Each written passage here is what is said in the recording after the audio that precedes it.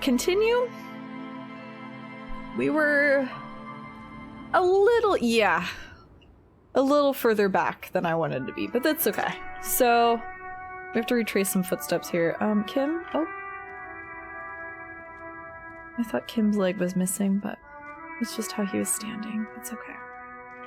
So I went over here, and we tried to catch up really quick, but then I accidentally rolled well with this, and it just gave me a bunch of dialogue. Stands in the middle of the traffic island. So we'll see. Toward the sea. It looks as Will if we get the lore? it's being reassembled piece by piece, secured and mounted in the air with the aid. Try to act surprised when you see the same things again. What YouTube commenters think I do with all my videos. I can't believe she's faking her reactions. This is so dramatic. Alright. A silver plaque on the statue's pedestal reads, What did the king do? I am, even by the standards of the Philippian kings, old sumptuous It's meant Philip to be. was known for his profligacy.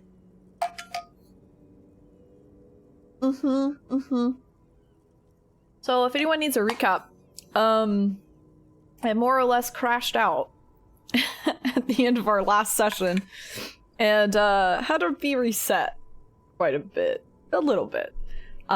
We called the station and I picked the most ridiculous options to the point where it hurt my morale twice in a row, and that is all the morale that I have, is 2.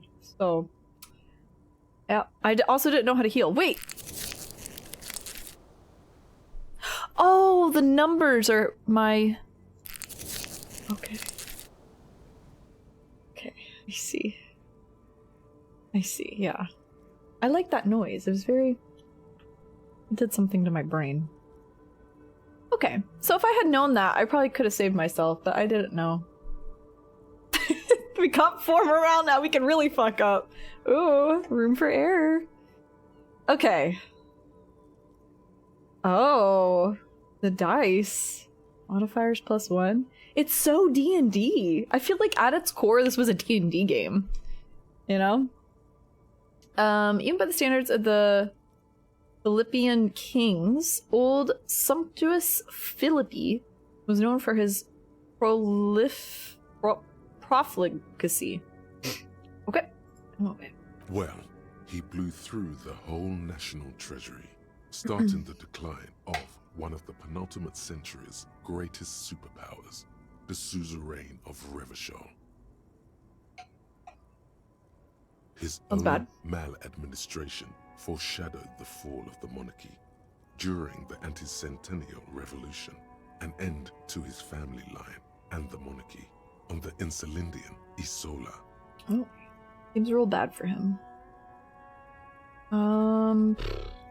Stop the knowledge from pouring in. Stories have it that he had his bedroom converted into a treasure chamber where he stored unfathomable wealth. Krugerrands, bars of gold, ornate weaponry, armor, and various chalices. Yeah, eerily relevant. Ha ha ha.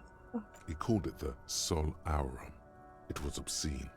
There were whispers he slept on a huge pile of gold-dipped feathers, like some obese dragon, instead of a bed, like a normal person.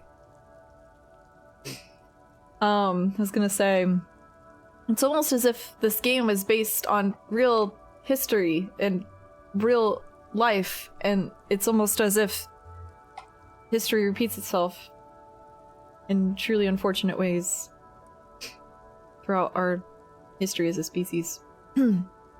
Because no one ever learns. Ooh, there's a few here. I would like to sleep on gold. The king is the king and he can do anything. Wait, really? There's no way that's true. A deplorable farce. No wonder everything went to shit. But wait, you haven't even heard about his fabled cocaine addiction. I don't want to know. You What see, now? Old Philippe wasn't just good at squandering the national treasury on gold and ceremonial weaponry. He was also a prodigious snorter of nose candy.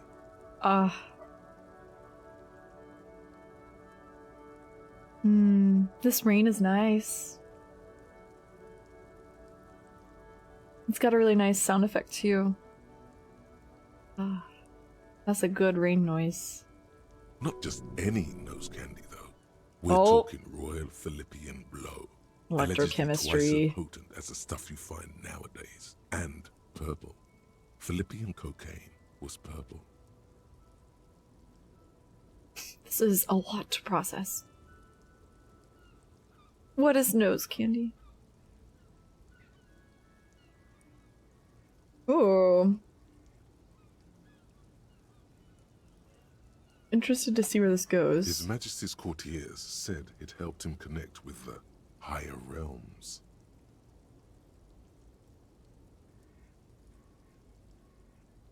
That's what the revolutionaries said 150 years later, right before they emptied out the royal mausoleum and dumped His Majesty's mortal remains in the Elysium Bay. Oh. Cocaine. Okay. Just want to exhaust that. Where is he buried now? Beneath the cold waters of the Elysium Bay, thrown there by the revolutionaries after they cleaned out the royal mausoleum. The original was blown apart by communards, then further damaged during the landing of the coalition's airships during the turn-of-the-century revolution, when Martinaise was leveled. We restored it? Some years ago, a group of liberal, artistically inclined individuals, designers mostly, thought it would be ironic to restore the statue of the most wasteful ruler of Revachol in the poorest part of the city. Ah, I see. That is really interesting because stuff like that is done in irony. Like preserving or restoring a monument of someone who like wasn't exactly a good person or ruler, but it's done in irony. Oh my god, sorry, sirens. Ugh. Okay, they stopped? It was a fake out?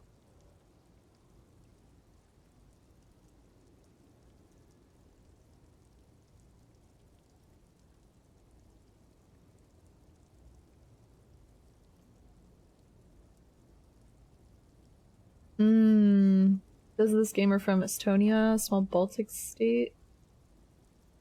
Which was repeatedly invaded and occupied. You definitely might have some opinions on revolutionary politics and war. Yeah, I didn't know that. I don't know a lot of the specifics. I purposely have not looked into the depth. So I know that there's a lot of controversy, obviously, but from what I gather, I know very surface level information. Obviously, I believe it was the publisher or someone similar to the publisher took control, seized rights of the game, and that's who profits. And then all the devs basically not only dislike each other, but also dislike this publisher too. Obviously.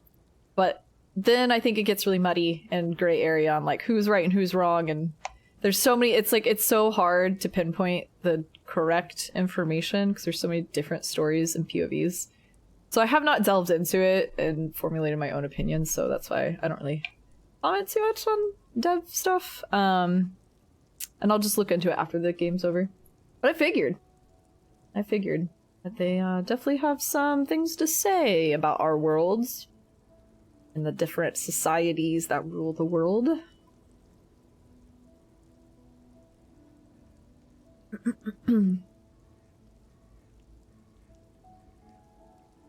The statue is supposed to capture the moment it was blown apart, like an instant frozen in time, a rare butterfly trapped in amber, floating on a sea of shit. I see. That explains the decapitated horse head. That's brilliant! So funny and nihilistic! Such a bad idea, I really don't get it. I don't like any of these options because I wish there was one that said, oh, that's really interesting. More appreciative than anything. Or is anything like that?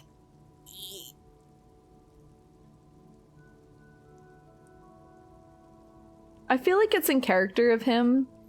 Say I really don't get art, considering our, what was it? Conceptualization has only one point. All the logic only has one point. Neither do people in Martinez. The statue has proved to be controversial in a neighborhood mostly populated by the left-leaning working class. Philip III, the squanderer, however, with his bronze face up in the air, doesn't seem concerned about what the hoi polloi think of him in death. It is the irony, isn't it? That these people, these notable figures in history that did good or bad things, don't have much to say after they're dead, or anything to think, but people still have a lot to think and say about them.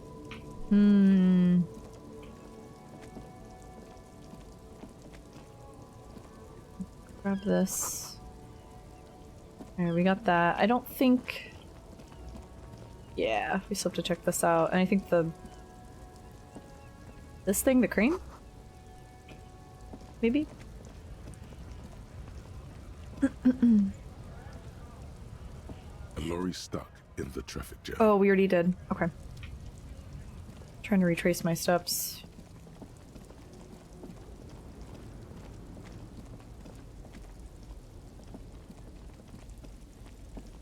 Yeah, I knew that there was a big video released.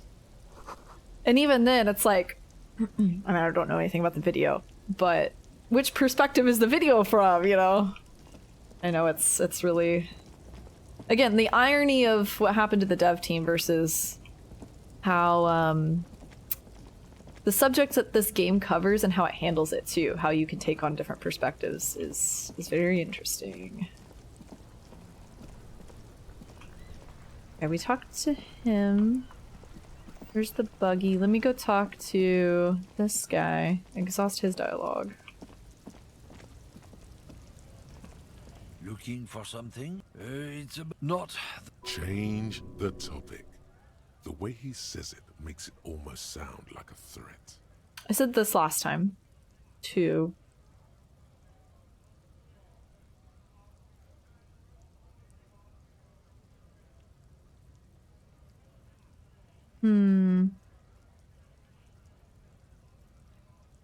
I'm not just racist. Look, people who've studied these things say that you and me are superior. said this Open your one. eyes. Haven't you noticed something different lately? An unfortunate downturn, maybe? Huh? This concerns you, policeman, so you better be vigilant. The damn kips are showing up good lately. Same with the mosquitoes. And the other intruders said, uh-huh. too. Also, you need to realize the dangers of mixing races. Who knows what might happen? I said this one. Don't push your luck, runt. Okay. That was pretty one-to-one. I want to make sure I do the same choices just to catch us up to where I was. Okay, here we go. Before you stands a motor carriage. Trying not to The crash out this window time. is covered in blue. In the cabin, you are I'm gonna skip through a lot of this because it definitely took a while. Microphone on a hook. It was good though. Under the seat, and the soft glow of the fuel preheater gauge. I just went for the radio. The frequency tableau lights up, and the green button labeled. Time to make Crime Sylvie Line cry again, glows except really like a quickly. feline eye. And then, Yeah, if you want to here's see this, watch the VOD, the end of last VOD. We definitely went the through it all. soft purr. This is precinct. Hello, Alice. Operating the radio is easy. Just be confident. You've probably done it 1,000 times. And This is this... Officer Alice Demetri, precinct 57. How may I assist you? Ooh, did I contact Sylvie first? I think I did. Of course. What is the number, officer? Yes, hold. Received. Give it a minute. Just wait. Officer, I have... Yes, hello? Time to get unhinged again. I know. I'm gonna do the same stuff. I'll lose my morale. I want it to be pretty one-to-one. I did one. Right. You can hear resentment in her tone. She's not thrilled to be talked. There is no resentment in her tone. She wants you to ask her out. No question about it. Electrochemistry! You mean, why did I leave the bar? You know who. You think you hear a sliver of... Don't be paranoid. She's obviously talking Oh. about someone else. I failed Not this too. last time. I really don't want to talk about this. Maybe, I don't know.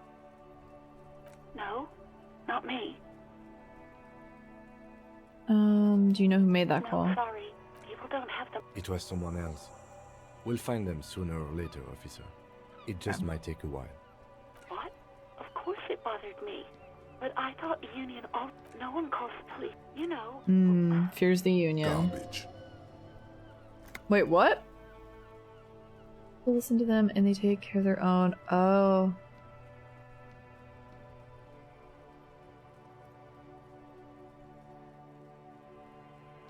I forget what I said. I think I did this. I deferred to Kim. Legally, no.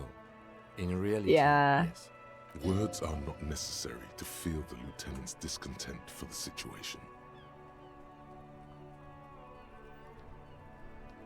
Oh, I can't remember. I think I pushed on. Maybe I did this. Yeah, that was it. I didn't want to... Push her further. No, don't push her. It sounds as if she's about to cry. I think I did back off. Or maybe I... This The one. other people who live around here. Yeah. Local people, Yeah, she'll I definitely didn't want accept this time when I ask her out. Yeah. It'll definitely be appropriate this time. Her voice is resigned and weak. This is when I backed You off. don't live here. You don't understand. Please, I just didn't want any trouble. You do? What else can I do for you? Yeah, go on. Okay, here we go. Hey, do you want to grab a cup of coffee with me sometime? No, absolutely not. The sudden flash of damaged morale. Okay, I think I got everything I need, thanks. I do hope so. Please, Bye, don't Sylvie. call me again. Bye. Then I called her You hear again. the call breaking up on the other end of the radio. Anything else I can help you with, officer? I won't do that this time because it didn't lead to anything.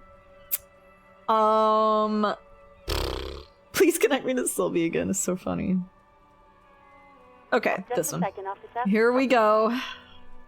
It was written just as fate prophesized. 10 to 10-5.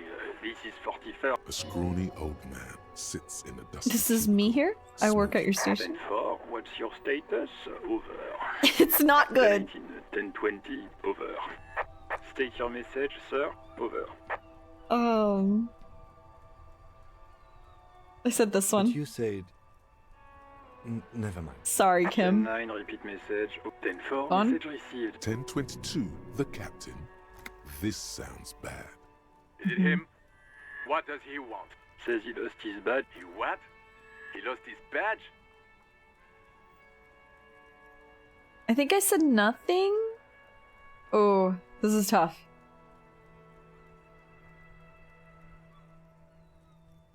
I think I said nothing. Lost his badge? Dick fucking Mullen. Who do you think? I remember this. I'm like, oh, his name is Dick Mullen! Officer Dick Mullen from the bestseller Dick Mullen. Dick Mullen I was is wrong. not your name. It's Oh. the name of a fictional detective who would not. We game lose over. his- Yeah, I'm trying to do exactly what I did last time. So we have the same outcomes. I'm just going to prevent, completely just shutting down and having a panic attack and giving up my job. Defend yourself. Wasn't great. Immediately. They're laughing at you.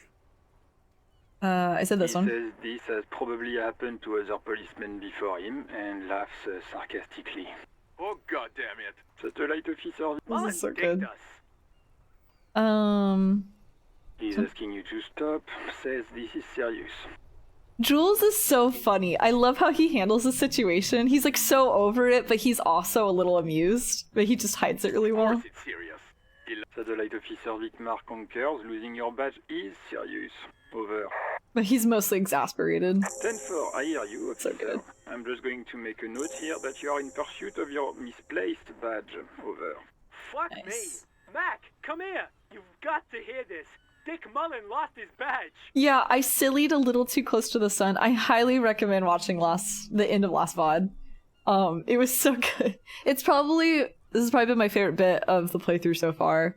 I was so entertained, and the fact that you could keep leaning into it and saying all these I don't know, really pathetic answers, but it was just so I definitely leaned into it a little too hard. Oh, this poor guy in his windbreaker. He lost his what now? His badge. He lost his goddamn fucking badge. You all please just stop saying lost his bad for a moment. You two. Why? Did he find it? Sergeant Person was on. You don't have a comeback. Sorry. It's hard to think. Oh, I failed this as well last time. He's not replying. That one. Looks like he's still looking for it. Enough of this now. I have other things to discuss. Come again. I did. New heights even for... Ask him.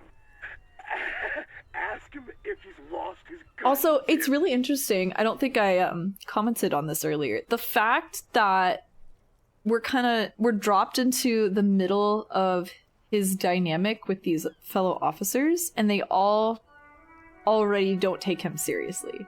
So you're left to put together the pieces and be like, oh, well, I guess he's always been this way, or he's been like this for a long time. Like, what caused them to already take him with so little benefit of the doubt? They're like, oh, Captain Sober, like, he's been like this. And it's very, I don't know, it's very sad in the way that you think about how he's lived his life until now, and it's probably been like this for a very long time. It's a small wonder he hasn't lost his job yet. Sergeant Orson wants to know if you lost your gun too. Over. Check your pockets. Check your... Holy fuck. You don't know where it is, do you? Oh my god. No. It's gone. It's not fucking on you. Yeah, I don't get paid enough for this shit, but I know. I love Jules. You get my question? We were wondering about your gun. Over. Oh, I did this one and I failed. Even before you can get the words out, everything gets scrambled in your brain. I didn't lose my gun. Fuck it. I didn't lose my gun. He says he didn't lose his gun. Or his fun, whatever that means. Ask him to describe it. His gun, not his fun. Satellite Officer McLean requests a description of your weapon. Over. Like, you could tell he's essentially the class clown, which, I don't know, based on these responses, it seems like our guy is used to it and maybe even leans into it a little bit, but also it comes from a place of self-deprecation too. Like, he leans into it because that's all he can do, because he knows he's a huge fuck up and he's been a mess for a long time. The fuck do you need a gun for? Look at the pythons on your arms. You are a... Oh, request a description, huh? We'll give him one. Describe the plasma gun.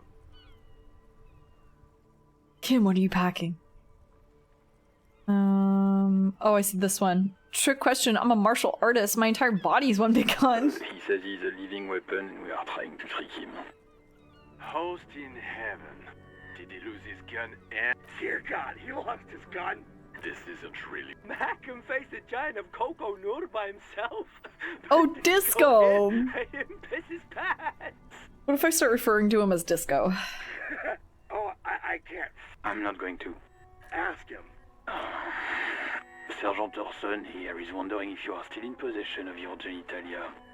Over. Now is a good time to say fuck and ass. Did I and get so this last time? That'll make this all right. Oh, yeah, I did, because I said this one. That's a negative. I'm not going to say that. Over. What's he saying? Share with the class.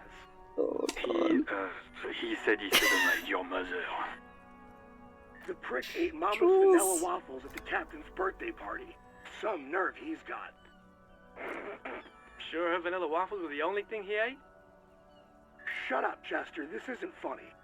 This is my mom we're talking this about. again. This is where it starts. This is where it starts to get, like, really bad for him. Tell him to apologize right now. Sergeant Orson requests that you apologize for the claims that you made about his mother. Over.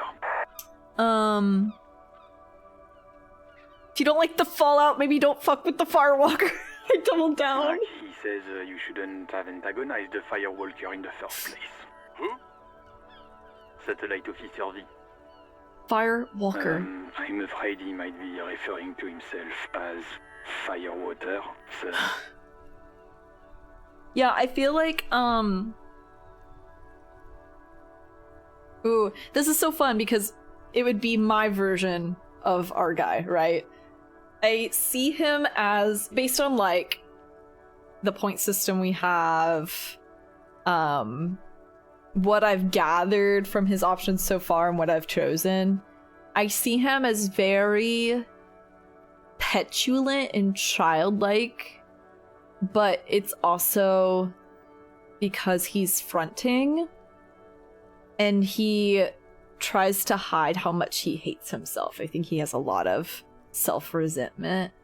So I try my best to play into that as much as I can. And I would love to see if there's some kind of like arc where he starts to respect himself more and thus the world around him. And I would love to lean into that too. So at this point in time, I do love picking some of these options that are very childish because he has yet to learn these lessons. Fire, water? He's lost it. Satellite Officer V. No, I think I'm good. I think I'm good without my gun. Thanks. I'm going to report that you are in pursuit of your service weapon. Over.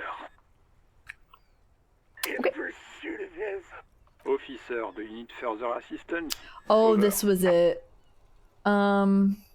Dire need of financial Captain assistance? Thor, I hear. What does he want? He's asking for. Is he fucking? I don't think he is. Don't give that asshole. Right. Okay. That's I got some indicative experience, of the nice. Additional funds, sir. Over.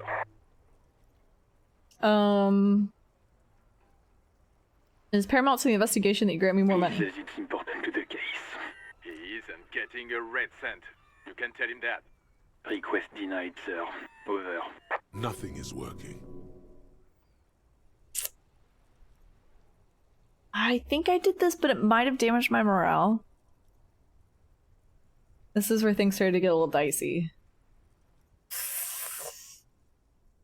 Ooh, so Firewater has a mask. Maybe I'm thinking too much into it, but that's half the fun of this game. I love role-playing into it. And thinking about, like, getting in his head and where I want to direct him. Ooh.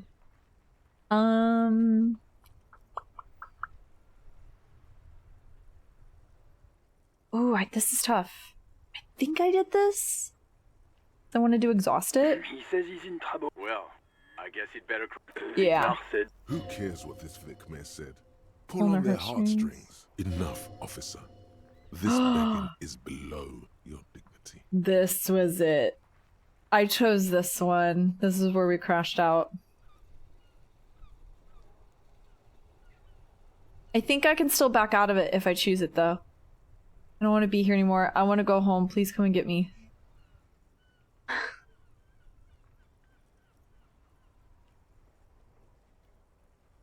And I really like Jules' response, actually. It was pretty good. He, like, actually felt pretty bad for him, and he's like, come on, get it together.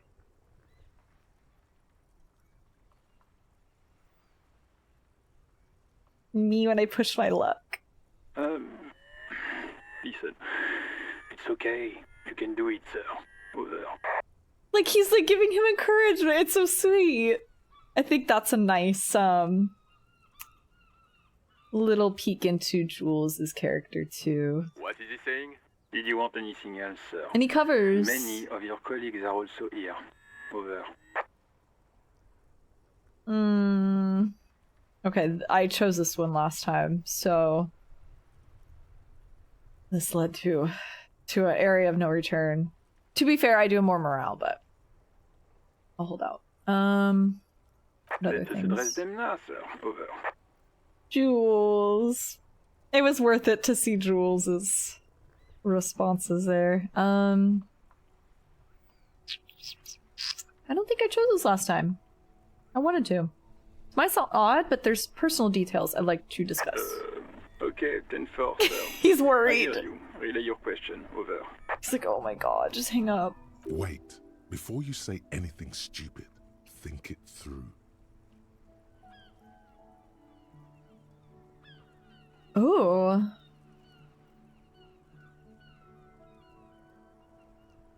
What's there to think about? I need information, not fear. Be smart about this. Ask if he's there alone. He's not. 10-4, sir. I'm not hearing your question.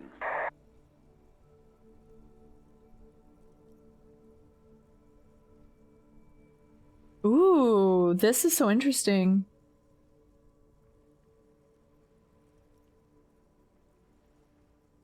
I wonder if I ask him this, because I know he's not, but if he'll move to a place that's more private.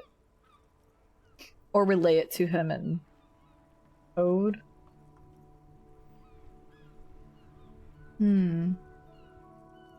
Or this is interesting. I wanted to know if you got my badge's description right in your report. Name, rank, date of birth. This is smart. What is it? He's still on the line?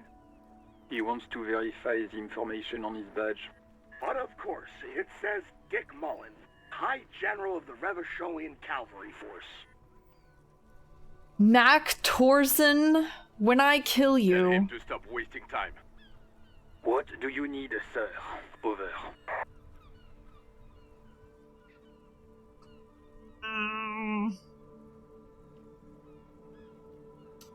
Jules and Kim are on the top of the tier list. Oh, I didn't think about the tier list. I think so far. Oh, that's tough.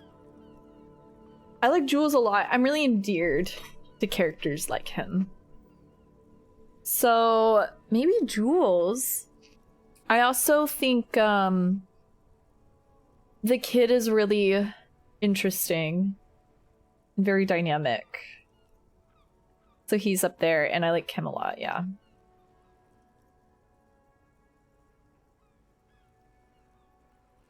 I think they're my top 3. Uno, yeah. If we're not counting the main character, of course. He's very dynamic. Please refer to me with my full name in the future. That's actually good.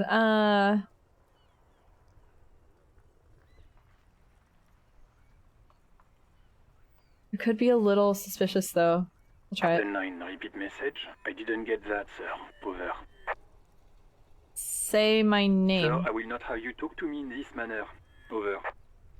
Please just say my name, Jules. What? What is it? What can he possibly still want from us? He seems intoxicated and keeps asking me to call him by his name. Mullen's drunk and emotionally aggressive. That's new. Yeah, I know. I hated that was... Both of them were bad, but this reminds me of Walter White. Ugh. Wrap it up. Don't indulge in his drunken antics. Great. Great. Lost more credibility. Have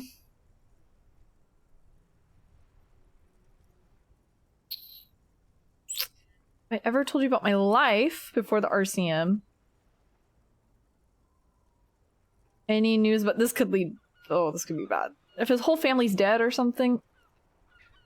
10-4, well, that's, Does he actually want something, or is he hell-bent on disrupting our work? He asked if he ever told me about his days before joining the RCN. For God's sake, cut this shit out! Tell him to stop wasting time and be a goddamn policeman for a change. Sir, Satellite Officer Vicmar says... I heard him. Was there anything else? We are not getting through to these guys. Jules, just answer the questions.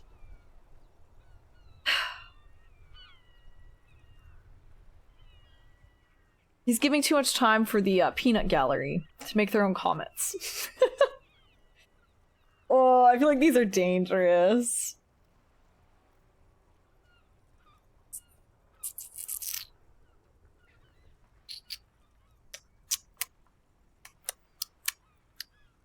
What if this does lead to him asking if he can have some privacy?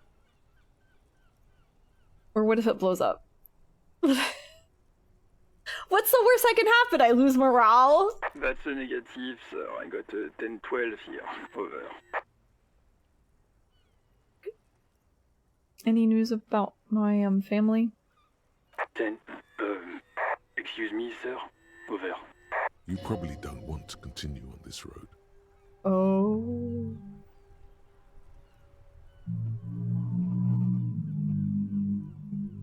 Car noises. Actually, let me make sure that this door is closed all the way. Traffic seems abnormally.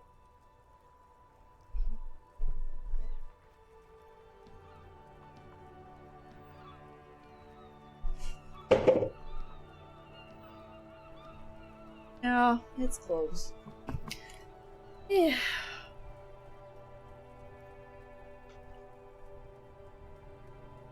Okay.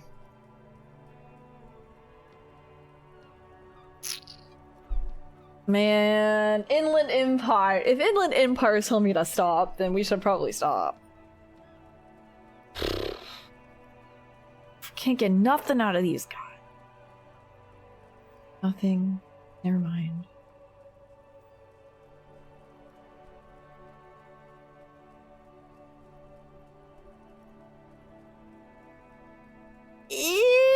I want to so bad. I'm so curious.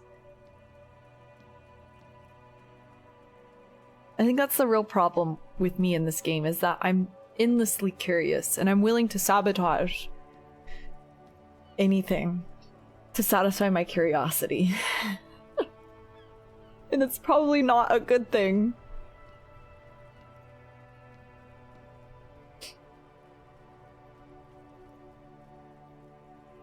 I'm not gonna get a good response if I do this. Come again, sir. I didn't get that. 10-9. Over. Okay, let's wrap this up. Sir. Over. That's all for now. Roger that. 10-10. Over and out. He's like, thank God. Everything is silent in the cabin. 18 kilometers to the south, in the 41st Precinct's relay booth, a small crowd has gathered around Communication Officer Jules Oldboy Pidier, around a dozen cops. Wait. Oh. Oh, that's who was listening in. The small room is filled with cigarette smoke, abuzz with laughter, when Officer Judith Minot enters. Her left arm is in bandages, and her hair trimmed short. What is going on here? Did something happen? Oh. She asks, startled. Jean Vicumer turns to her What and happened says, is my partner made contact. It's not good. He's lost his badge and his sidearm. He seemed confused, delirious even. this is interesting. Because this is out of the perspective of our main guy. Like a book. Like we're in someone else's POV now. Mac, the torso Torson, is finger-fucking his fist, laughing hoarsely and apparently telling some dirty story to his partner, Chester McLean, near the entrance. Wait. My partner made contact. Oh, interesting. Yeah, Mullen was fucked, alright. Sounded fucking drunk to me. Yeah, Mac's right. This was some gnarly shit there. I mean, before he started begging for money, it was... Interesting. I think my choices led to what's going on here. It was a choice to beg for money. Enough! None of this is funny. It's fucking sad. That's what it is. He's a cop. He's one of us, goddamn this. We must help him. Minot looks down at her neatly polished black shoes. There's a quiet firmness in her voice when she speaks. Yeah? How do you fucking plan to do that, huh? Get him off the drink? Go jogging with him in the morning and get him on carrot juice?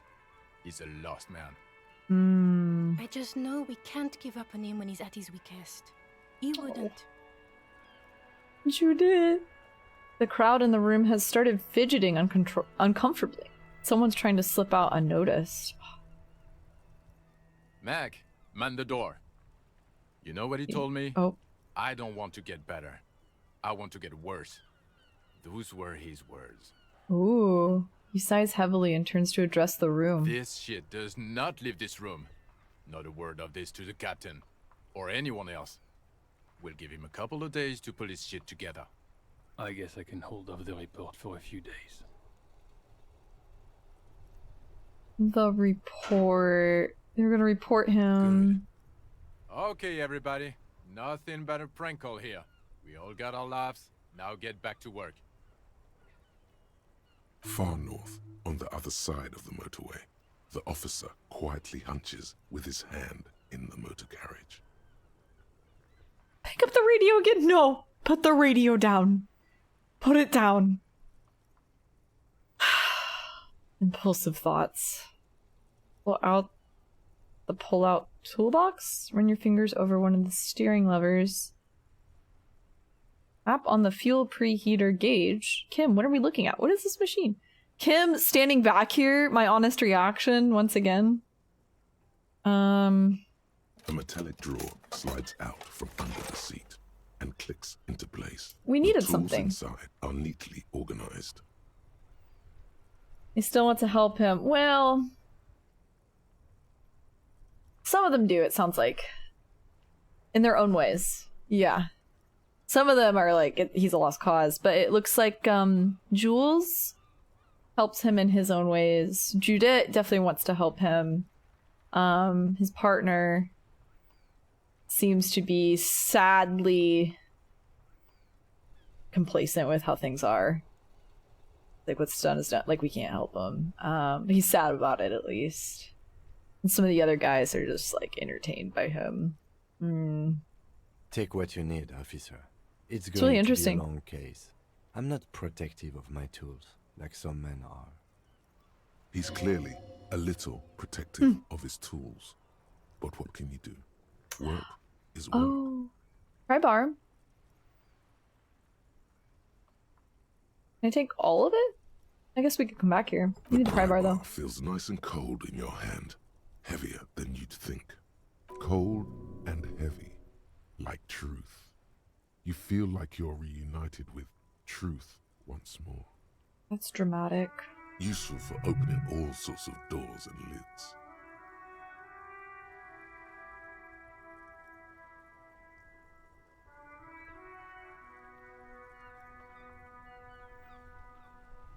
How much inventory space are we working with here? I guess I can't see. Let me check this though. So we need the pry bar for this. I don't think it's Wednesday yet. Pissing competition. Find booze and drink it. Oh, we need something that replaces this. Oh, I did not inspect the body because he was gonna throw up.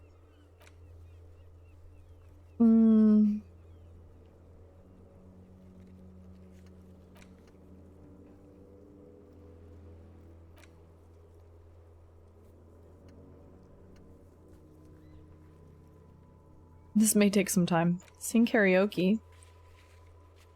Get speed from Kuno's apartment or take down and also take down Kuno's dad, optional.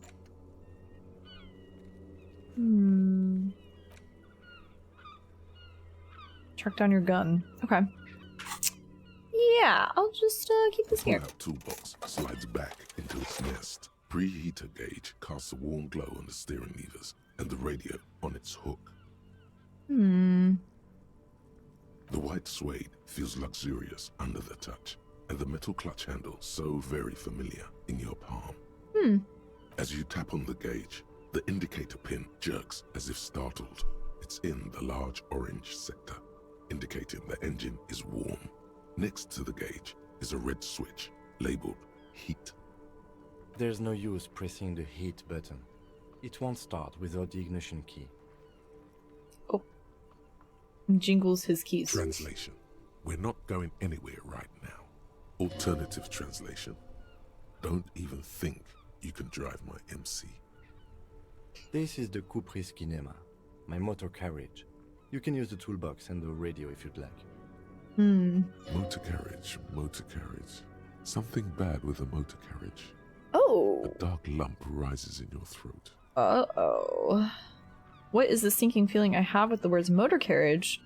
Can it turn on and drive somewhere? Squint your eyes. Okay, but what is a motor carriage?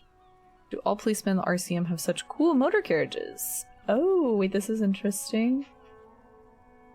Let's select this one first, though. Nothing. It's probably nothing. Forget I brought it up. Please proceed with the carefree lollygagging. Repressing things again. His favorite. The Caprice motorcar does provide most of our patrol vehicles, yes. Okay. What is a motor carriage? A motorized vehicle, officer. I'm sure you are familiar with the concept. We've had these for nearly a century. Right, fair enough. In the cabin, you see a set of steering levers. Alright. We're officially past the point that I ended the game at last. Or the game ended me, even. Save, okay. I lived! I survived the motor carriage. It's a miracle. Timeline fixed. We can continue now. For better or for worse, we can continue. Yeah, I love when the voices stop each other or they contradict each other. It's fun. Feels very real. Some great tectonic forces crack the pavement like an eggshell. Ooh. Maybe something to do with the revolution? Can I pick these things up? Enormous bulls! Oh, I can't pick it up though. Okay, fair. Yeah, it's like turn-based combat. Gotta really think it through. It's fun because it exercises your brain to think about all the possibilities too. Again, I mentioned that wait, maybe I said this to Hannah, not on stream, I can't remember. But it's like, this game is so profound in its writing, and the fact that it gives you so many different possibilities. And in that alone, it exercises your creativity and your ability to put yourself in other people's shoes and think about how they would receive this information. I feel like this is a game that should be given as like some sort of assignment or homework, just to even play a little bit of it in like a literature class in college or something. Because it's such a great tool even to practice that. And also just narrative writing in general and thinking through who really is a character. Like who are they first and foremost, and then you think about how they would react to situations. Because once you have the character finalized and all their facets mapped out, then it's easier to put them into situations as opposed to putting them into situations and then building from there. I think this game does a really great job of that, of having their characters and their world building also very established and filtering the world building through the characters and situations. Yeah.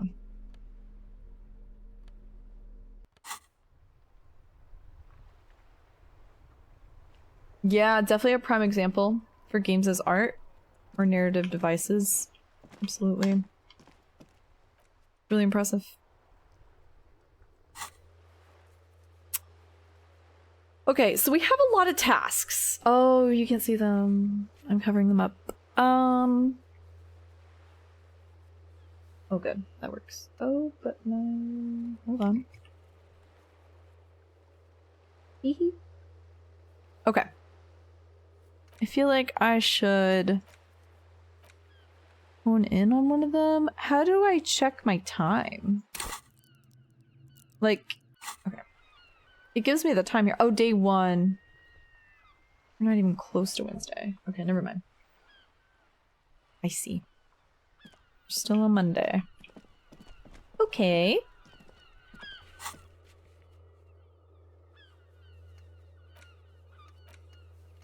Damages. Oh, let's go open up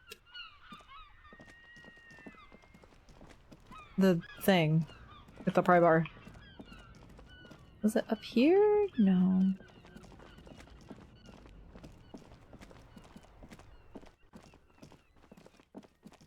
Here we go.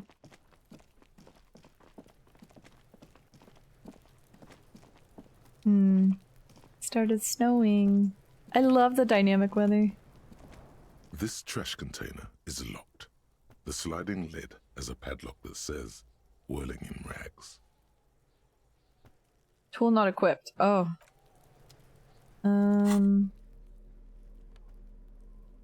Held. Pry bar. Ooh. Oh, I have to equip the bag for the trash cans. Okay. It is satisfyingly heavy and perhaps one of the most useful tools to carry around. Ooh. Okay. This trash container is locked. The sliding lid has a padlock that says, whirling in rags. That's really low. I wonder why.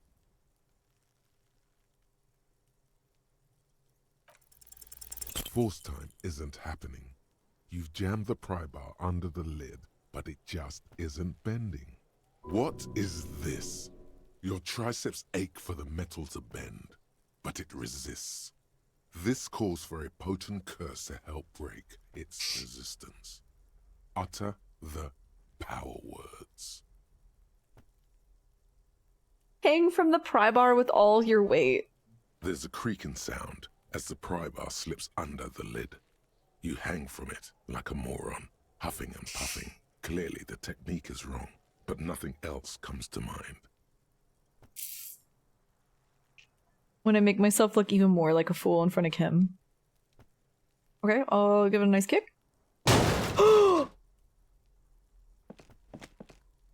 Okay. Unsatisfying. Ow. Hurtful. You hear a ringing sound, but not quite hollow. The can seems to be full. Oh, well, okay. Got some information from that. Full of itself. Content. Happy you failed. This snickering trash container is having a grand old time. They do such a good job of, because obviously this game doesn't have a... It's not known for its graphics or its animation, right? It's more about the words. But when they do animate something, it's very visceral. They can make some really visceral moments. Like when you lose morale or health or something. I feel like this might lose morale. This could be two really bad options here. The Can't pry it strange open? thing is we don't have to. We have the key, remember? The manager gave you the key. I don't remember him doing that! With a well-oiled crack, the lock pops open. It should now be possible to simply raise the lid. I thought he said no. Me when I look like a fool in front of Kim! Don't. Maybe you shouldn't. Wait, what? Maybe you shouldn't. Of course you should. This is your time to shine, Hobocop. Dive into Hobocop? that dumpster for extra content. Oh, wait, I should go back to my thoughts. I can focus my thoughts on something and I unlocked Hobocop. Didn't I just have a premonition that there's something in there?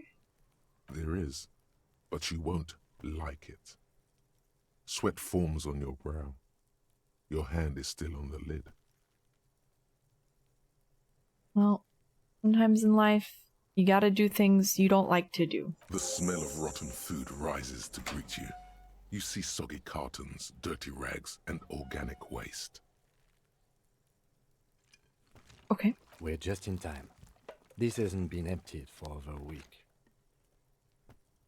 Dig in Hobocop style for extra content? Wow, an Armistice caliber 50 knock. Half wrapped in paper tissues. So shiny. Where? I can't see it. Oh, we need that flashlight. What's a knock cannon? It's a giant rifle, and it's very expensive. Not as expensive as that fat string of pearls snaking around the rotten banana peels, however. What was thrown into this trash And can? is that Cordon Electric's preamp with Electra F2 tubes? It is. That catches quite a price. We're talking 12,000. Easy. Unless you're into hi-fi yourself. I'm into hi-fi. I'll sell it? No, you won't. Oh. Because none of those things are real. They're Oh. not actually in there. All you see is food waste and crisp wrappings. Not the delusions. There must be All something. you see is a broken mug with a racist depiction of the Yellow Man frolicking in saffron. An antique? Only in its social sensibility. Take the mug! Oh, good. We got a racist mug. You've acquired an interactable item. Investigate this item further by going to the Interact tab in your inventory. Oh, okay. I did not expect this. Not the racist mug. Pick at the rings? I feel like this is gonna lead to a bunch of nothing. I'll try one out though. See milk and egg rest with one broken egg in it. Some pasta wrapper. Picking up the soggy packages somehow feels familiar. Familiar, you say? The, garbage rummaging ASMR really is something. A box falls into pieces in your hands. Batiste Soleil cereal. There are plastic pasta packages below. And turbo noodles. Nothing of note, however. Search the food waste! Ew. Pick up the Among rags. the threadbare kitchen towels, something catches your eye. A pair of denim trousers. Oh. Hell yeah. Pants As unlock? the legs of the slime-covered jeans begin to unspool from the garbage, a rank corpse smell fills the air. I was gonna back out of The this! victim's clothes? Cadaverine odor is faint. If these belong to the deceased, they were removed when he was still in the early stages of decay. Oh. That's very intelligent of you, Kim. Drop them in here, officer. The lieutenant produces a black plastic bag marked evidence from his pocket. Bag of Guitar trousers. marked blue jeans. Pockets empty or empty. He wore them with a belt, too. A white belt. The loops appear stretched, but He looks into the container. that is missing. That's it. Do you see anything else in there? I have another bag here. Something slimy catches your eye. Reach A for it. drab, long-sleeved shirt, olive-colored, appears from the food waste, dripping with pus. Why puss? Why? Back This the is a shirt. military type overgarment. No label or serial number. This is the kind of rib-knit shirt that's worn over light armor to conceal it in an urban scenario. Anything more? Kim is smart.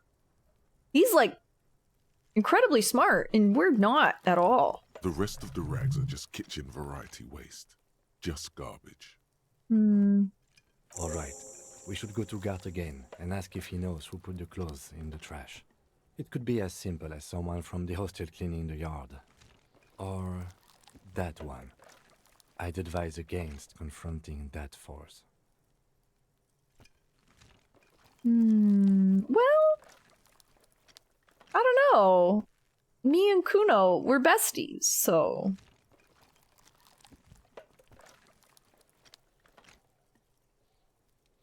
We need to ask the kids who put them. What's he on about? Kids? You hear that, Kuno? He thinks you're an infant or something. Didn't think they would hear me? See? Oh, okay. Think someone from the whirling might have been involved, Not maybe? really. All we know is the victim's clothes are in the trash. The lid was locked, and his establishment had the key. It's just a small loose thread. Fair. The lieutenant nods, then looks back into the trash container. I feel like I should do this, but also...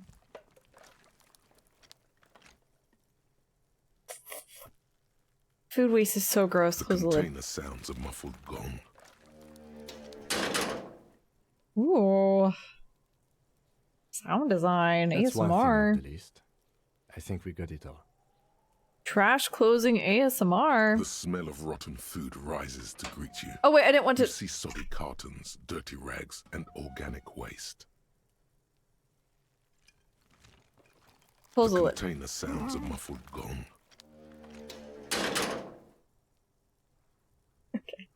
Leave? Yay, we did it! I rummaged through a garbage can. That was the most stressful rummaging of a garbage can I've ever done in a game. Maybe the only time I've rummaged in a garbage can in a game, actually. Okay. Fuck does Kuno care? Kuno. Oh, Kuno, I found your shack.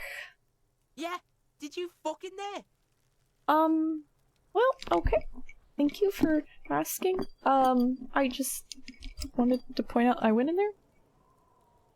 Is that my coat up there?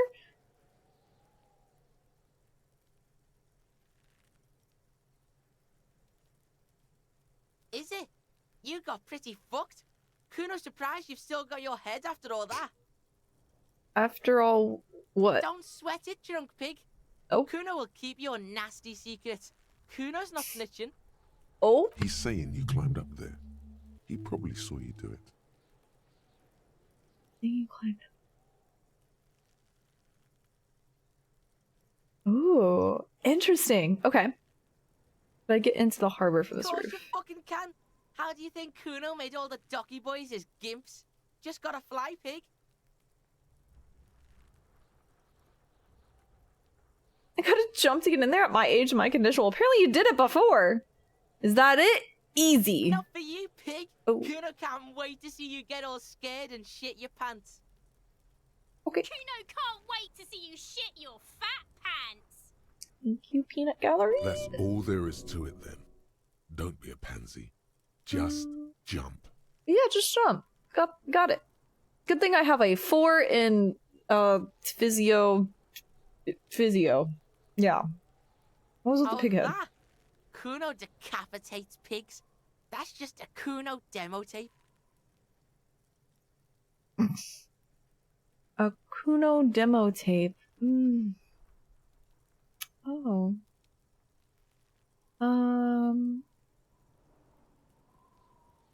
I feel like this might earn points with him.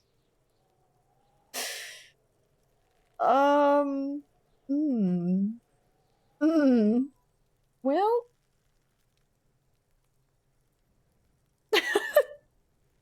Chat. The Kuno fans. Okay. What?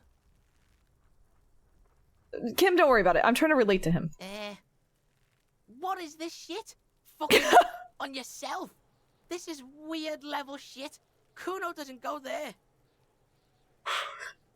He's like, I don't self-deprecate, so I don't understand that. Fuck your shit back to normal. Got experience. Everyone's like, what the hell? Why would you say that about yourself? Yeah, anyways. The tube of magnesium? It's a vitamin, pig. Don't you know anything? He's not into that self-deprecating humor. I thought he'd be like, oh yeah, nice, dunking on yourself. I could get behind that, but it was opposite, surprisingly. You could use some. Not the failure! Oh, for health. I really don't need it. Okay, whatever. You fucking need that shit to stay on top of your game. Kuno goes through like a tube a day, and you look like you could use a bottle. Okay. Oh, don't teach him, Kuno. He's gonna use it against you, Kuno. I rock it all the time. You're not getting this, pig. It completely takes away the hangover. It's like you didn't do anything. Says the 12-year-old. You stayed home playing with your choo-choo. He looks at you, eyes bulging. Pig, don't do mag. You're gonna OD and you're gonna fucking die. Aw, she cares. I don't want to scare him, but I'm curious. That's where Kuno gets his daily hit of electric. Kuno Shazam. He's Kuno 12. rides the fucking lightning in there, pig. Oh. Bet you'd like to ride the lightning too, wouldn't you? You feel tired and old, but you could have that sparkle in your eyes. Good call, Pigmeister. Don't come and talk to Kuno about his kingdom. Kuno doesn't fucking care. Bye. The way I don't want to check out this body at all. Okay, I'm going back. Pigmeister.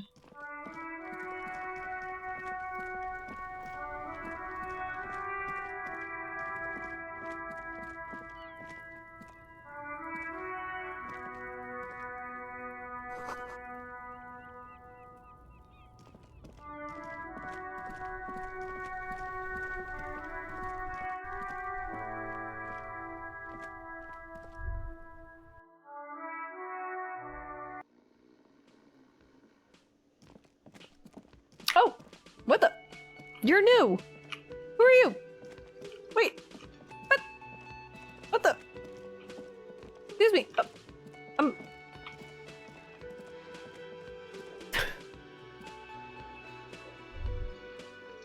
Gotta spend money to make money.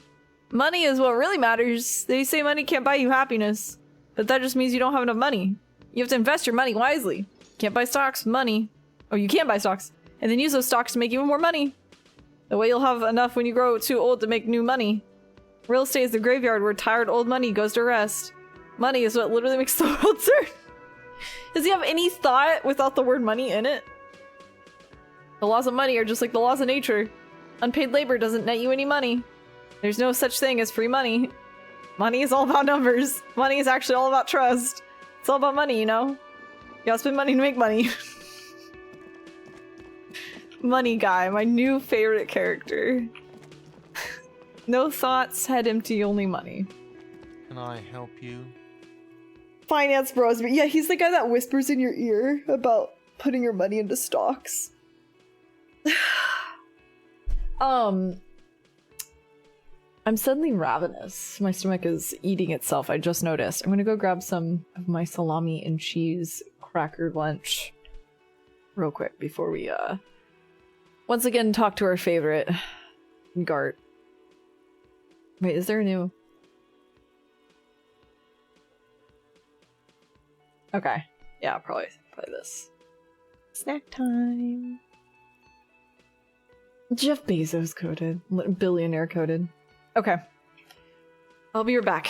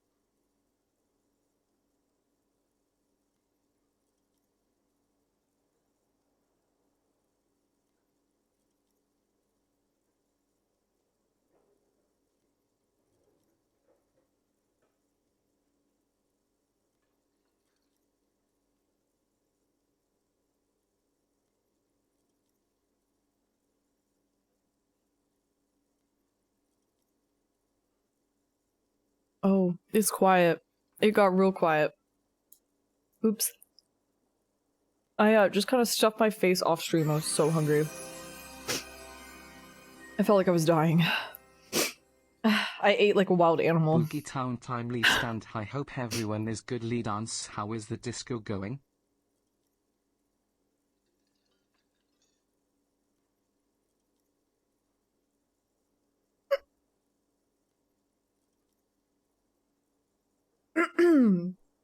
Okay, I'm good. I'm good. Hiccuping, I ate so fast. Hi, Bazillier. Thank you for the 30 months. Disco's going well. We, fixed the timeline, basically. We're now moving forward. We erased the bad timeline. Where we quit our job and lived under a bridge, so going well.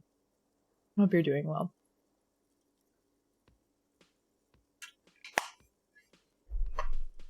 Okay. Oh, music's back. Very quietly, but it's back. Are you okay? I just ate really fast.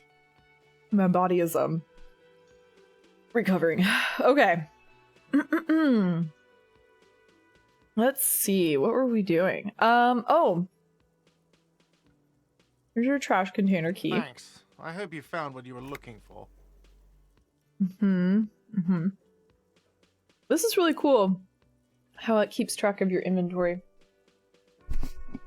I found the victim's clothes. How strange. I certainly didn't put them there.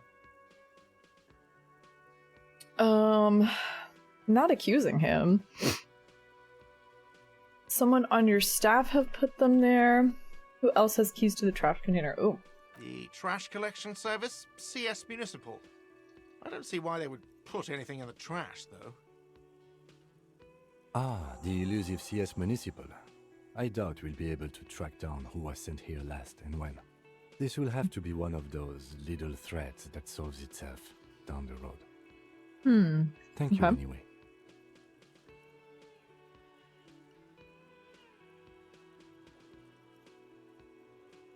Let me do this one too. Sylvie had the keys before I got here, and I can vouch for her.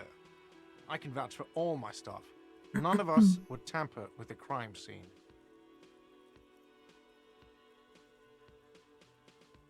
Okay. Yes? Okay.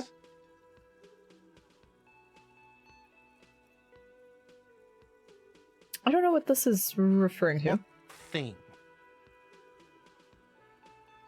I saw a sign that said the mess hall is reserved for the Union. Yes, not the whole damn Union, thank God. Just the nastiest and loudest faction. Oh. He tosses his head in disdain. Yeah. Sweater's writing up. Okay. They come here in the evenings. Dumb, unruly types. Think they're big shit. Capital They're letters. good customers. They place big orders and always pay on time. Okay. Sounds like, when I worked as a waitress at the bar. All the big parties would come in late at night. Some of them would tip really well, though. Some of them would not tip at all. It was really a gamble. Sometimes we would pass around the table like a hot potato. Like musical chairs amongst the waiters. Okay, who's gonna get them? He hates the Union, but grudgingly recognizes its power over him. So he's directing his frustration at you instead. Retaliate.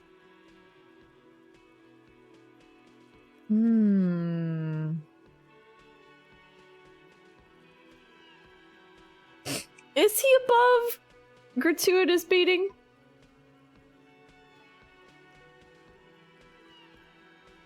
It's a shame you gotta suck up to the Union to stay afloat. I don't. I'm simply providing a service, or really facilitating the offering of services to paying customers, and it doesn't matter.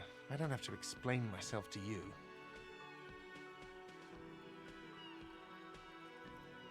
We should find out who this Lord faction is, occupying the booth. Loudness means talkative, and we need info. Okay. The lieutenant gives you a meaningful nod. We don't. We have to wait. They'll show up sooner or later. Men get hungry, even men on strike. You glance at the clock on the wall behind the manager. Huh. Oh. It's after 16 o'clock. The sign says reserve starting 16 o'clock. Why is anyone in the mess hall? Good question. He turns to the cafeteria manager. They're probably getting drunk or protesting something somewhere. Or laying low after the, lynching. Lynching. Whatever he may feel about you, he can't miss the opportunity to throw you a look of what he assumes is shared understanding. Go with it. Yes, I think I see. Nod sagely. Yeah. The Union guys think they're untouchable. They probably fucking killed that guy or something, and now think they can hide out till it all blows over, and it's fair weather again in Martinez. I have a feeling we'll make their acquaintance sooner or later. Reaching a mutual understanding with Gart? Say it ain't so. What? Oh, never mind. We're right back to square one. He still hates us. By the way, you should come back to this thing-based questionnaire if you see anything interesting in the whirling later. Oh, but did I? I saw another thing at the whirling. Great. Oh. I love those. Kidding. I'm kidding. Yes. Kidding. Okay, goodbye.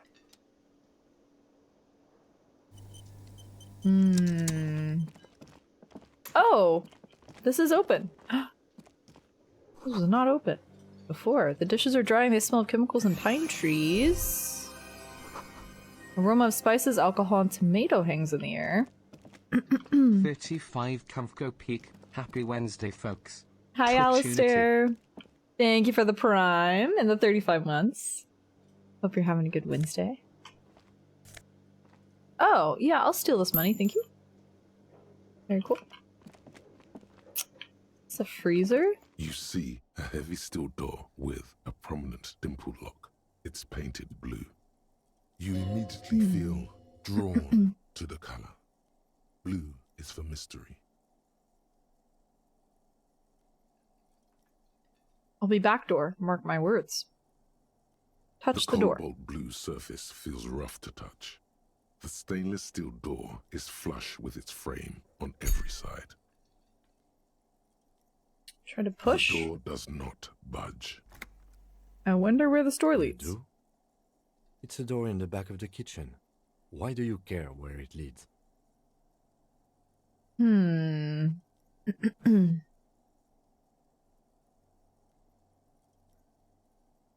I'm drawn to its cobalt blue. It is quite pretty. I suppose we could look into it. Kim understands. He gets it. The door and the main investigation will merge into a stereo investigation. If you say so. Gart is the person to ask about this. The cafeteria manager. Okay, cool. Time to bug Gart again. A thin man is smoking He'll love below an exhaust hood, occasionally sipping from his mug. This must be the Whirling's cook. Wait, a thin man is smoking below an exhaust hood. Ah, nice. Sanitary. As you step in, he nods toward the table and says something in a completely foreign language. The only words you can make out are Garancy and Kubek. It must be his name. Garancy. Failure. Garancy Kubek. Sounds representative. No, don't address with these. Oh my god. Hello, sir. Got time for a few The man questions? puts his cup down and replies something, his left hand drawing arcs in the air. You got some impressive pots there. Point to the blue He door. looks up at you, then looks away quickly, shrugging and muttering something to himself. I love how I'm still holding this crowbar. It's a little threatening. Shrugging is an international sign for, no, I don't know what's behind that door.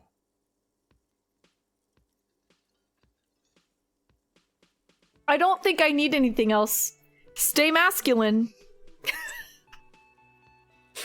Got some impressive He pots there. smiles and bangs his ladle against each of his pots in turn. So true, bestie. So true. Alright, stay masculine! Oh. I love this game. Is that a shirt? Oh, I think it's a plant. Yeah, I think it's a plant. Time to bug Gart. Can I help you? Another thing. Great. There's a mysterious blue steel door in the back of the kitchen. Oh, yes, that door, sure. There's nothing mysterious about it. It's just a door. Do you know what's behind it? Do you have... No, I don't have a key. I don't know how to get there. And I don't care either. It's not like I've been wondering about it for 10 years. It's just the frit warehouse, probably. Probably. You've never seen it in the 10 years you've worked here? Also, the smoke animation is really cool up there. The overlay is pretty neat. Or some boring storage space with a bunch of old junk and dust. Junk and dust. Ah. He runs his finger across the counter to check for dirt. Interesting. He doesn't know anything about it. He's attempting to maintain an air of indifference. It's absolutely not convincing. I think you'd like to know what's back there. Fine, okay, a little. He's so but funny. My job doesn't leave me time for wondering about one locked door in one of the cafeterias I manage. Oh, several. Okay. So I haven't opened it. I have cleaned the whole place 100 times over, though, after the animals. And I haven't found a key, so good luck with that. Yes? Okay. No one knows anything about the mysterious door. Is there a... Okay. There's something here. Oh, take off. Honey.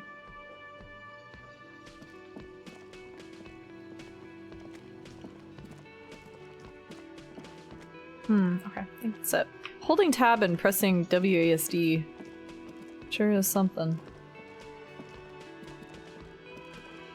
Smooches the screen.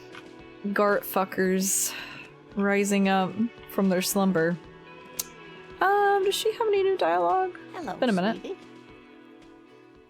Lena, the cryptozoologist's wife. I know a cryptozoologist? Wait, who's Sweetie? Does that mean you like me? Who's Sweetie? Why, you are, officer. Maybe I am.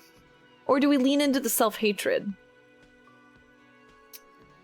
No, Sweetie, look at me. You're a handsome man, officer, with your mustache and your chiseled jaw and that silly dimple on your chin.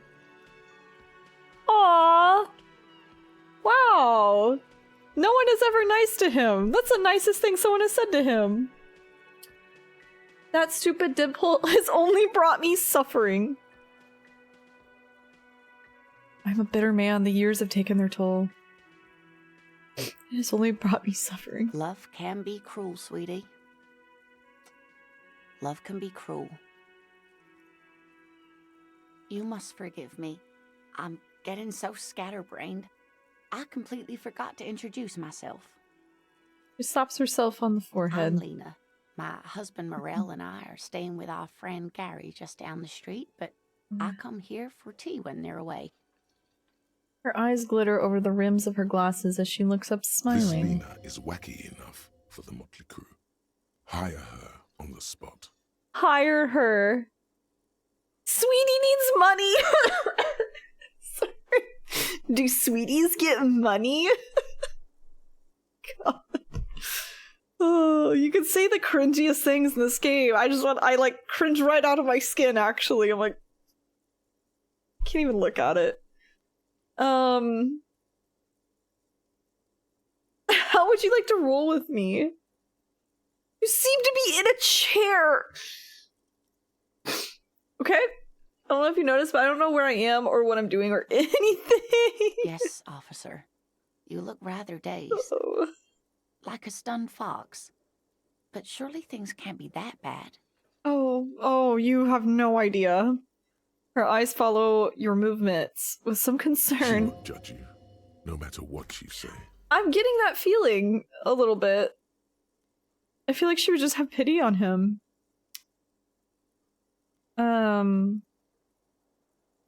Drink so hard, I forgot literally everything. I hope you're right. I hope it's not too bad. Oh, I'm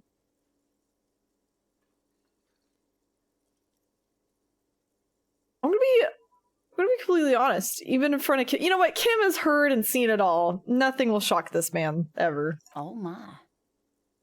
You know where we are, right?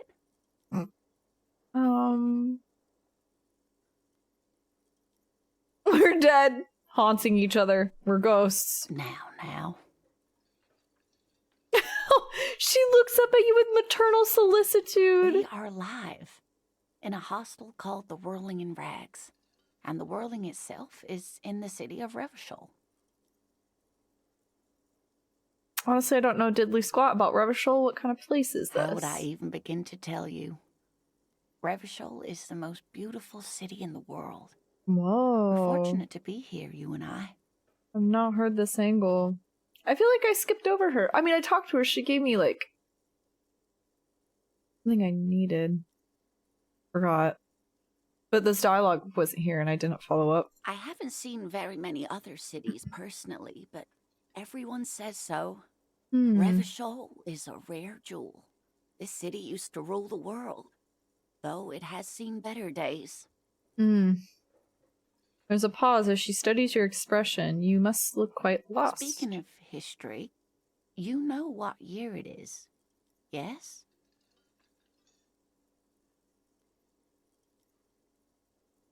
I think we saw something about it being 51 in the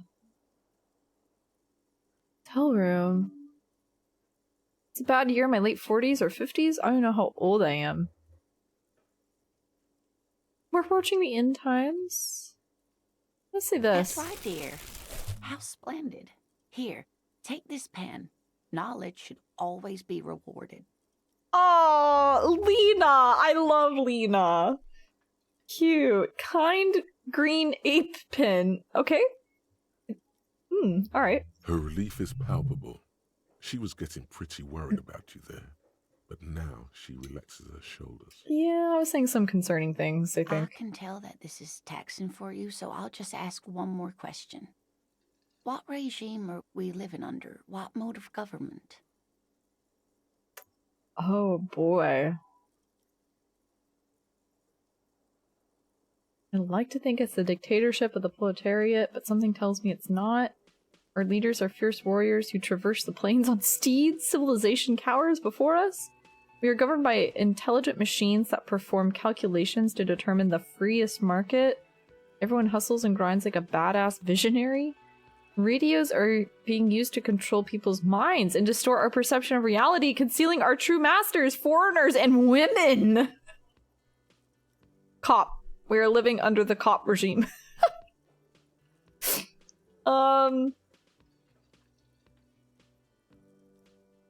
I like to think it's the dictatorship of the proletariat.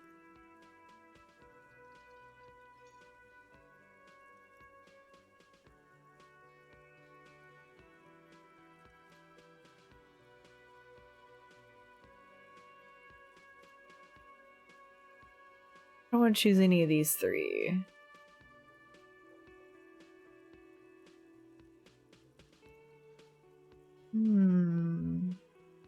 I'm curious to see what she would say if I mentioned democracy. I really don't think it's democracy at this point. But...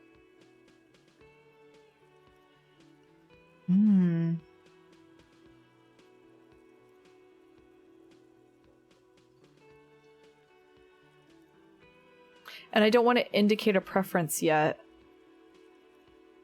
I don't know how the game counts this sort of thing. There's like an invisible counter towards something, so do this. Nope. Sadly not. Revachol is what's called a zone of control, under an alliance of foreign powers called the Coalition. We have no government of our own, and what democracy we have is market-driven.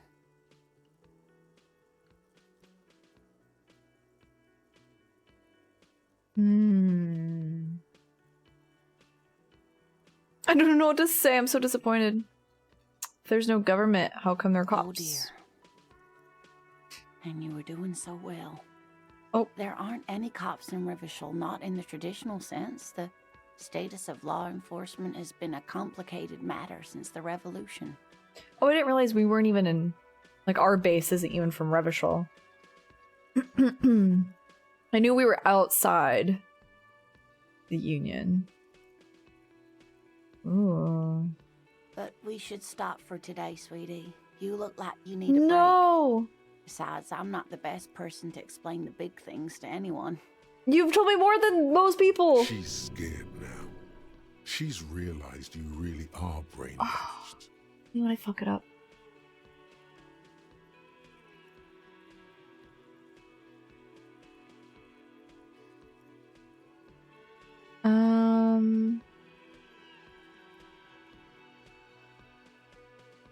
How did I do? You were doing quite well up until the end there.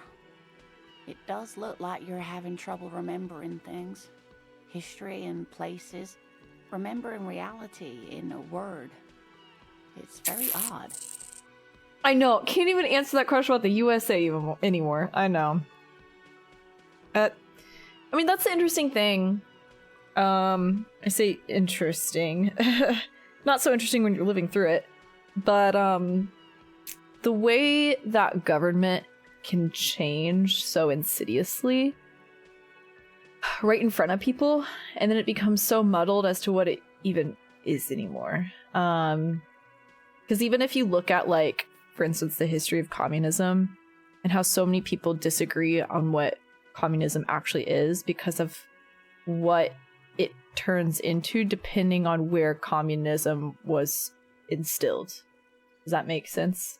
So whether, like, the government that instated communism, depending if it turned into a dictatorship or not, or it allowed certain people to gain more prominence, it changes the whole definition of it. So a lot of people can't even agree on what it means. Same thing with capitalism at this point especially, and it's just it all becomes very, very gray, very muddled. And it does so over a long period of time, but it's so insidious in the way that it works and in the small details until suddenly the details are overwhelming and then the whole thing is changed. I think this game touches upon that really, really nicely because I'm having not a hard time, I feel like that's the wrong way to describe it, a challenging time getting a grasp on what's going on around here because everyone has such a different opinion.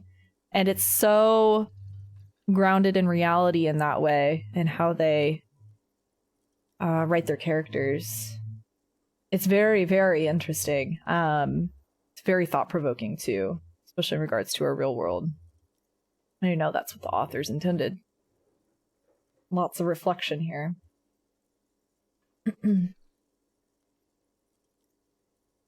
Yeah, how little ideology matters when certain kinds of people get all the power. Yeah, exactly. It changes the entire thing. So even though, like, at its roots, communism is very, very much based in freedom of the people, and then it can turn into the very opposite of that, depending on who's in charge.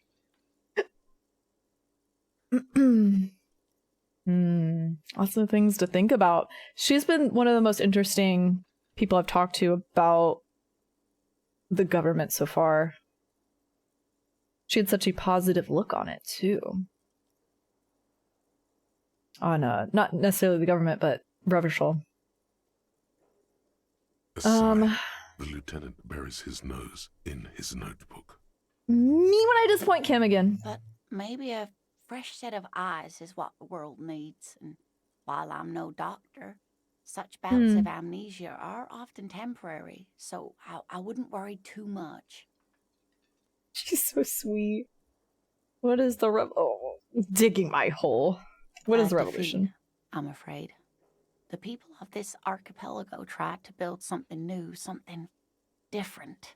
The rest of the world didn't like it, so they came and ended it. This was 42 years ago. The rest of the world didn't like it. Oof. See, that's the other thing is humans, especially on a grand scale, hate change. Unfortunately. Fear typically wins out. What does that have to do with there not being any cops? But I'm a cop. Whatever it was hasn't stopped me. It has something to do with everything. I really don't know how to explain it better. You're doing great, Lena. He just has no working brain cells. I'm just a poor woman, she thinks. What do I know of these things? And how can I help you? Someone more educated in sweeping matters. Maybe you should ask. Kim's like, don't look at me. I'm not an encyclopedia. I won't be a guide either. I'm a detective. Of course. Then I don't know. Someone rich, maybe? Wealthy people are educated. No. Though I don't know where you would find a wealthy person in Martinez. We don't need a wealthy person. I mean, it'd be interesting, but that's not gonna give us the lowdown. Well, it's gonna be a skewed lowdown. How'd you like to roll with me is so funny. Why would he say that? Like she can join the force. How would you like a job? Whatever do you mean? I want you to be my wheelchaired partner in fighting crime. Ridding backyards of corpses. Catching sequence killers. Rule of cigarettes! I would not say that to her! I was just thinking the lyrics to a song.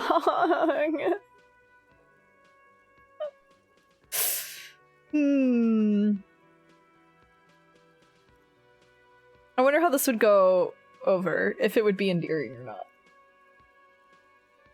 I'm a little scared. I don't wanna upset her.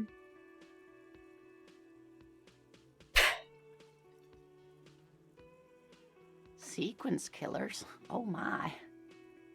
But I think you already have a partner, sweetie. No. A partner who needs you to help him get a corpse from a tree. Kim, of course! I forgot I had you! What is this? The paranatural. No, of course, I forgot I had you. Yes, and it seems to me that you do well to stick close to him. He has the look of an upstanding officer of the law. Someone you can lean on. And, sweetie, you are looking unsteady. And even if he weren't there, I don't think you'd have much use for me. No!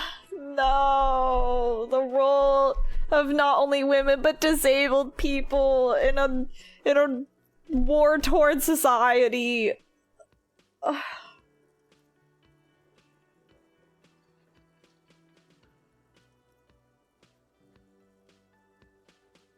A cruel society. 3 heads are better than 2. Thank you, but Martinez isn't the most wheelchair accessible place, you see. I'd slow you down. No! Perhaps another time. She turns to you with a hopeful glint in her eyes. Oh. Of course, dear. Good luck with your case. Leaving her there.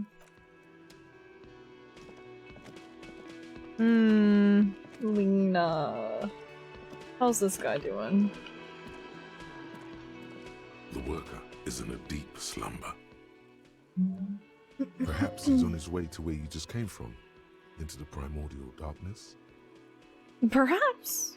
Okay, I guess that's about that. I wonder if I could go back up here, actually. I've not tried to do that. Hey Kim, want to see my hotel room that I trashed? It's so fun. Oh, there we go. That's so. This will be so fun and neat for us. A bonding experience. The door is closed.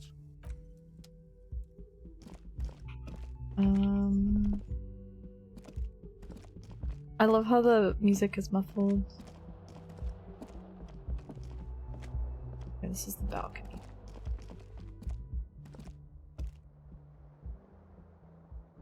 Yes? Oh.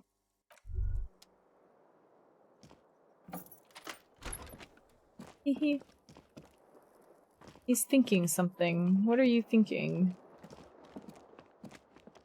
The bed is cold and not particularly inviting, but it's yours. The sheets look awful. The option to go to sleep becomes available every night after 9 p.m.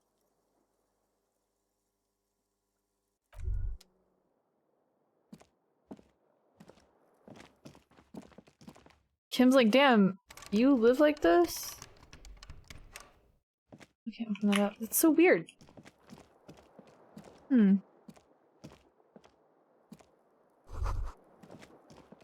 Kim tries not to look at your broken down bathroom Kim door. also tries not to look at the pile of taped viscera on the carpet, or the weird suitcase on the hat rack, or the potted plant dying in the corner. But it's all just too morbid to ignore. Maybe bringing Kim back up here was a bad idea. Of course this game would comment on it.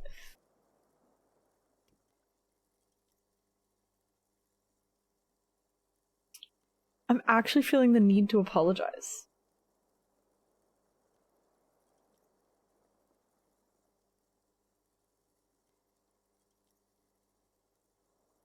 Or maybe we'll do one first. He nods. Okay. Sorry for this. No problem, officer. Oh, he'd like to leave. I got experience though. Hi Steve, thank you for the 29 months. Thank you, thank you. Hope you're having a good Wednesday. E. So true. Oh, can we read this? No? Okay.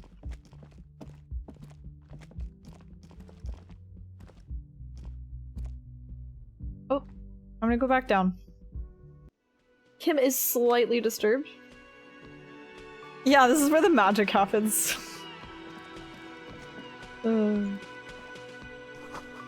Summer door closed for the winter. Okay. Time to make like a... Make like a... How does that go? Make like a popsicle and leave this popsicle stand. Okay. Moving on. Do we have new... Oh, right. And the person you'll know... And you'll know who tampered with the scene. It may take a while.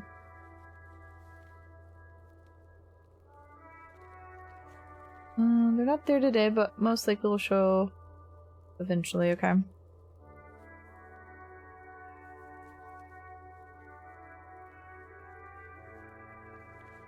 A secret passage. You have no idea where you are. Lena encouraged you to ask others to explain the world to you in greater detail. Perhaps try a rich person. Rich people are educated.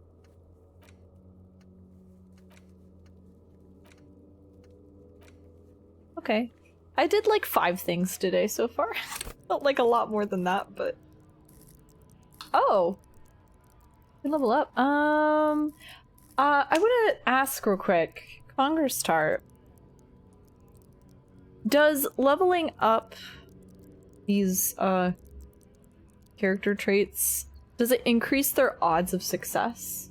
Like, what exactly does it do? Yes. Okay. I assumed it was that. Okay. Which one do I fail a lot?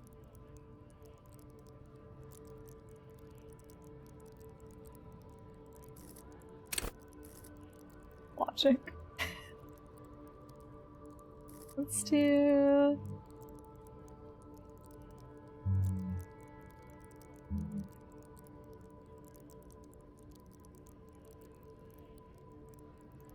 Ooh.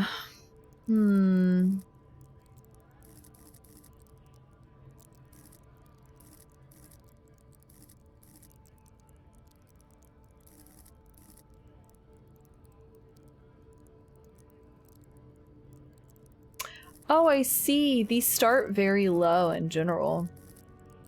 And I can only get them up to 2. Well, this one's at 0, though. Do you have to choose one that you start off with 0 in? And you start off one that's... Oh, no. Huh. I wonder why... Oh, I wonder why Composure's 4. Some of these are very different. 3, 3... Up to you.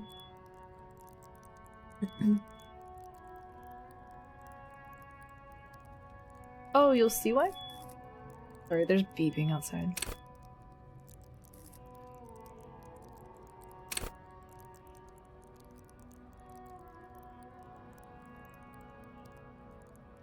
Oh, thank God, okay.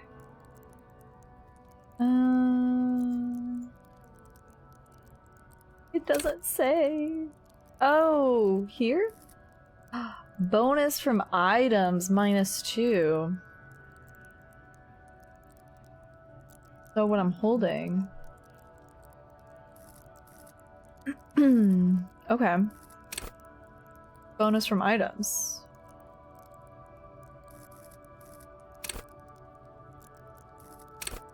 Oh, I see.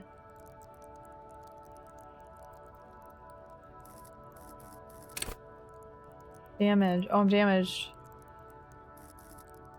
Ow.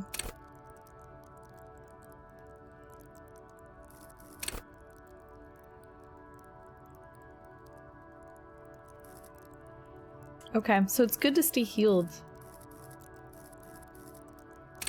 This is so interesting. Hmm.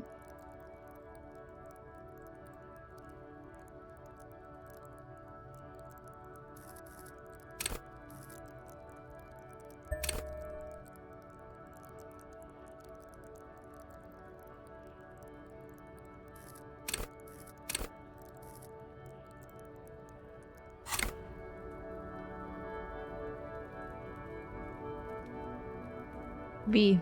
Very cool. I love that. I want to see my items, actually. Oh, wow! It's not just fashion souls. They actually have... they have, oh, bonuses from items! It's under me! Wow! That's funny, because I saw that, but I didn't really see it. I never really looked at it. Oh. Oh, that's so cool. Dynamic Windbreaker Surf, +1. Very neat. Uh-oh. Snakeskin shoes. +1 for composure, but -1 for savoir-faire. Oh. Can't tune into the city as well with my Dynamic Windbreaker Surf. Interesting.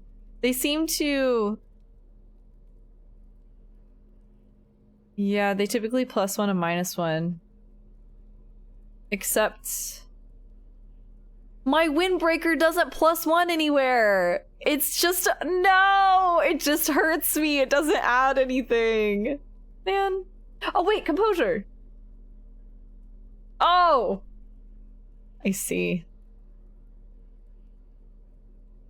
-1 weatherproof. +1 composure, keep your cool. That's really neat. Heals ridiculously high. Oh, you can't see, sorry. Bouncing around on the screen. Awesome watchtower heals. There's pros and cons to everything in life, truly. A real statement to wear. Conceptualization. -1 suggestion, unsavory odor. Yeesh. Tight around the crotch? +1 electrochemistry. Tight around the thighs. -1 savoir-faire.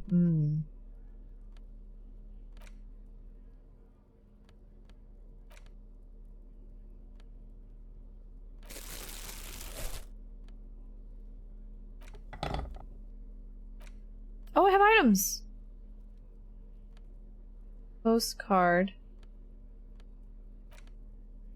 This postcard depicts an ill-advised residential area overlooking the Jamrock Quarter. 13-story buildings line the hillside like sarcophagi, an ominous fog already rising from behind. These are the last boom years. In 39, the project fails catastrophically. Oh, sorry, catastrophically. I'm like, I'm not saying that right. Leaving behind an opiate and hepatitis B infested slum. Oh.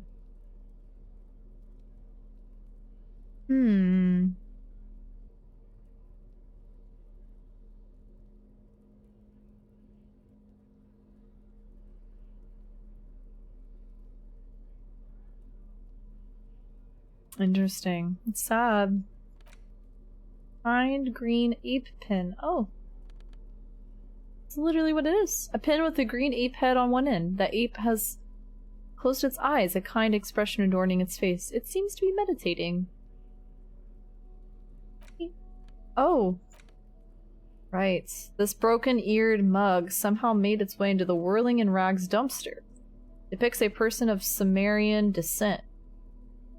Or Samaran descent, frolicking in a field of saffron flowers, buck-toothed and grinning feeble-mindedly.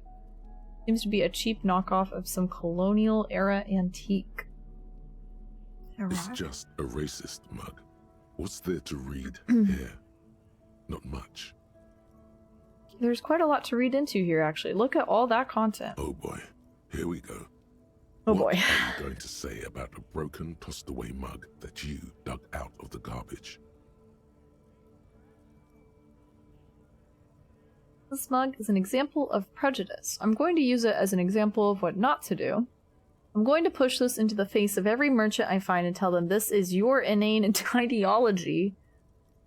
The mug will be useful by denouncing it. I can earn political capital to mask my badass hustling, i.e. fraud and embezzlement.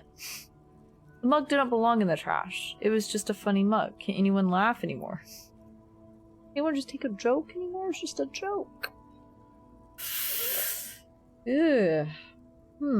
This is so interesting. You can interact with objects. I'm once again peeling back another layer and incredibly surprised by the detail.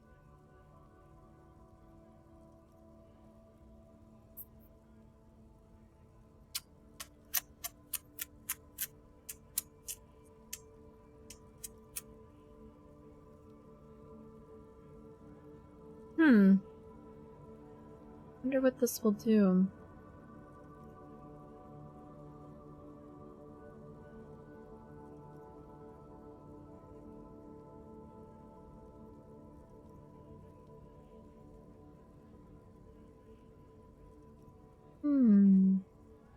I like to think that he's trying to do better. He is opening his eyes to the world, and he's learning. But it was in the trash. Why not just call it out when you see it? Or do some volunteering work. Just finish your case, detective. He's learning! Oh, you can still interact with it. Ooh. It's just a racist mug. I want to get into that mug But talk again. it will not happen. Oh. The mug talk is exhausted. It is time to return to work.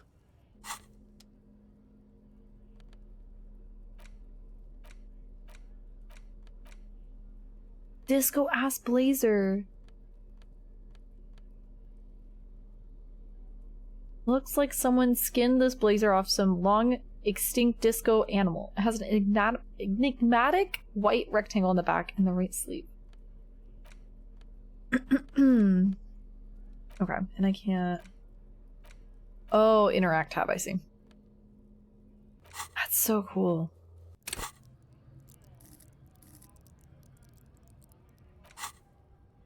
Oh! -1 composure, ungainly and rambling. Research time, 4 hours, 20 minutes. Oh, you research these thoughts. But I'm gonna have -1 composure for a while. Interesting. I'm internalizing. This is so cool. This is so cool. Wow. Wow. I'm just so impressed. I'm so impressed. This game is so cool. Oh, let me heal. Okay.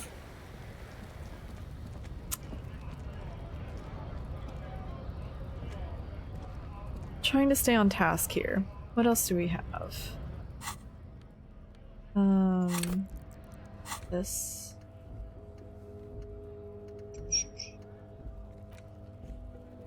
I want to do more with this.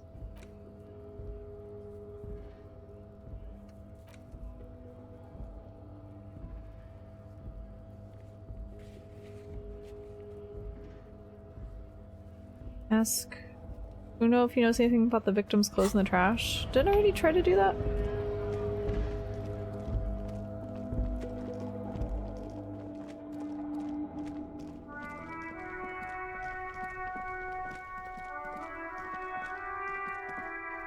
Oh! What do we got here? Plastic tar? Glass tar? Sure.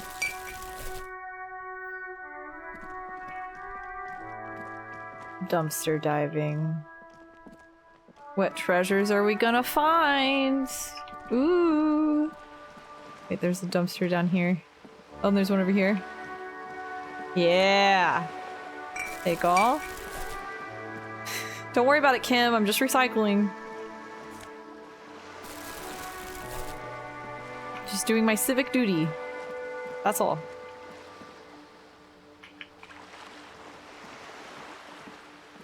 Longing trumpet.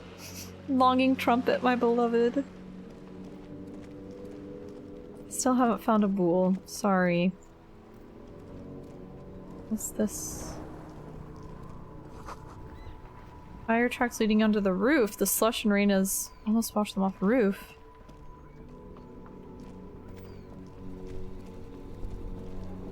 Is this a roof? Oh. Maybe a sea monster did this to the plaza? Yeah, that's it. Good job, Disco. His new name, Disco. Oh, hold on one second.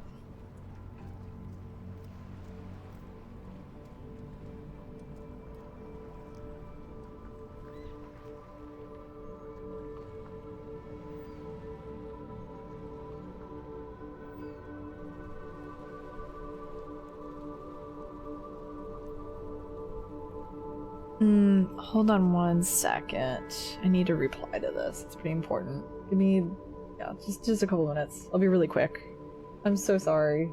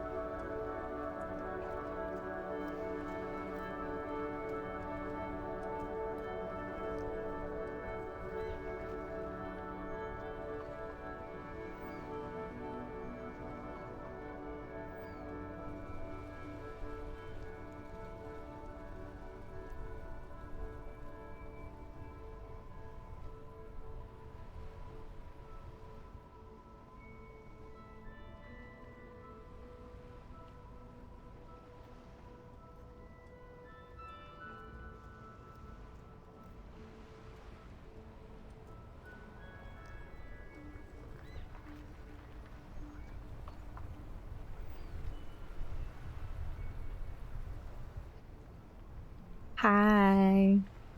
Sorry, just some family stuff. It's all good though.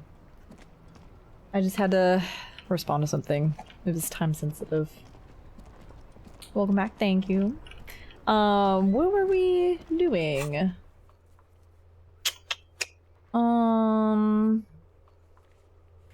Oh, Kuno. Yeah. But I think I exhausted that dialogue. I'm not sure. I guess we'll see. Wait, did I try to go in here? Oop. Me when I did not. An old call box with a matrix of push buttons lists all the companies in the East Delta Commerce Center. That is 13 options. That is the most options I've seen in this game yet. Okay. Main hall building A?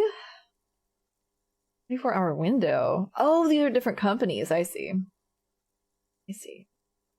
Many options. Much to think about. East Delta Pinball. Ooh. Fabron's Taxi? The rest has been burned off. Oh. Ooh, Emma's Fashion Atelier. You wait for a minute or two, but all you get from the call box is silence. No one. You know what? I just wanted fashion. That's all I want. Fashion disco.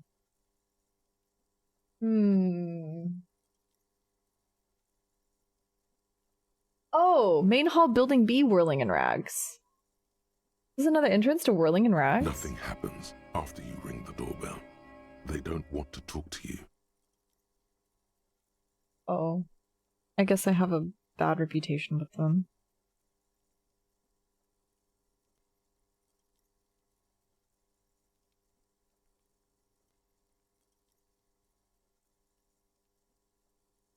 Okay.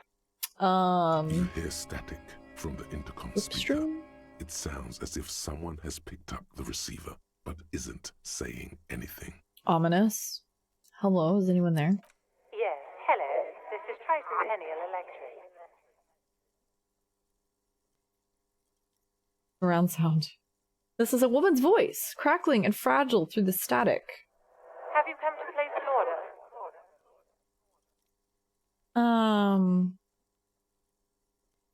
Yes, hello, can you let me inside the building, please? Lie. Yes, I've come to place an order. My God. The lieutenant exchanges a look with you. Just don't worry about it, Kim. Sorry? It's you. My God. I didn't think I would hear your voice here. It's a woman, and she knows you. Your heart beats faster. Oh my God, a woman! No, something's wrong here. Are you sure she's talking to you? Yeah, it's me. Here I am again, crawling back into your life.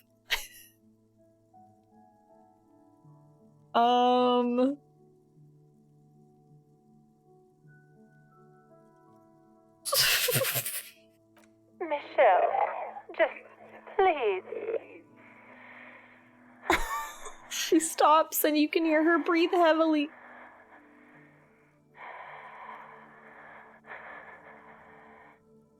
Her breath distorted by ancient static. Why did you even call? I don't understand. You've been gone for months. I thought you didn't care. I should not be doing this. Of course I care. It's just that I've been going through some tough time. Ever since I came to work here, it's been different. As if my mind's been wiped clean. A spot of static overrides her words. When she speaks again, it sounds like she's submerged.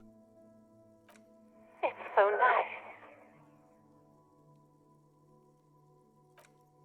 It's so nice to be able to finally meet again. Forget about what? She wouldn't know what, but... She sounds like she's about to cry. Hello? She doesn't answer. You said it was nice. What's so nice about forgetting? Silence. The only thing you can hear now is static and waves washing ashore on the bay. I don't get it. You don't want to talk to me. No one ever wants to talk to me. God. Fuck. Hang up the call. Alright, it's a goodbye then. What just happened? Another seagull passes by. It's getting cold standing here, staring at the silent call box. I don't know what happened either. We should probably stop playing with this thing.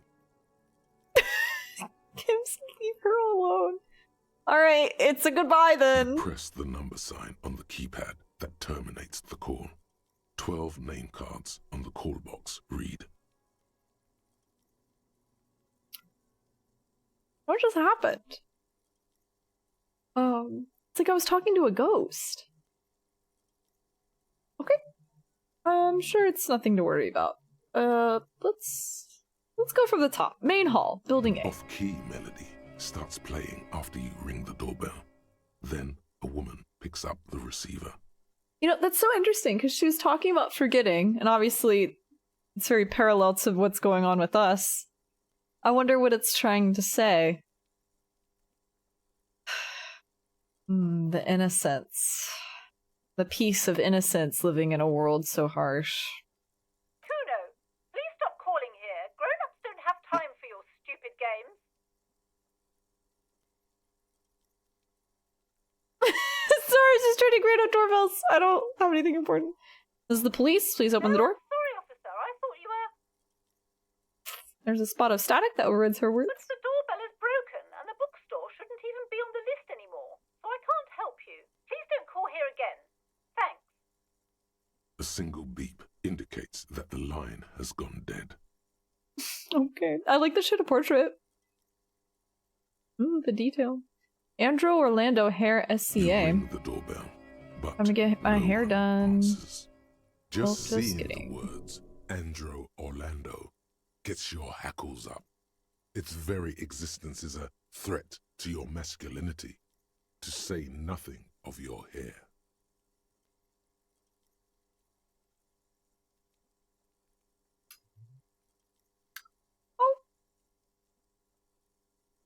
Artimitips boxing for young athletes in gym.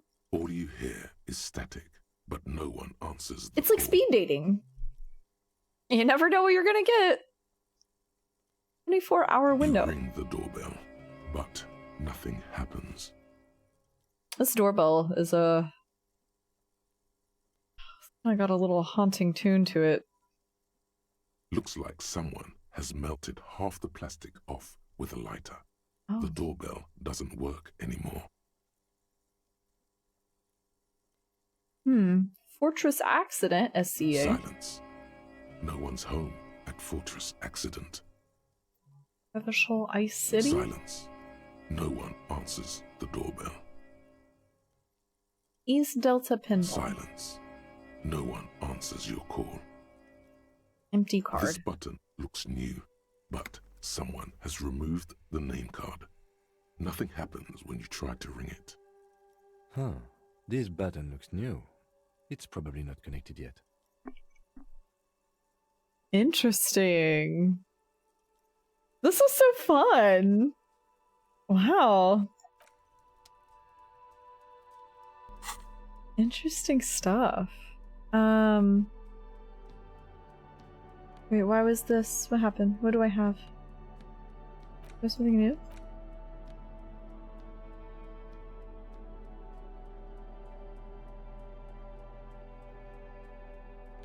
I don't know. Well.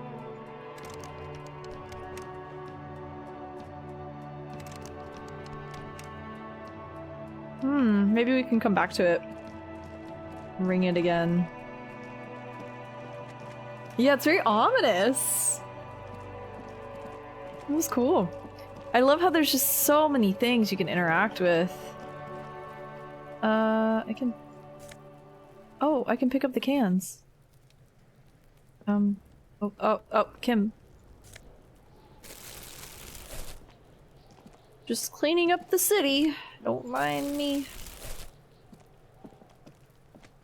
Okay. I'm back, Kuno. Does Kuno care? Oh, I didn't select this one. I guess it would be under the body. Fuck about it. Oh. Just a couple of Suspicious? pigs sniffing around in the dirt. Yeah, you tell the faggoty Kuno. Kuno's fucking. End of conversation. Very strong. You should be this stoic. Yeah, we've done all these. How Probably to go climbed. up there? You heard Kuno. I don't know. Some fuck Mesk or I don't know. Some other place. Night City. Kuno was in fucking Night City. Hmm. Yeah. Kuno didn't smoke him if that. You're testing Kuno. Get lost.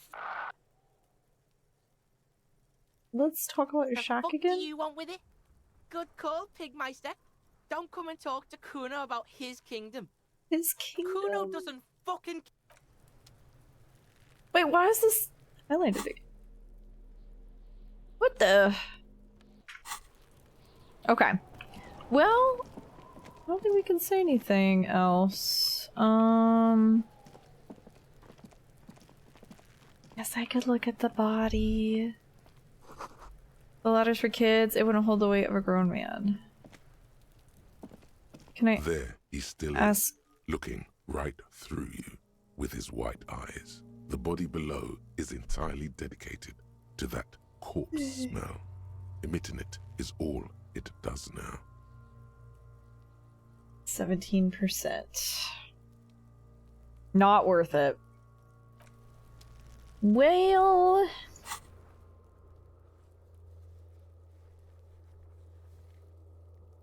That's interesting. I can't ask him.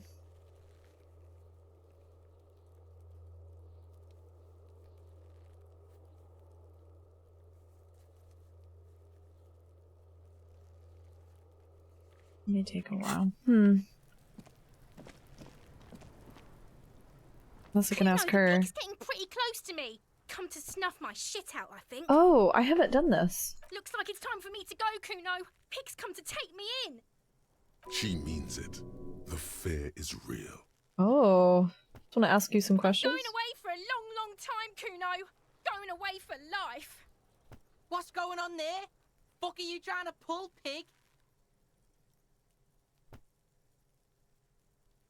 Child, converse with me. Murder was the case they gave me.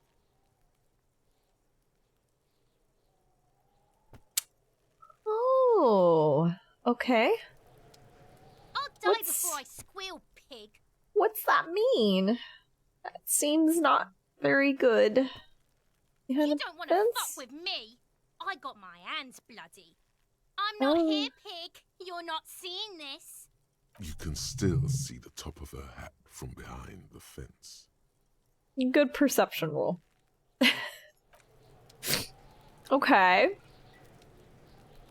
Wait. Perception 8.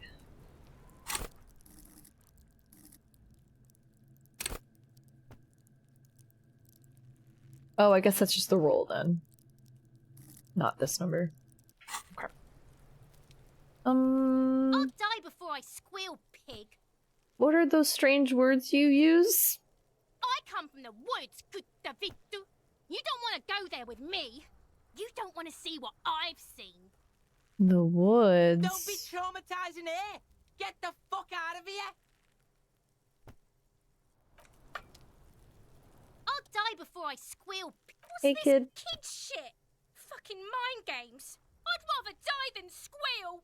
Get the fuck out of her face. You got done. Talk to me. Talk to me. He's given the this is fucking mingin. Okay, well, I might have unlocked something over here. The jacket. I don't know.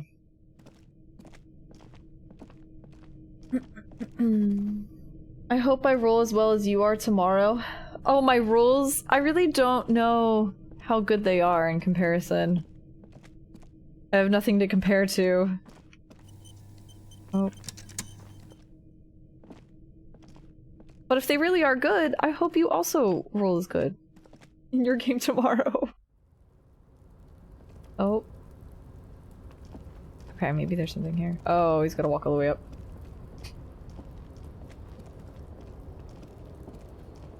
Yeah, his Calypso energy. Calypso!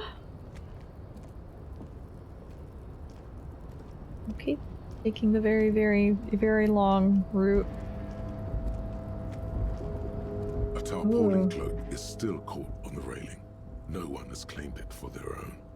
+1 backed by physical instrument. My staff warfare is so low. There's no way. 0. Alright, we're going back down. Oh, can we go out this window or anything? Nar. Ooh, I can pick these up though.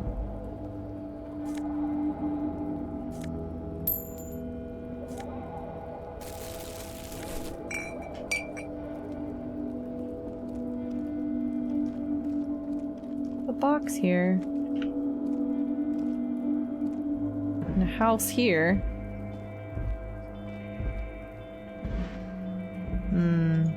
Okay.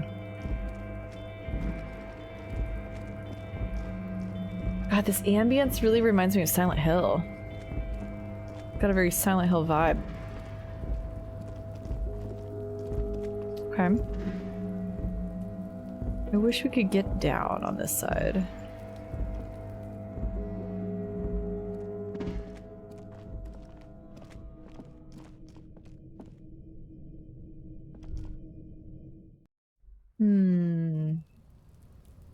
Gonna get ominous at all.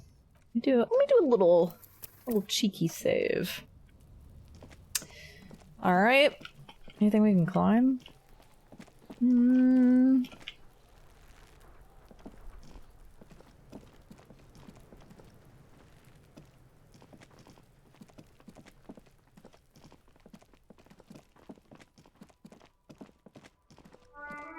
Oh.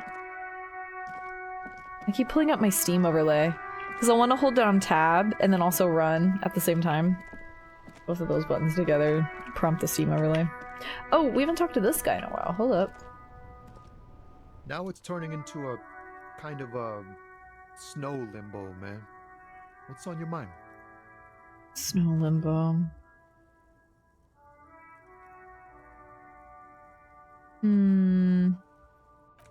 Okay. What? Why are you doing this? I wonder if that's a bug.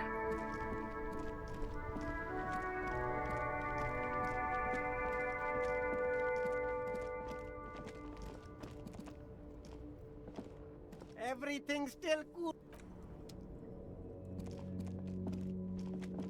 Oh. Hot air rises up from the sewer, sour, acidic, and strangely comforting.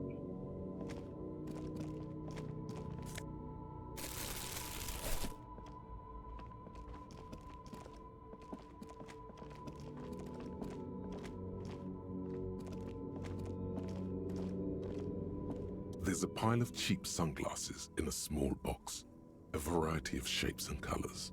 You like sunglasses, officer? I've got the latest styles right here. Fashion. Try the shades on. Abort. These are hideous. What's more, they don't even fit your face. You can feel them pinching your nose and chafing against your brow. Damn, officer! You look like a mega secret spy.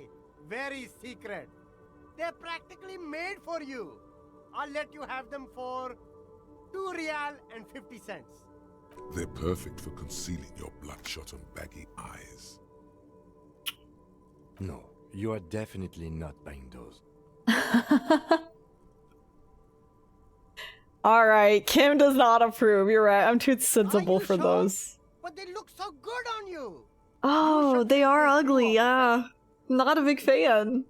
-1 logic. I can speak. -1 logic. We do not need those. These are all boring. Boring third-rate ho-hum sunglasses made of cheap Syrahese plastic. The kind of plastic that melts in the sun. These are all first-rate sunglasses. Premium design, superb material, Very cool. UV resistant. These will definitely keep your eyes safe and cool while doing your dangerous police work. The way I wish this is... I wish I could find cool glasses. I want some so bad, but 8% is so low. No luck. All you find is this lime-colored cellophane visor produced by a bargain sportswear brand called Amphibian. Man. There's a malformed green frog on its bent cap. There's one logic. Yeah, the only one that I have. I have 1 point. Oh, that visor is perfect for you, officer. It'll definitely keep the sun out of your eyes while you're shooting criminals. Bang, bang!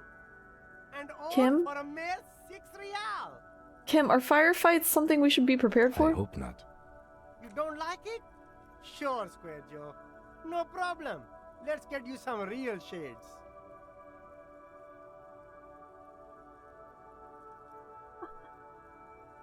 Amphibian sports visor. Wait, hold on.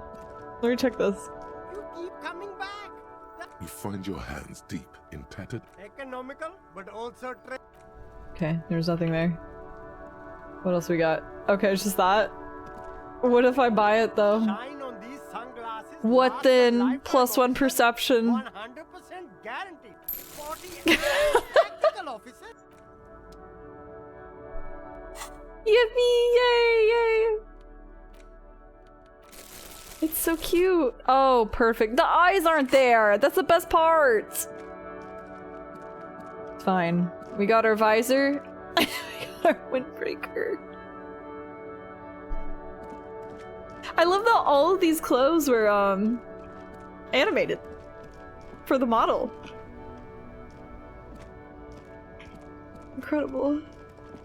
Kim, they give you +1 perception, don't you see? Now this is a fit. The fit?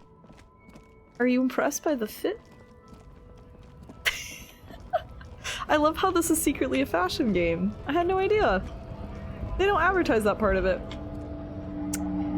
Okay, got some money over here. Need to start making that back.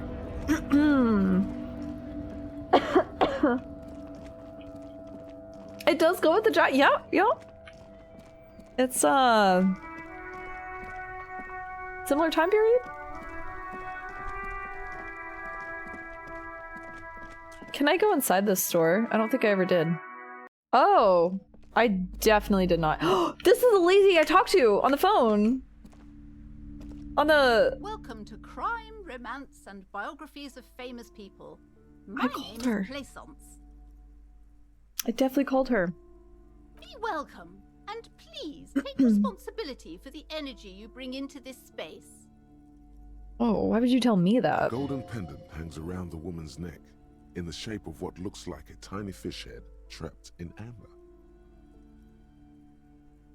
Okay. Before we go on, you seem to be well off enough. Can you give me some money? I feel like there won't be an opportune moment to ask later. Okay, starting off strong. A curious pendant you're wearing. Narrow your eyes mysteriously. So are you the owner of this store? I am the proudest owner of our little shop of culture. Her voice, high-pitched, sounds familiar. You've talked to her before through the doorbell! That's so She cool. has fine-tuned her voice to find the most welcoming approach for attracting new customers. It doesn't work. This almost didn't succeed. I guess these are good rolls. 10's pretty high. I want to buy a book. The girl outside mentioned that this place is cursed. Your daughter is the one standing outside the store, right? Throwing her daughter under the bus. Then why are you talking to me? Everything is on the shelves to browse. Don't you feel compelled to buy anything? She fiddles with her those shelves pendant. there? Oh, Go, be drawn. what other books do you Everything have? is on the shelves. Take a look yourself. The shelves compel you, don't they? She smiles and nods, seemingly relieved.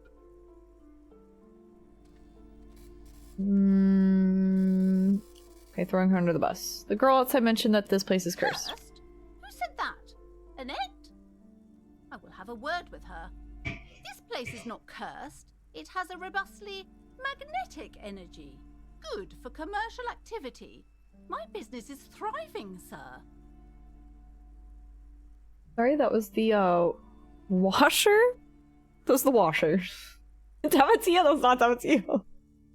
Sometimes she does get that loud, though.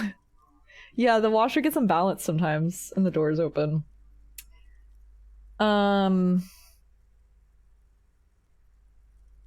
Washer. It's very jarring. I'll have a word with her. This place is not cursed, has a robustly magnetic energy. Doesn't feel like it's thriving. Feels ghostly.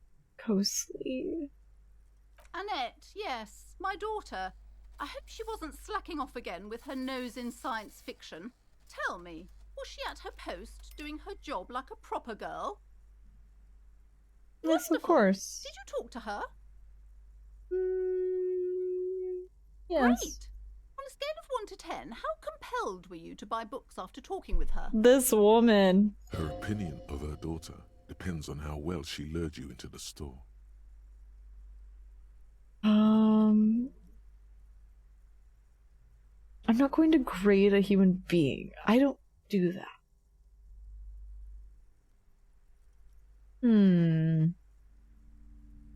This is to make up for the grief I caused her. My precious, her dedication brings joy to my heart.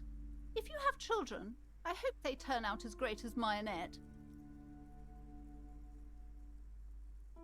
The way you're handling her strikes me as wrong. I'm here to dismantle the free market and abolish child labor. Oh. God, this bookstore is so pretty. I'm really just looking at it. All these little splashes of color here. Just little paint strokes. Even like here. The rug.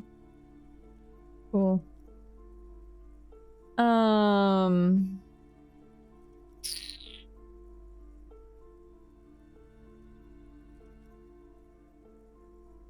I don't think I want to upset this woman because I really want to see if I can go far with this place. I'm very curious about this curse. As a young girl should be, with the proper attitude, she'll have a bright financial future. The woman before you scans the store, her shoulders rigid and tense. Every now and then, she nudges her glasses. I don't want her to kick me out. Ooh, the music here. Is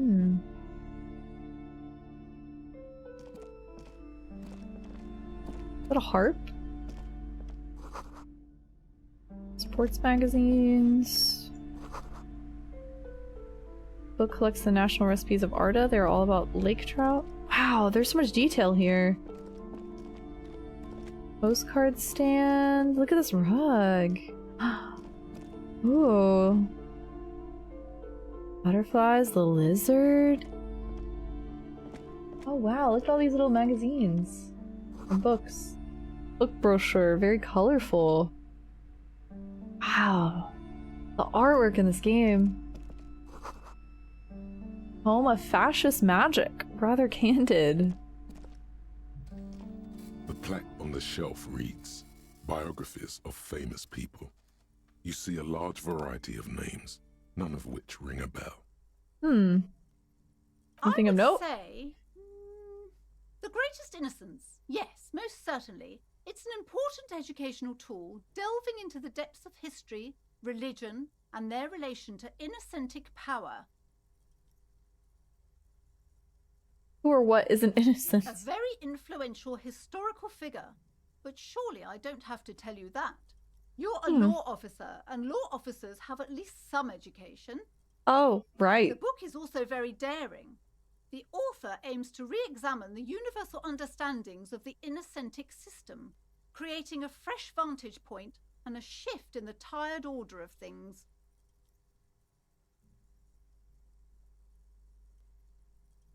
I thought it was about which of these innocents is the coolest and greatest? For a layman, deep analysis is necessary to peel back the multi-layered meanings. God. So you recommend it? Certainly. It's prudent for a person to have at least an elementary understanding of history and society. Imagine the chaos we'd be in otherwise. Imagine. You feel like you should get this one. Definitely. It's important somehow. There's something personal inside. Oh, that's all my money? We'll come back to this. Browsing through all the books with all their names makes your head spin. None of these seem important or relevant. It's all just vapid egoism. Suddenly, a particularly odd title catches your eye. It reads, High Speed Love, the tragic true love story of Jacob Irv and Alfie Delatraz, by one Cecilia Averbrook.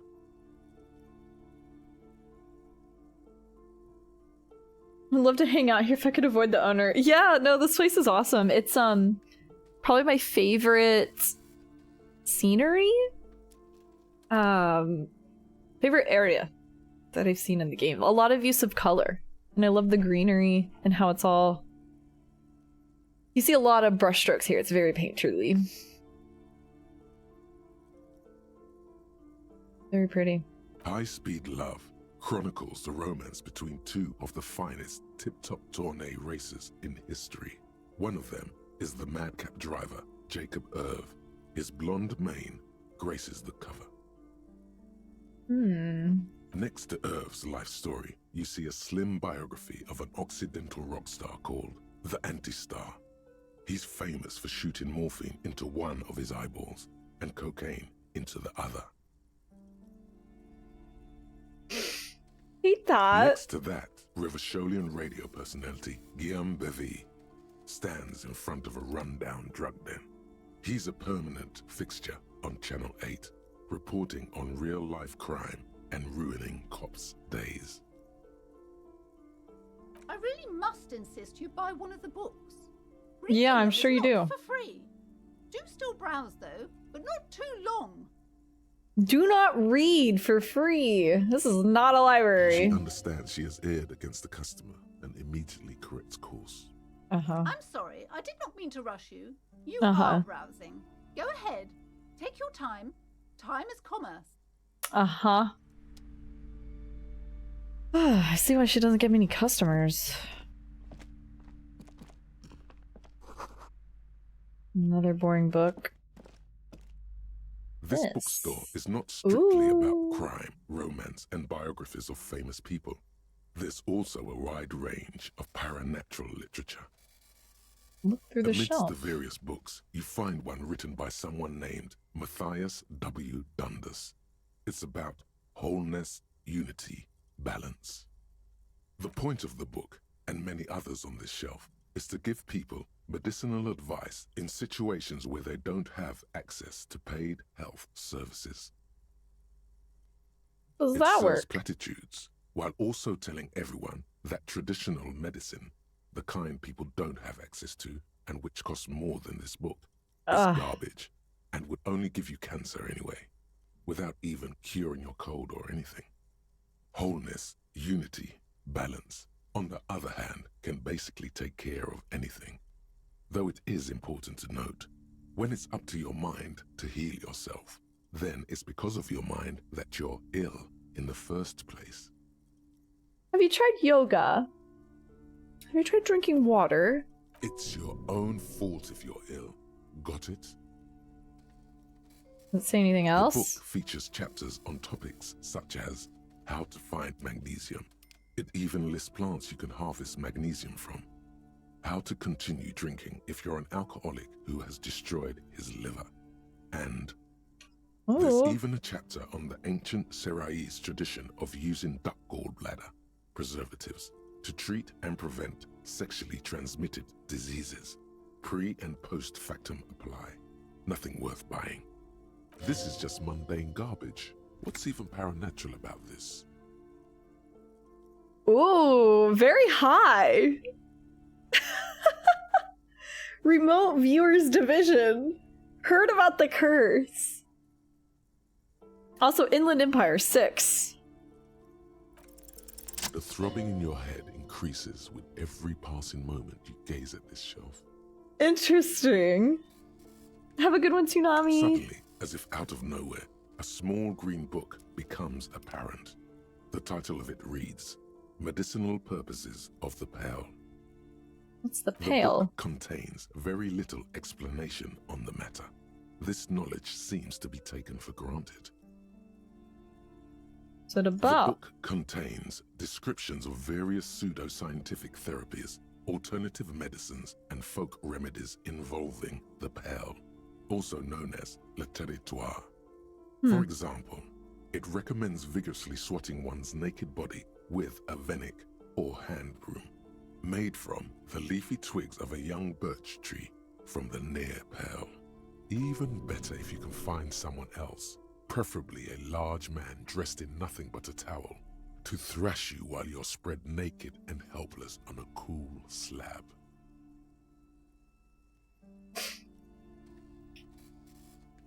Are these going to lead to homosexual thoughts? It's invigorating. It is, and good for the circulation too. What else? It also recommends consuming distilled spirits like vodka or whiskey that have been aged in the pale. Readers are instructed to cover these jars in a shallow hole just inside the pale and leave them there for 30 to 60 days, depending on the potency desired. What are we reading in these books? What is this shelf? What does this pale aged liquor do? Among other benefits, it is alleged to restore a damaged liver to perfect health. Oh, that's a miracle. It's like ambrosia. If I get my hands on some of that, what else is in there? Is that possible? Any more improbable than anything else that human beings put their faith in? Touche, narrator, touche. Fair enough. For general health and well-being, readers are encouraged to take regular strolls through the pale, though a sidebar cautions readers to limit each stroll to less than an hour. These strolls promise to cleanse the mind of worries and the body of toxins, especially if the perambulator performs this ritual in the nude. Nudity figures prominently in a number of these prescriptions. This is exactly what you need. Perfect, just what I was looking for. I don't know. I don't want to be the party pooper, but this pale territory sounds sort of dangerous. Maybe you shouldn't walk in it naked. Well, what's gonna happen? What's gonna happen? Anything else to There's note? an entire section devoted to cures for men who are struggling to perform their marital obligations. I probably need that. Well, I certainly don't need that. Probably need that? Oh, this is so fun.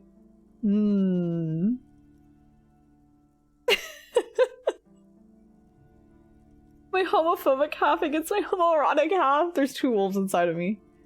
They're dueling. Kim's like, what are you reading? Excuse I need that. me, sir. I believe you've been perusing that particular volume long enough. Not her watching me like a hawk. I must insist you buy it.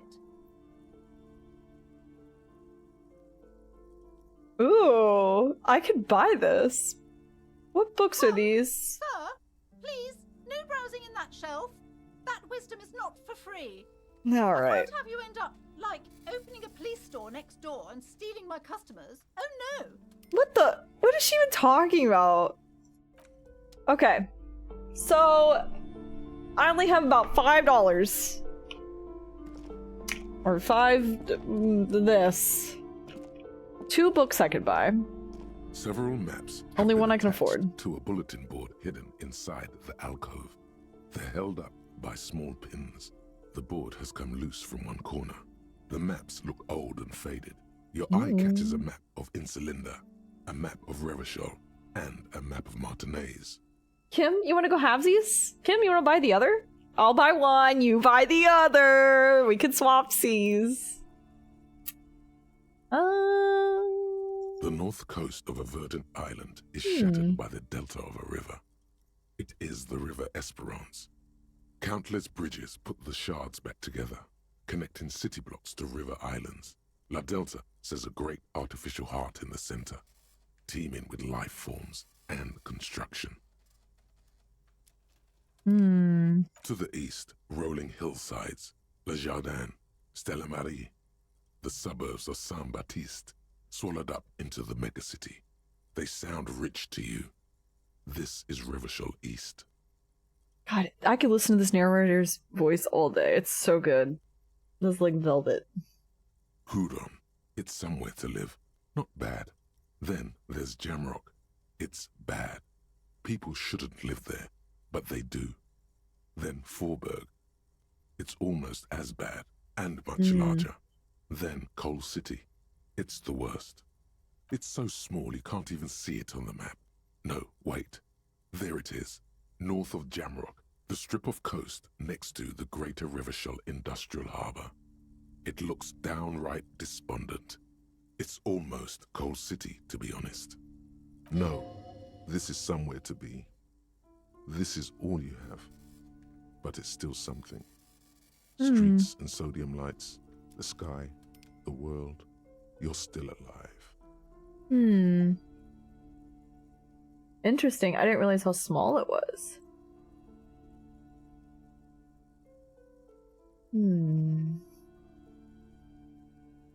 It's not really a map. It's a tourist thing. A picture postcard with buildings on it, drawn from an isometric perspective. A date in the upper right corner says 48. Still, it's detailed.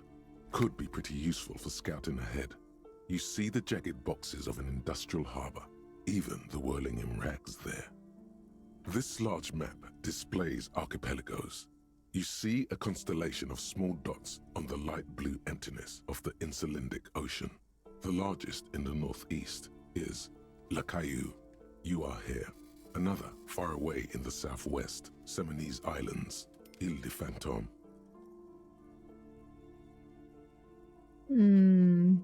There's so much French. Ozon, Laurentide, Face à la Mer, Archipelagos, North Arcade Islands.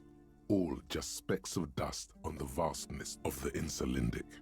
On the edges of the map, the color fades into a blur of dotted lines, black and white. In the northeast, a dust mite stands on the north coast of Caillou, in a bookstore. It's you. You see cities on the island? You can. On Caillou, Revachol, a single black star.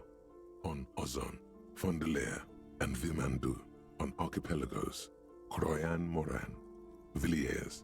On Seminine, Olduvai, and on Laurentide, Deora of the Seven Seas. God, even the narrator's pronunciation of words is so...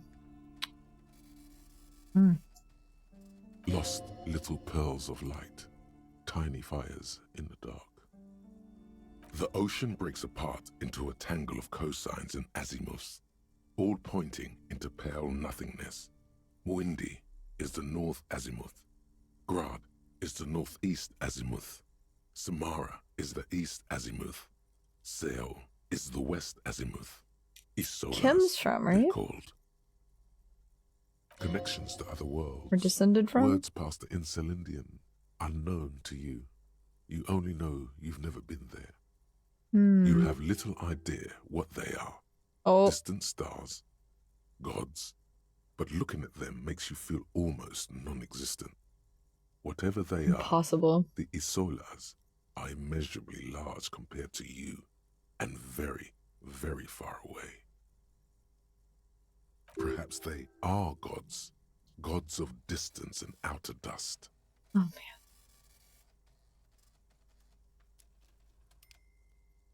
I'm sorry, officer. The map of Martinez is the only one available. The other two are not for sale anymore. And besides, you could scarcely afford them. Okay. They're quite valuable, though they might not look it. The map of Martinez is 90 cents, though. Oh. Oh. Well, if we buy that, we still can't even get a book. It's one of the three things. You seem to underestimate my resources, but sure. Okay. That old thing. It's an out-of-date map of a tourist location that never was nor came to be. Oh. From when some design studio people tried to spruce the place up 4 or 5 years ago. They also renovated the horse statue, set up those coin-operated viewers, and designed the new street lamps. Interesting. They pulled out of the They project? didn't get that far, for some reason. A shame the project never got going. Would be nice if someone fixed Martinez up. All these ruins are bad for business.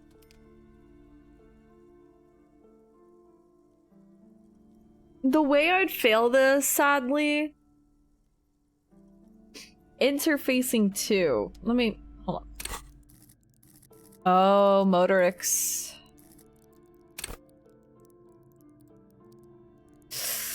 Pick locks and pockets. See, if I had made my own character, I would have put at least 3 into this.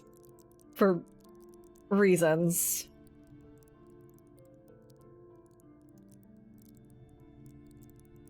The Skyrim sneak? Stealth. There it is, the other S. Stealth build. Skyrim moment. Yeah, rogue build, exactly. That's how I played Baldur's Gate 3 as well.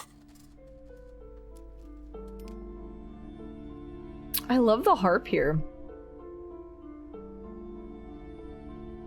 This is definitely my favorite area so far. It's got such a mysterious feeling to it. Mystical even. Ooh, I could listen to that on loop. It's beautiful. It's almost kind of nostalgic. I don't know how to describe it. Okay.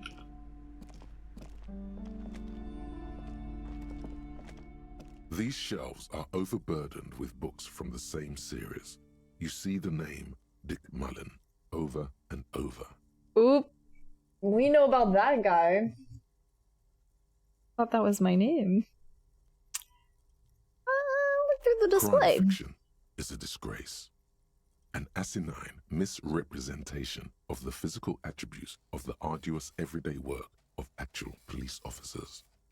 These books greatly overstate the excitement of police work, glossing over how long it takes to actually follow up on leads and eliminate dead ends. Furthermore, they have no idea how hard it is to simply remove a body from a tree. They have no idea. Especially when you're just 2 guys. What's more, they completely ignore the psychological hardships of year after year coming into contact with people during the worst days of their lives. Not a single mention of all the stress this work creates upon the officer's family. Detective fiction just doesn't tell the truth at all. Now, would you like a list of all the books found on the shelf? What's he projecting there about his family? Does he even remember? Sure. You see Dick Mullen on the job. Get Me Mullen. The Stalwart Adventures of Richard P. Mullen. Dick Mullen and the Murder in the Orchard. The Sordid Affair of Dick Mullen. Dick P. Mullen. A killing is declared. Dick Mullen in the murder house. The final case of Dick Mullen. An obvious lie. Dick Mullen in the clock tower. The ordeals of It's Dick like the Mullen. equivalent of Sherlock. Dauntless Dick. Dick Mullen's funeral pyre. The murder of Dick Mullen. Murder of Dick Mullen! Dick Mullen dies? Oh no. Turns out he faked it to solve the case. Dauntless Dick is my personal fave. Are there any more? Yes. Oh. There's also The Dame Who Did It. Farewell, My Mullen. Faking death seems to be a common trope in the Mullen series. The morbid tales of Dick Mullen. A dark tide turns. Tragedy calls for Dick Mullen. Another one with fake death. And, of course, Dick Mullen, the murderer. The murderer! In order to catch a murderer, Dick Mullen must become the murderer. Oh. After all this, Takes a we turn. still haven't found the answer to the one question that matters. Who is Dick Mullen? Ooh. Reaction speed. Who is Dick Mullen? Your quick eye notices a small caterpillar crawling across the spine of a book. The title reads, Dick Mullen and the Mistaken Identity. Mistaken Identity. A worn paperback from Dick Mullen's classic Hard-Boiled Phase. The premise seems to be that Dick Mullen is framed for the murder of his best friend and has just a few days to prove his innocence. Why does this speak to me? Could it be the motifs of unstable identities and shocking betrayals? It's probably right. I'm a complicated guy full of contradictions. No, it's gotta be something else. Perhaps you're drawn to the dark and noirish atmosphere. I'm pretty intense. I'm all about that dark stuff. No, that's not it either. Is it because the smoking dame in the slinky red dress on the cover is giving you a hard-on? Alright, that's definitely it. What? No? That's not what's happening? Yes, it is. The bulge in your pants is embarrassingly obvious. Kim, please step away. Relax. I'm embarrassed. It's not that bad. Also, this means your blood flow is returning to normal. Good news, really. Not the book cover. Not the crime novel book cover. Something the matter, detective? No, Kim. Casually just your pants. And would you describe this woman as a smoking dame? The lieutenant narrows his eyes and contemplates the book for a moment. Get Kim's opinion on this. I would certainly say she fits the description, providing that's your type. I want to buy this dick woman. Oh, it's locked because I can't afford it. It's so expensive. I want to buy this whole shop. Storekeep. What's all this crime fiction? Oh, crime, robberies, murders, even sexual crimes. Oh, lowers her voice. Mullen and his stories to sort all that out. Sexual crimes. No one can know. You're a police officer, apparently. You should buy all of these. They really do teach a person how to be a proper detective. They sure do. That's so funny because that's how the little girl talked to her daughter. She's like, these are based on real life. This is what real life is like. She gets it from her mom. Can I go back here? You see a set of tattered curtains blocking the way to another room. A strange cage-like trinket dangles from the curtains. She's definitely gonna call me out. Excuse me, officer. The back room is strictly for employees only. Pull open the curtains!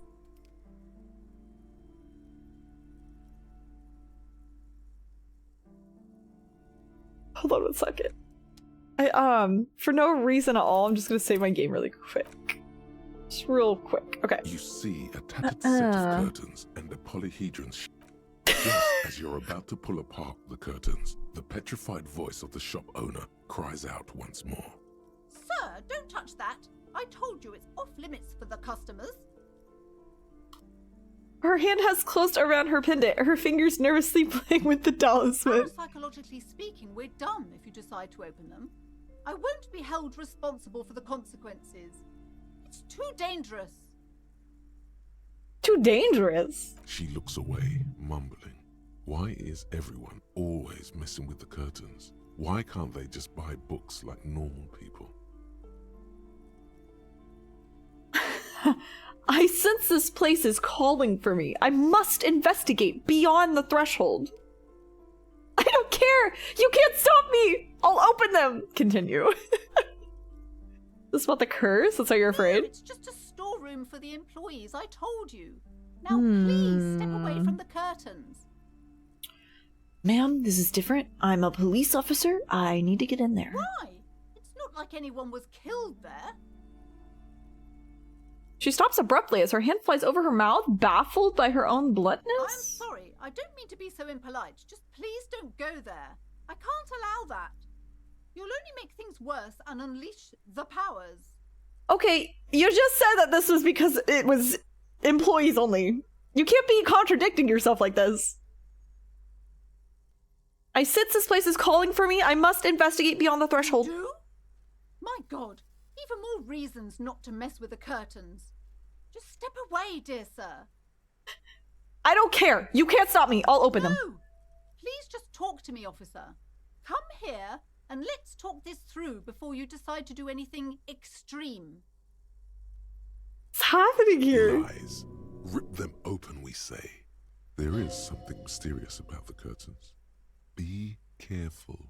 You see a tattered set of curtains and a polyhedron-shaped cage-like trinket. Examine the strange cage-like trinket. You see some kind of charm, an irregular polyhedron assembled from bones, sticks, and straw.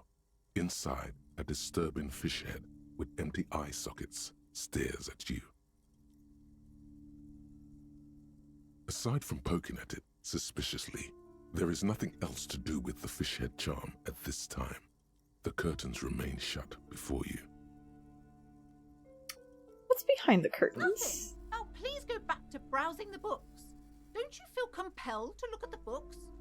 The books are all you care about. What is happening here? This is Oddly weird. enough, the more she tries to draw you away from the curtains, Exactly. the more alluring they become. Rip them apart, this time for real. I'm in. You see a dimly lit room full of dusty furniture and trash. A doorway stands in the back, covered in dozens of scary little cage-like trinkets, your shadow looming over it like an omen. I warned you. You're unleashing forces beyond your understanding. What the? Isn't this just a back room? The back rooms. Lady, sit down. Goodbye. Ooh, oh, actual talismans, I see. Ghostly silhouettes of hair dryers.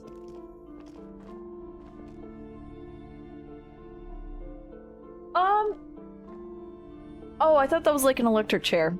No, I guess that's like a hair drying chair. Hopefully. A vaguely androgynous portrait of a man. Is this door gonna unlock my homosexual thoughts? Merely looking at the unmanly haircut threatens your masculinity. Wait a second. Wasn't there a call to a place that was shut down? The salon. Is this gonna awaken my homosexual thoughts? Maybe. A heavy door with a missing handle stands before you, covered in dozens, if not hundreds, of little oddly shaped trinkets and charms. Ooh. It appears to be locked. Ah, Yeti. It does look like David Bowie a little bit, actually. What if you just break it down? Pain threshold 4. Oh, I have a pretty high pain threshold. Knock on the door. Only an echo. No one is there. Break down the door.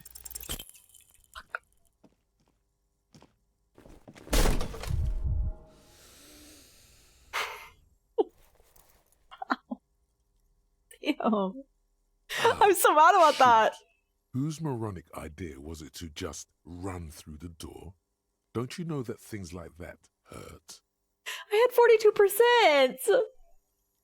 Please don't cry. Please don't cry. I don't want anyone to see me cry. Oh. This really wasn't the best idea, was it? I deserve this. My body deserves to suffer for being this weak and disappointing. Relatable thought process.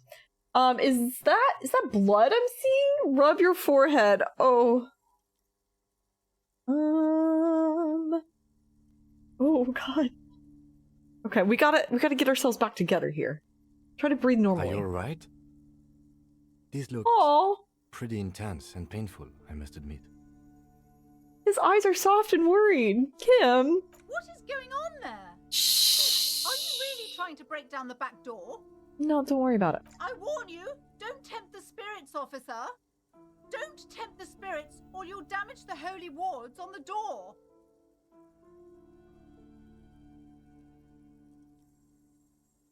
It barely looks like you've done any damage to the spirits. However, it's still locked and closed, covered in dozens of little charms and trinkets. That's right. Take in your surroundings.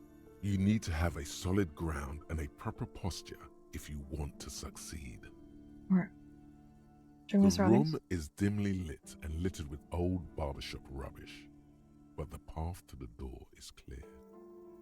It's made of a solid block of wood, but it has stood there for ages. The hinges are old and coated with a carmine layer of rust.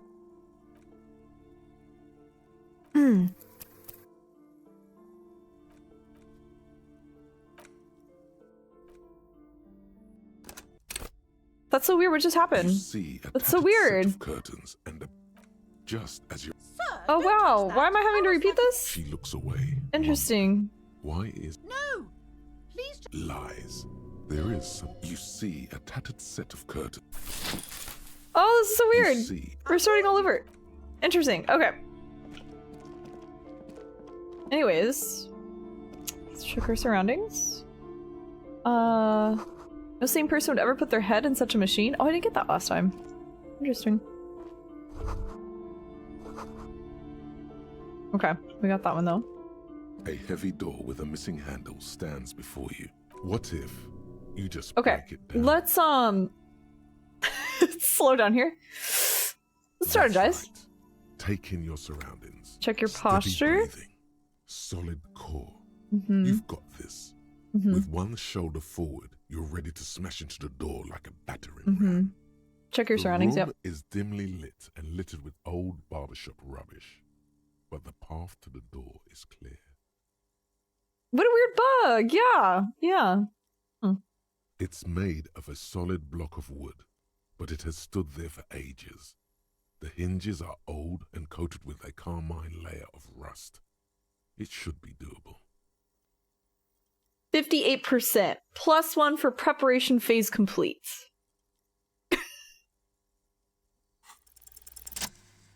Boom, baby. We're in. My God. Oh, we're not in? I thought we were in. You smash into the wood and see a small crack appear on the door frame.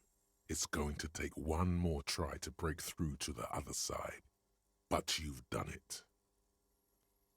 +5 You're not XP. thinking of trying again, are you? The lieutenant stares at you. Stares at you as you stand there, silent and brooding. Smash into the door again, wordless. Smash into the door and shout, "Fuck the system." Smash into the door and shout, "Freeze dirtbags." Smash into the door and shout, "Hands up now." Smash into the door and shout, "Fuck, it hurts." Fuck the system. There we go. That's what we needed. Oh! A gym? Oh, Kim. Kim wants to talk. What is this place? It's an adventure! It's the netherworld beyond the veil. Looks like a gym to me. No idea, Kim, but my head hurts. My head hurts bad. I think this may be the Artemitep's boxing club for young athletes. Did I just pull that out of my ass? These are all really funny. It's an adventure. No, it's a gym. Oh. Though it looks like no one's been here in ages. I doubt the electricity still works. We should find a flashlight if we want to go on. There should be one in my kinema. Knew I should have brought that with me. An eerie feeling rises in your chest. What if there's a reason why no one's been here for ages? Yes, because it's closed. You're right. No need to look for supernatural explanations where a banal one will do. Now, Okay. let's go get the flashlight, shall we? Okay. I guess. I'll be back. Don't you try and stop me, lady. I'll be back. Once I figure out how to leave again. There we go. Hi. Goodbye. Don't talk to me.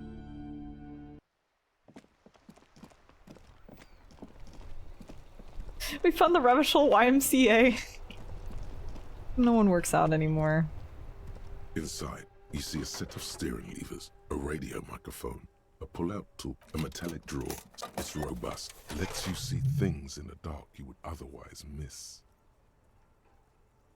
I'll take this too. handles are long and sleek. Snap, snap, go the pull-out toolbox. Alright. We're good to go. Oh, oops. Going back in. I love that there's just this secret back room. It feels so very D&D. Is she gonna... Hold on. You broke down the back door, the wards, the door. It's all gone now. Dark psychic energy leeching onto my shop. Sometimes it's necessary to resort to extreme measures. I suppose it's all over now. I guess there's no escape. What are you talking about? It's just a door. Just a door? This place is Curse Detective. They don't call it the doomed commercial area for nothing. Just look at the sheer amount of companies that have failed in this house. I hope you're happy now. Happy that you've ruined everything. Now that you've broken the door, the curse is coming to get me as well. But I thought the curse wasn't real. Of course you didn't. You're nothing but a policeman. She shrugs, visibly dejected. Right. You know what? I'm willing to let you investigate the doomed commercial area. We are set on the path. There's little else to do. Oops. But before we go on, tell me, did you encounter the malignant entity? Of course, the entity. Close your eyes. I didn't see her, but I sensed her presence. You did? Then it has to be true. I've suspected that this woman-shaped energy must be connected to the curse ever since I first saw her. First saw her? Did you see that she lives inside the chimney? There's a chimney? Chimney. The passage between heaven and hell. Of course. It all makes sense now. Yes. That chimney is part of the building's central furnace, and it's enormous. She has barricaded herself behind some metal security curtains. God knows what she's doing there. Some unnatural magic, I assume. You should go find the entity and ask what happened to all the companies in the building. And do return to me after you've talked to it. I'm quite anxious to know what she has to say about Talk to it? It talks? Okay, but please, only a few questions. You wouldn't want to disturb the spirits. How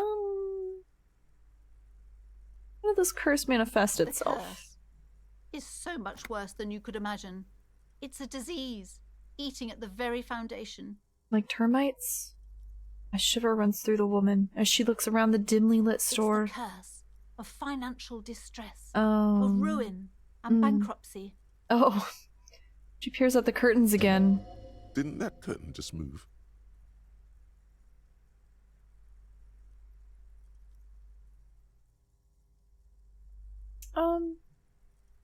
Looking for something more paranatural? Officer, there's nothing natural about entire companies declaring bankruptcy. I'm talking about cacodemons feeding off bad business practices and disappointing income statements. There's something wrong with this building, I can tell you. Okay. Ever since I arrived, I've sensed an eerie lingering presence, as if I was unwanted here. Okay. Sounds familiar.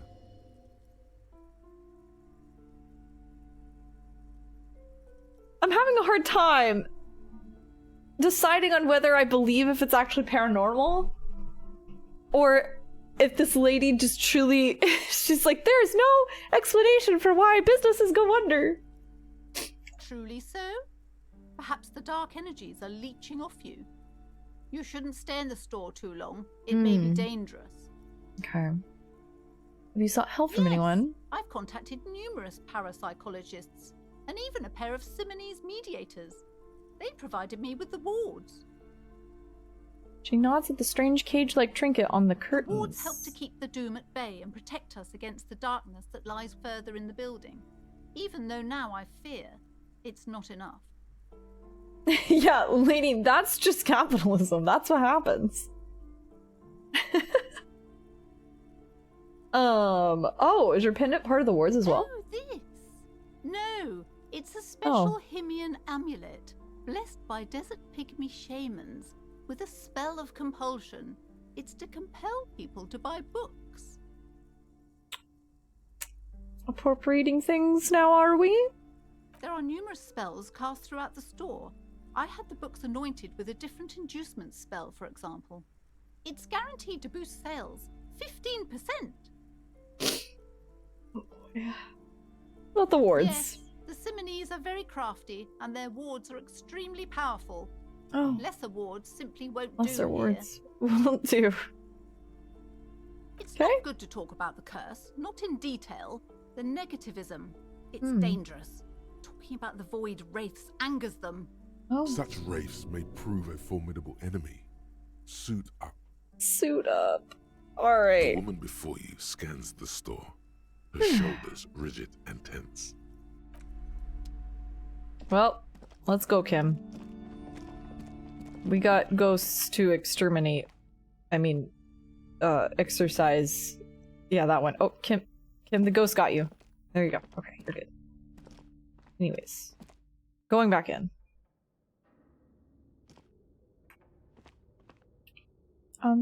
Oh, I have to go in here. Right.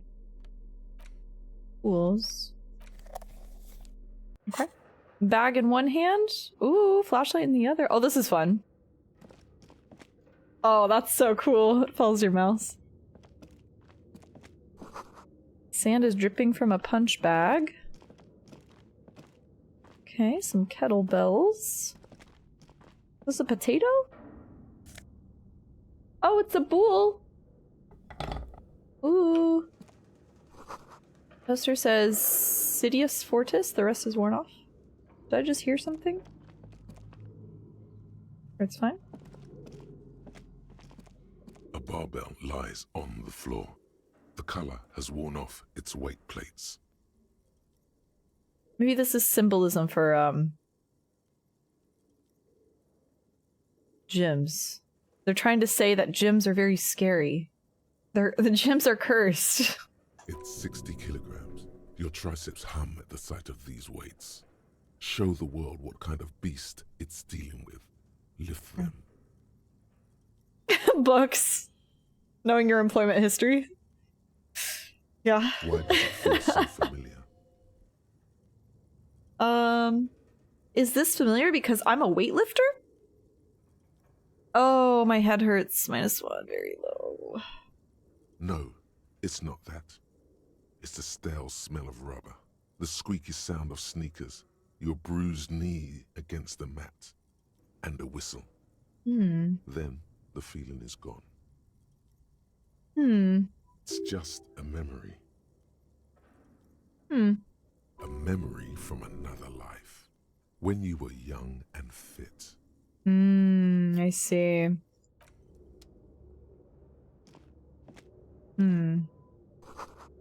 Worn out wall bars, they look unsafe.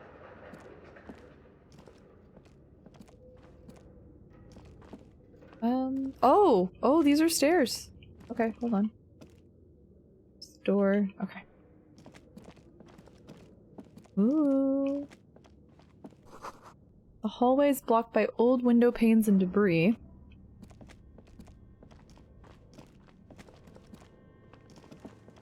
Oh. I keep thinking we're at the end, and then we just keep going. Wild animals stare at you in the dark, stuffed and mounted. A large demijohn full of strange liquid.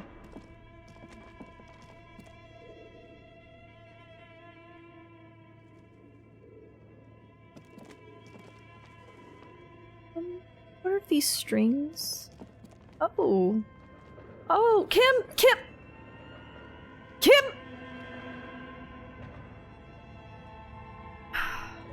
Kim, we're in Silent Hill. Don't do that. Airship rotors covered in spiderwebs. They remind you of blades. Kim. A naked mannequin torso. A strange yellow color.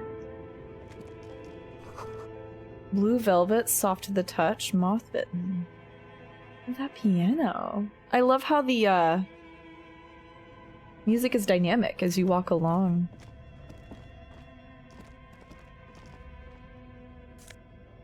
Oh, don't mind if I do. Thank you. Ooh, lots of rooms here. Oh, okay, hold on. Your flashlight slides over an old green chalkboard covered in scribbles, sketches, and schemes, like some ancient cave mural.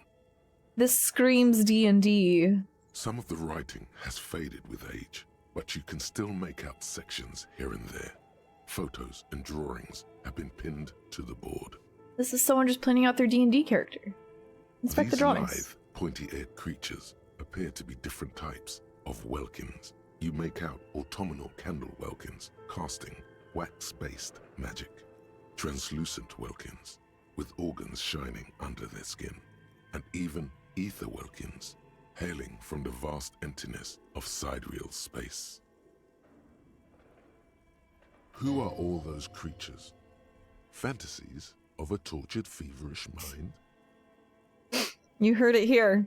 If you come up with any fantasy creatures, you have a tortured, feverish mind. One of the Welkins, towering among the rest, appears to be different, however. This is important. It's Vara Hamira, a high Welkin, his face white and scarred like cracked marble. This is clearly a Welkin supremacist. The note says, all non-Welkin races will be purged. Okay. Just some eugenics and genocide in my D&D game. The Haldor, the Twarg, the humans, and even headless men, all of them, purged. Imagine a world filled only with Welkin, Green Welkin, Dread Welkin, and the High Welkin to rule them all. This is interesting because I think the Welkin are supposed to be elves. The Dwarg are dwarfs. Humans. Holdor? I actually don't know what those are.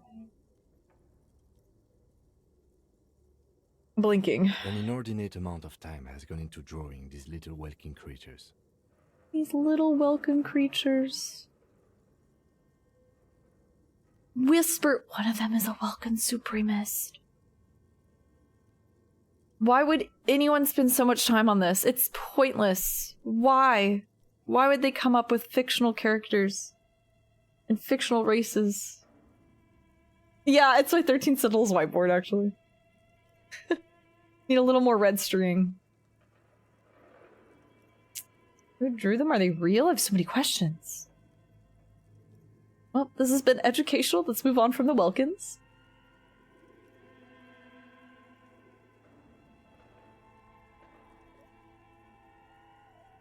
One of them is a Welkin supremacist. Political commentary. That one has a great beard, too. Lieutenant nods at the Welkin's facial hair.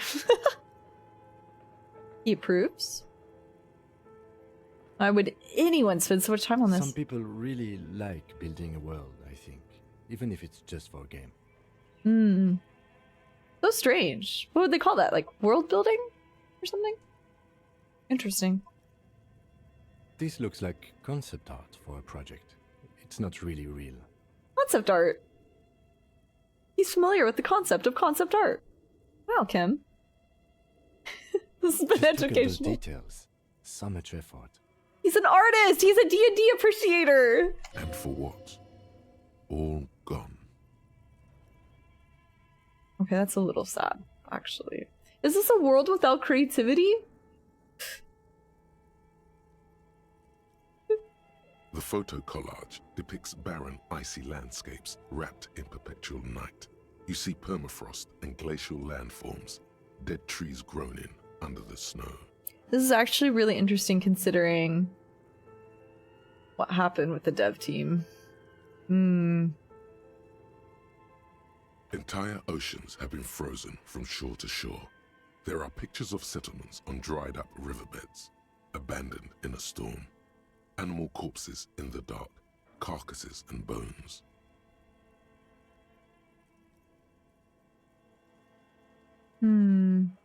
Albeit dark and cold, this vision also feels cozy in its own way, like eggnog or morphine, a much needed respite from our own world. Escapism. It's so interesting.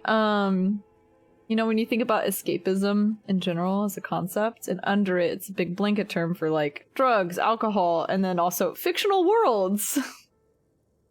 It seems so different, and yet it serves the same purpose. Except you're not damaging yourself.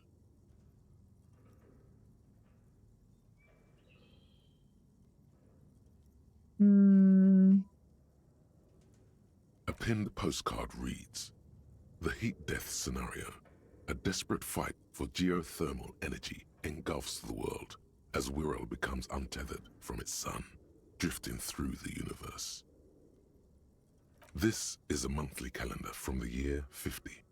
Cryptic words like sprint, daily minimi, and GPI span the marker-drawn grid, the grand scheme of production and money. What happened? As time goes on, the numbers in the boxes grow rarer and rarer. The board becomes an empty snowfield in the final days. Only failure and regret dwell in this region. Looks like they didn't make it. The lieutenant looks at the frigid ice field of nothingness. A note in the bottom left corner of the chalkboard says, "See the prod schedule filament for details." The handwriting is only partly legible, but you can still make out 3 slogans: Call in, Tune out, Wirral Untethered, and Heat Death of the Universe.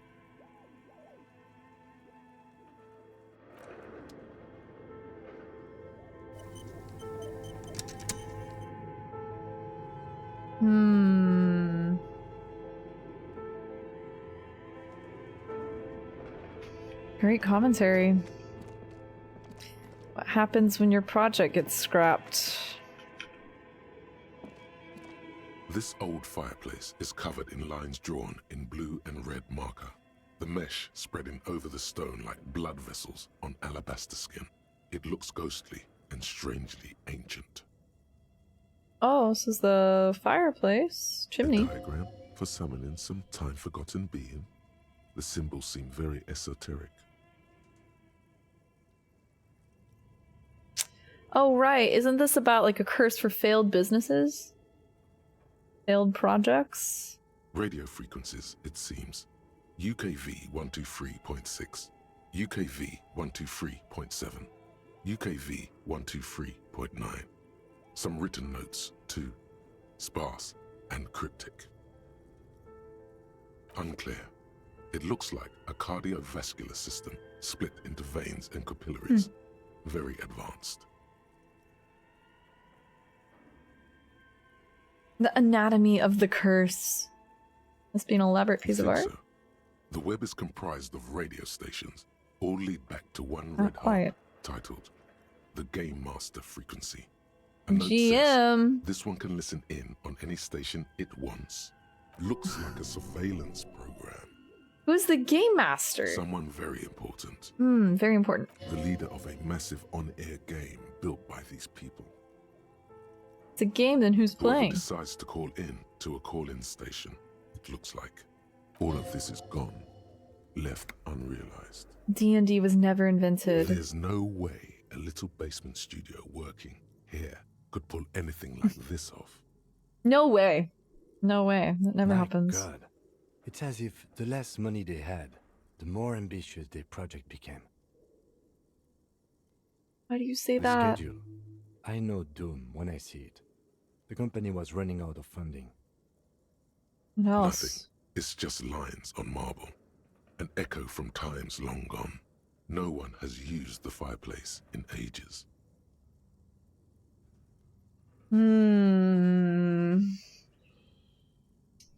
I've just gotta wonder, the devs that wrote the specific area, what they were thinking. Like, what personal history did they pull this from? Developers of the most advanced RPG in the universe. Oh. Oh. Oh. Whoa. Okay, there's a lot going on here. Ooh. A museum? Cool.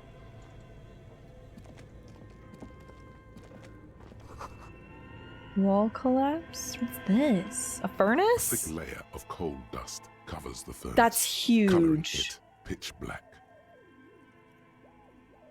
Looks like this furnace has a face, and it's a face of agony. Him? What is this thing? Is it a furnace? Looks like it. Looks like an old central furnace used to heat the building. It's connected to the chimney. It's a big furnace. That's like human-sized.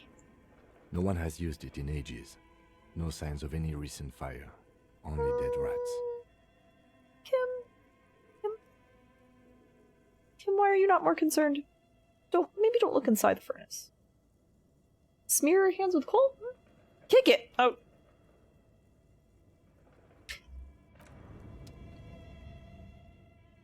Save? Save. Saving. Okay. I'll come back here. You see a terrifying ice bear with a strange compartment in its belly. The door is covered in frost, and the bear's eyes are glowing red. This ice bear is a hyper-carnivore. Be careful. Like a giant ice bear. The lieutenant doesn't answer. His eyes are glued to the animal. A sharp slice of light shines out from its mysterious belly door. Crack open the door. Of freezing cold air rushes to greet you. You hear a low grumble as the bear regulates itself. This is the inside of a refrigerator. The lieutenant takes a peek inside. His hand has found the holster of his gun. I am not going to tell him to relax. The shelves are empty. All you see are crumpled ice cream wrappers with the brand name, Revachol Ice City. A handwritten note has been attached to the door. The fridge Ice City is huge. We also had a call number for this place, too. Most of those places weren't answering. They were inoperable. Or, I guess, shut down.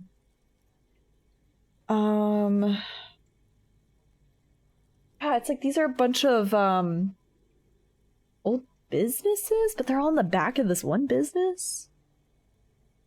It's almost, maybe I'm reading into it too much. It's almost symbolic.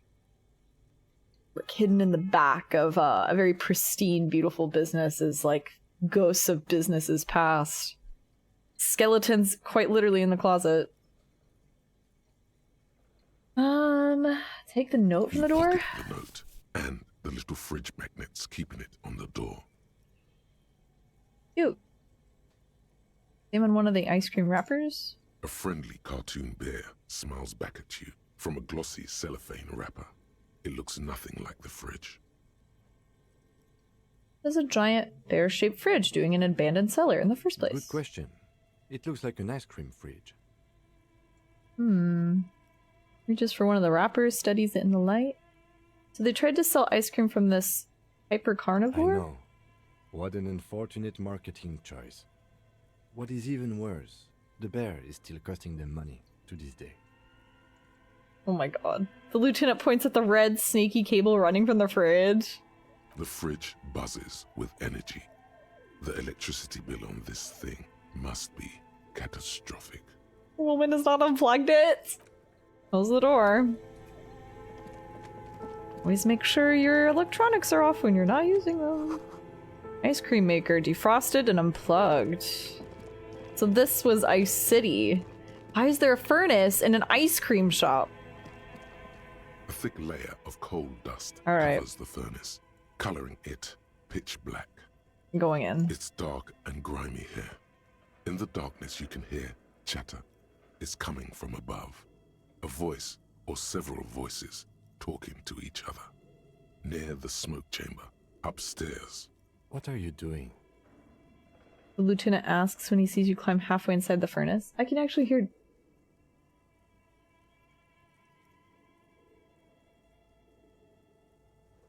I thought I did. It's so hard because I hear traffic outside too.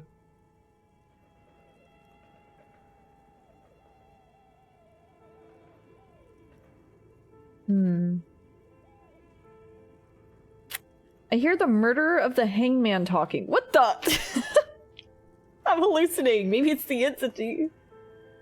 I can hear someone talking upstairs. Really? We should investigate. See if someone's upstairs. Yell hello into the furnace.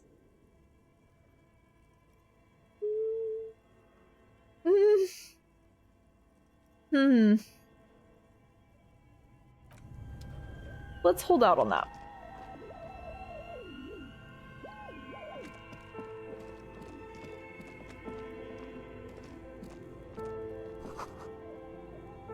There's a hidden doorway here. Can I go? Oh, oh. Whoa, we're running in. 2 rusty rifles are hidden above the piping. They look inoperable. A few bricks have fallen off, revealing a compartment behind the wall. It's too dark to see in.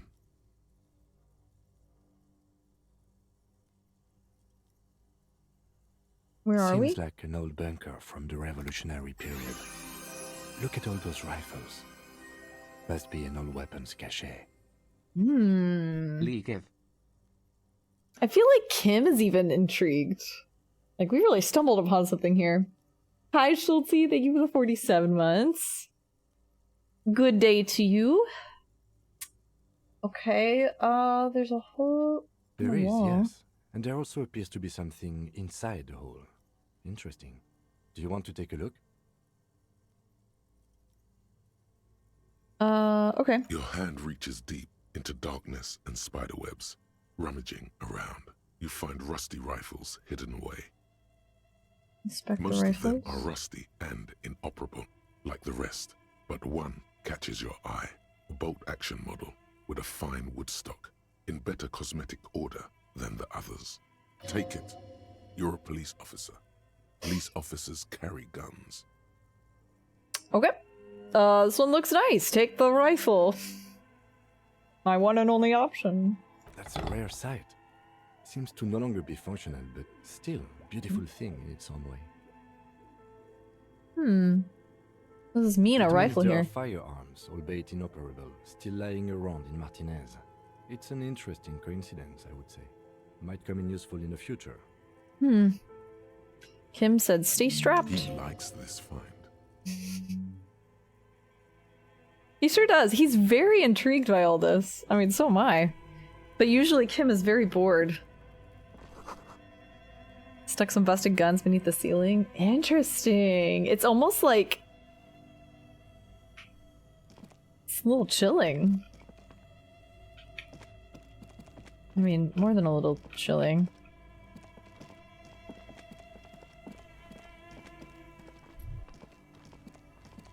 Miss something over here. Hold on. Okay.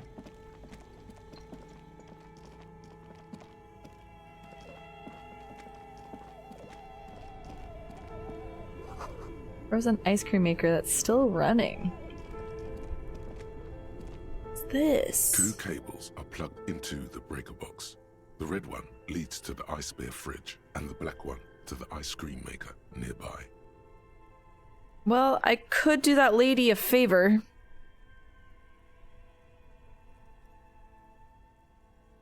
I don't know. I didn't like her attitude, to be honest. I'm leaving. Yeah, when Kim actually gets excited. He deserves a little excitement as a treat. Oh, he's standing in the middle of the desk. Oh, Kim. Intercom wire is running into the breaker box.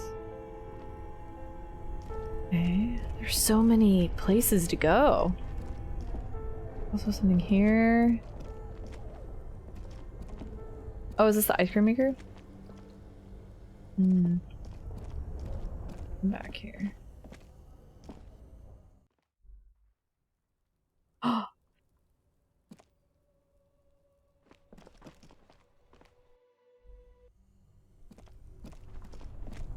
Whoa! Cellar window, people's feet shuffling by on the street. There is not that many people out there. Wow, the shortcuts. It's just like, a Soulsborne game. Okay.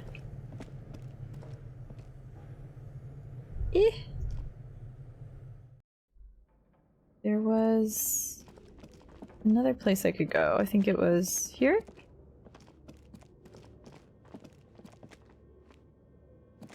An iron safety curtain curves before your eyes, folded like a bellows. It covers half the room, blocking the way into a colossal industrial chimney. This must be where the entity lives. Hate that. This is directly above the central furnace in the cellar. The voices probably came from here. Knock on it. What an odd thing to do. Nothing happens. Knock on it harder. Still nothing. No one's home. Knock even harder. Those curtains prove to be surprisingly sturdy. Your fist hurts now. There must be another way to wake up whoever is in there. Maybe we can try yelling into the furnace downstairs. Oh man, I passed that up too. Oh. Bent metal, broken glass. Your path lies strewn with the broken forms of everyday objects. You are the destroyer, the bane of inanimate matter. Yeah, I ripped that shit apart. Are we talking about over here? I don't see anything. Yeah, I ripped that shit apart. Anti-object task force. Okay.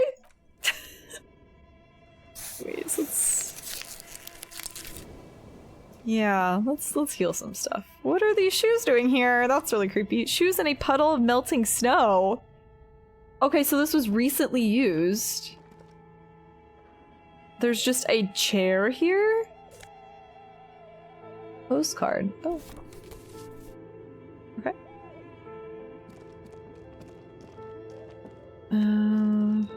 Guess we'll go back down. Man, I love the music here. It's so beautiful. That piano. And it's so eerie too. I feel like the soundtrack to this game is very underrated. I guess the game in general is, but I've never heard anything about the soundtrack. Oh, it was the furnace. Oops.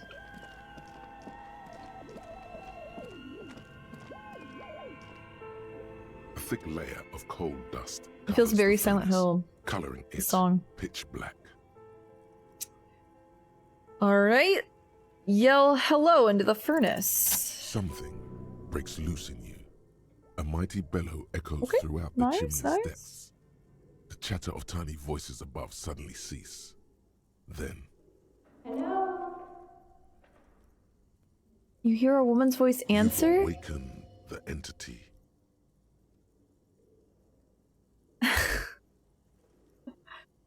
Are you there? Speak to me. Did you say anything? I can't hear you. Please come upstairs. There's a safety curtain on the second floor. I'll open it. Oh. You hear a low rumble upstairs. The sound of a curtain being pulled aside. After you, officer.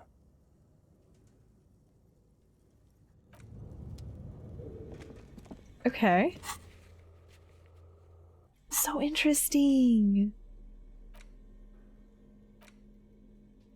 Sunlight has made this postcard almost completely sepia-toned. Midtown traffic passes. Overhead, the ghosts of skyscrapers disappear into a beige midday mist. Vapor rising from the delta on which the district was built. Postcard is prepaid. Antique Belle McGrave rifle. A broken Belle McGrave from ages past. It's a 4-shot bolt-action military rifle with a wooden frame. Shot put ball. A ball used for playing shot put. A favorite pastime of elderly gentlemen. I feel like you should hold on to this and make good use of it. To sell such beautiful old-school sports equipment would be a sin. It is, hefty price compared to what I'm used to. Ooh, a handwritten note you found from the giant ice bear fridge. It still bears some marks from the fruit-shaped kitchen magnets that were used to secure it to the refrigerator door. The note is written with a blue pencil on a piece of lined office paper. The kitchen magnets have left spots on its surface. Does it say anything interesting? The lieutenant leans closer to read the crumpled note over your shoulder. This is tangential at best, but the lieutenant's detective instinct is still active. Someone has scribbled, S. I can't believe the off-site copy is still here. The illiterate ginger kid keeps stealing stuff from the studio, so I had to hide it somewhere safe. Uno?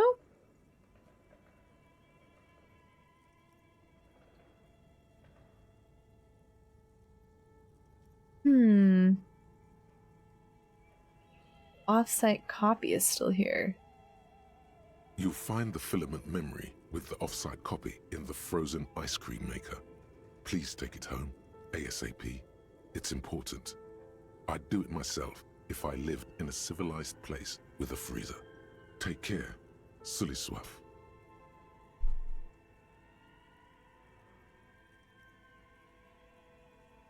What is a filament It memory? belongs inside a radio computer, storing its memory. It's like a tape. You listen to disco tapes, right? It's like one of your disco tapes, only for a computer. Everything comes back to disco.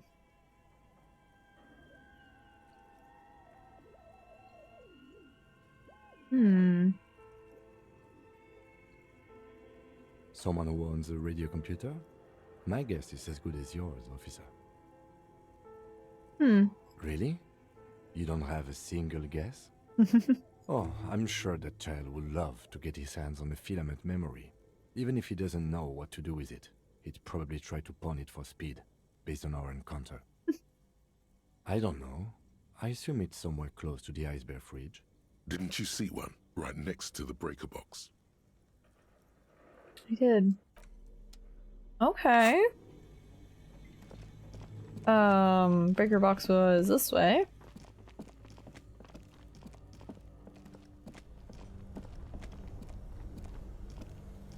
This orange machine is buzzing like an old submarine. It has a hand-cranked ice cream churner on top and an electric freezer that appears to be frozen shut. Uno and disco reference? Turning the crank feels oddly satisfying, like stirring your childhood dreams. In the distance, you hear water dripping. It's all gone now. You'll never become a poet or an entrepreneur. What the intrusive "my life is gone" thoughts. What better to assuage the creeping sense of failure than some frozen fat and sugar? You slip your fingers under the frozen lid, but the ice is too cold for you to get a good grip. A pry bar would come in handy here. Well, good thing I have one of those. If you want to try again. Equip the pry bar by going to the tool. Thanks, tutorial agent.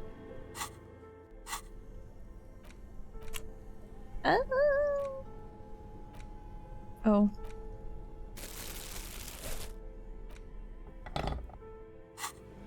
Okay. This now orange I'm ready. machine is buzzing like an old submarine.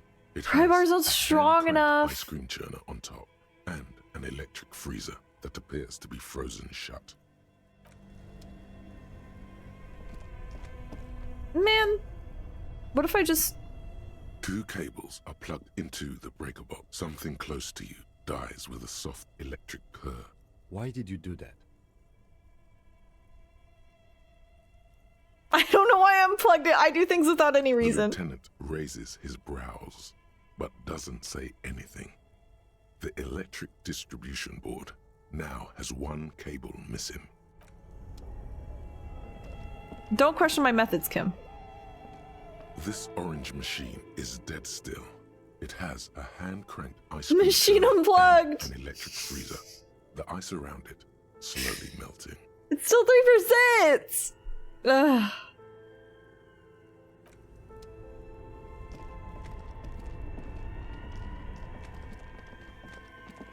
Was there anything else inside this fridge? The bear's eyes are still glowing red, watching over all the ice cream wrappers hidden. Oh, okay. I'll come back. Let's go talk to the totally alive and not dead lady upstairs.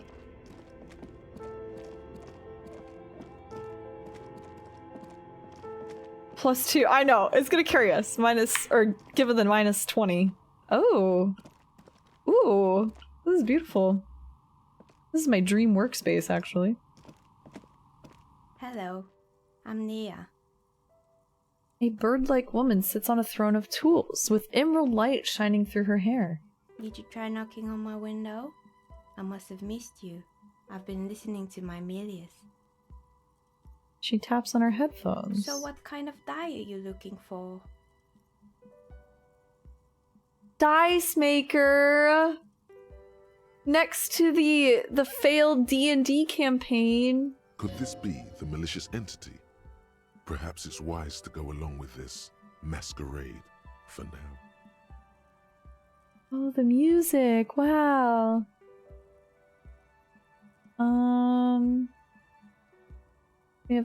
Must have me confused with someone else. Emmett knocked on your window. Then how did you get inside? By the south entrance? You know what? It doesn't even matter. What matters is that you're finally here. Let's talk dice. Did you have something specific in mind? What do you mean by Amelius? Yes, Amelia is like a call-in station.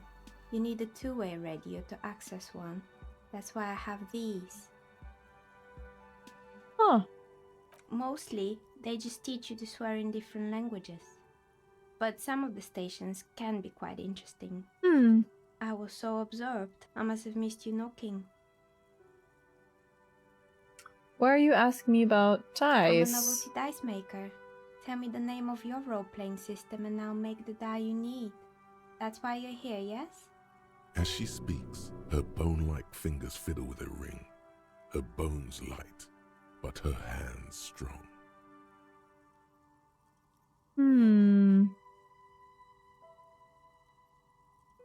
Sure, I like role-playing games and I need some dice. Very good. My rate is 10 real per set, unless you want something really unusual. Take a look around and see if there's any particular stone you want to use. The walls around her are covered with rows of precious stones and minerals. This person means you or no one else. Absolutely no harm. Whoa. She will answer freely and honestly. How did you become a dice maker? How did I become one? It was a business decision. I was a regular jeweler at first, but that's an unfocused field with too much competition. Some of my friends were role players. They asked me to make some polyhedral dice out of cobalt.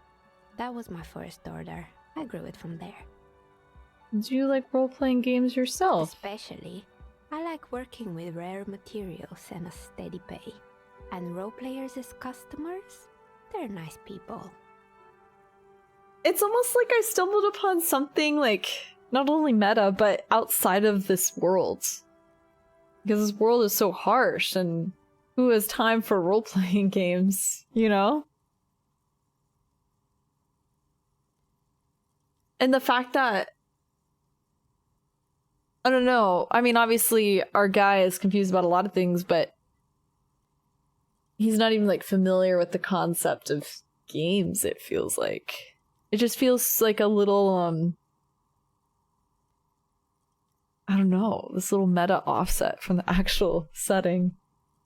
It's so pretty here too, wow. She's thankful for the security they provide her.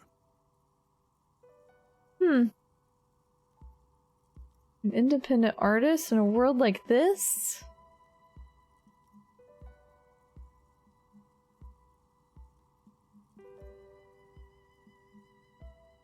Where are we anyway? What is this We're place? inside the chimney of an old central furnace. It's strange, I know. She looks up at the ruddy bricks that make up the walls. Even though they've been repainted, there are still signs of coal black soot here and there. But when I arrived here, all the other rooms were taken, so I had to build myself a makeshift home. Besides, I don't really have to pay any rent here, so that's a plus. I don't think anyone knows you're here. You literally live in the walls. Plaisance was right. There's an entity living in the chimney. You should ask her about the curse. I'm shaking our guy. What do you mean? Right here. The lieutenant looks around the spacious room, its ceiling fading into shadows above. Did you know that people call it the Doom commercial area? I've heard the stories, but I don't think those stories are true.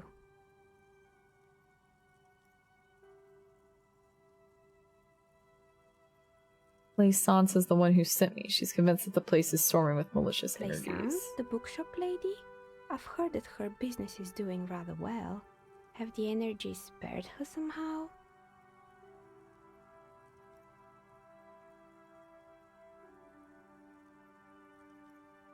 Curse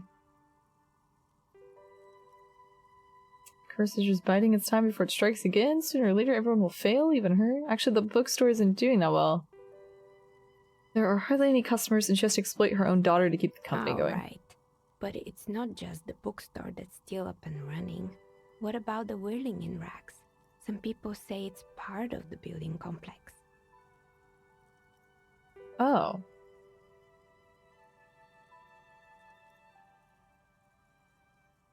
The whirling isn't doing well either. Its waitress just took off, and customers have trouble paying bills. Oh, I guess this is, yeah, all doomed, the doomed commercial area. And then there is me. Looking at her messy work table, all kinds of tools lie there scattered, from knives to carving files to wire cutters. I've been here for 14 years, selling novelty dice to role-playing enthusiasts. Not exactly a million-real business idea, yet somehow I've survived despite the talk of malicious energies. Strange, isn't it? It's because she's in cahoots with the demons.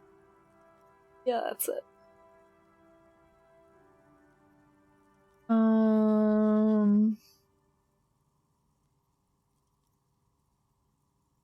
Ooh, torn between 2 and 4.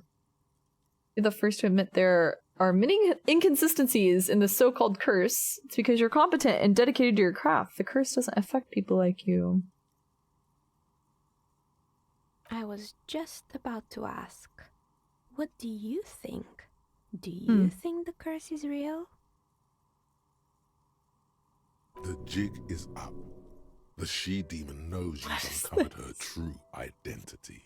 Time has come to face the source. Fear not, for the forces of the universe are supporting you in this psychic quest. What is happening? Bro, let's turn off the voices for a second. Narrow your eyes very mysteriously. I'm starting to see that there is no curse, only business decisions and natural market fluctuations. Exactly. Truth is always so disappointingly mundane and boring. It is. But I'm glad we got this sorted out.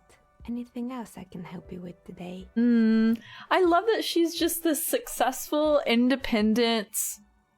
Well, successful compared to how turbulent everyone else's lives are. Financially and otherwise. And her life, like, she's tucked away from it all. Literally in the walls, and it's so peaceful here.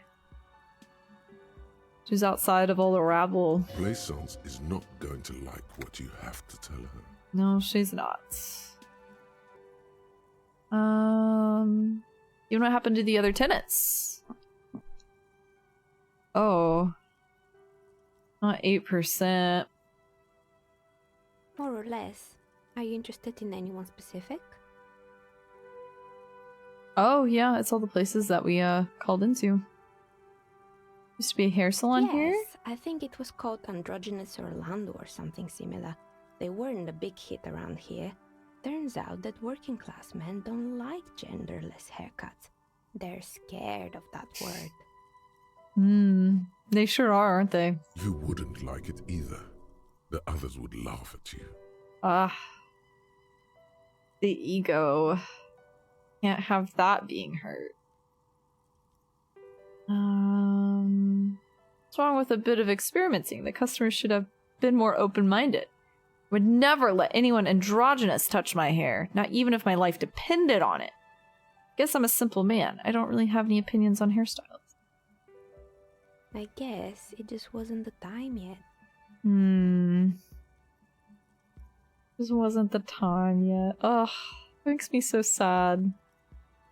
What happened to the gym? It wasn't merely a gym, it was Artemiteps Boxing Club, a community project created to steer at-risk youth away from drugs and crime.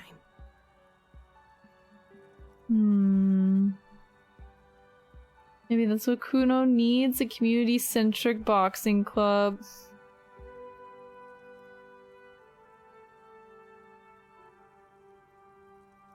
A kind man from Zemsk. I heard he had some trouble with the law when he was younger, and that's why he wanted to start the gym. as his way of giving back.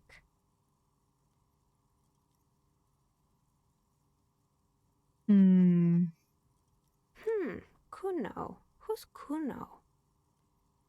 The king.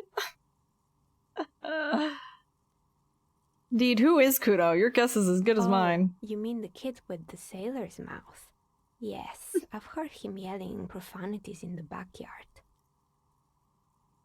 She looks out of the window, her face reflecting back in the dark. I think it would take more than a gym to help that kid. It didn't.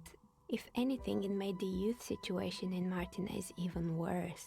At some point, someone started a rumor that the punching bag downstairs was full of amphetamines. You should have known it. Oh my god. Eventually, the coalition took away the funding and the club went bankrupt. This was a few years ago.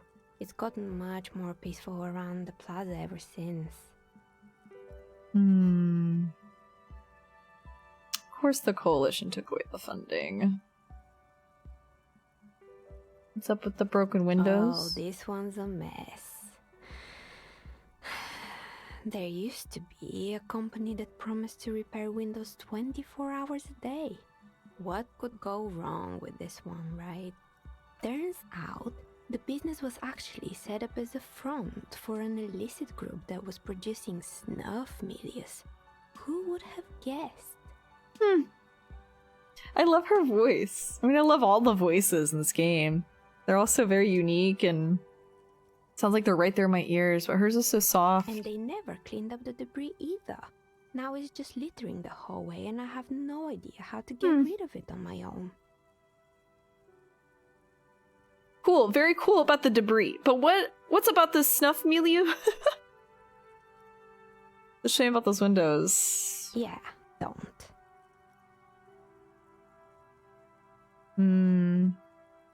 Did someone here make stuffed animals? I saw mounts lying around. You mean Mr. Fabron, the taxidermist? Mm. No, he mostly just did drugs. Oh. But what drugs exactly? Alright, electrochemistry, you're starting to get very annoying. Let it Anything pass. else? Found creepy There mannequins. used to be a fashion atelier here, but I have forgotten the head designer's name.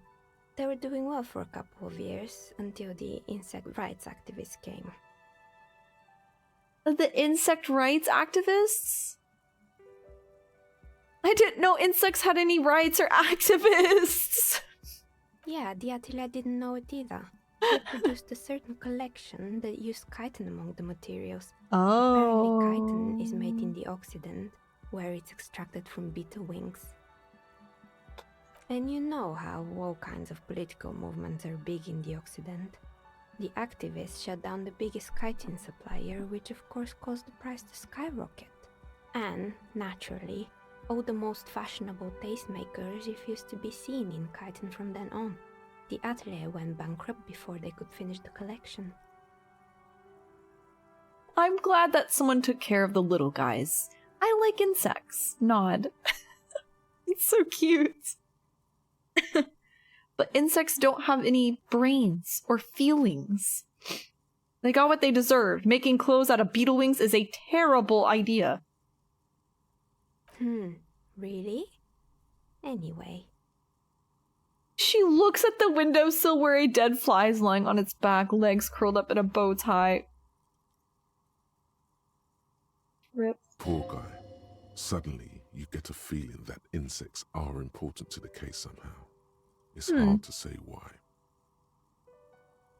There was a terrifying taxidermied bear in the cellar. Oh boy, the fabled Revachol ICT. You're in for a treat here. She smiles and leans closer, hands on her knees, like a stand-up comedian ready to tell a story.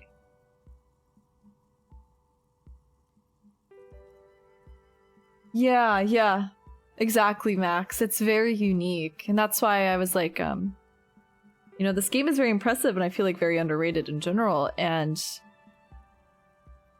that's true with like every aspect of it, especially the VA. You don't hear anything about the VA. I don't know anything about it. The place was owned by two guys who had some rather innovative ideas about marketing. The bear was one of them. Now ask me about their other ideas. I don't care about their other ideas. I just want to hear about the bear. Did the bear work? There was really just one, and it involved picking out the prettiest girls in the neighborhood and paying them 20 cents per hour to man the booth. And by man the booth, I mean slump behind the counter with a face that could maim you if you ever dared to disturb their bored magazine browsing. She leans back disapproving. Sounds like she really didn't like those girls.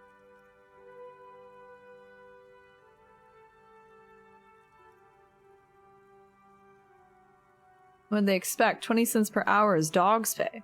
I'm surprised they showed up to work at all. But they did. They did show up to work, and not alone. There were also acne-ridden girlfriends and gorilla-like boyfriends loitering near the ice cream stand. And they already had the bear. She closes her eyes as if remembering something painful. What about the bear? Bear. She repeats, pressing thumbs into her temples like trying to suppress a headache. Didn't work out? Of course not. The bear was terrifying. No one wants ice cream guarded by a hostile apex predator. To make matters worse, the fridge didn't work too well either, and half the ice cream came out malformed and partially melted. Eventually, Ravishell Ice City lost the price war to its rival, Glace 5000. Glace 5000 sold caramel sundaes for only 5 cents a piece, out of regular fridges. I'm sure the bear was doing its best. The market doing its job. Maybe, because the taxidermist who made the bear definitely wasn't. Doing his job, I mean. He said that the bear was his vision beast. He said he met his vision beast while high on desiccants. Called it Megatherian. Scary, but cool. Megatherian? Megatherian, a mega wild beast. It's an imaginary beast that guides you through life by telling you to do more drugs, mostly. A wise and noble beast, guiding you toward the land where the streets are paved with drugs. I don't do drugs. I do drugs. I've got a vision beast myself. I don't have a comment on drugs.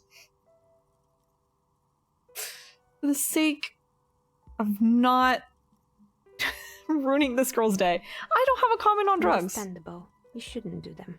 You're a police officer after all. Yes, true. Anyway, now you know the story of the fallen ice cream empire. She seems almost sad finishing the story. It is very interesting that she is essentially the sole survivor of all of these corporations that have failed. All these very corrupt corporations. I mean, corrupt to different degrees. She was the only one that worked for herself. In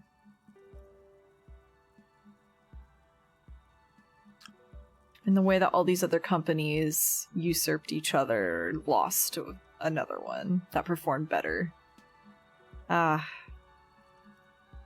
Capitalism at its finest. And it's like a ghost town, too.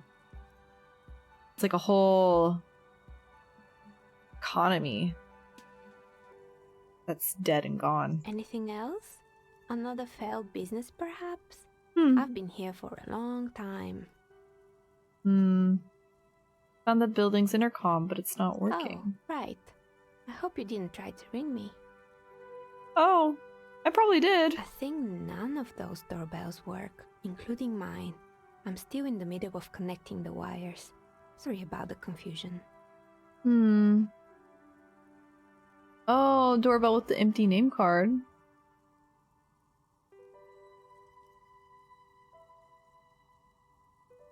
East Delta Pinball. Oh.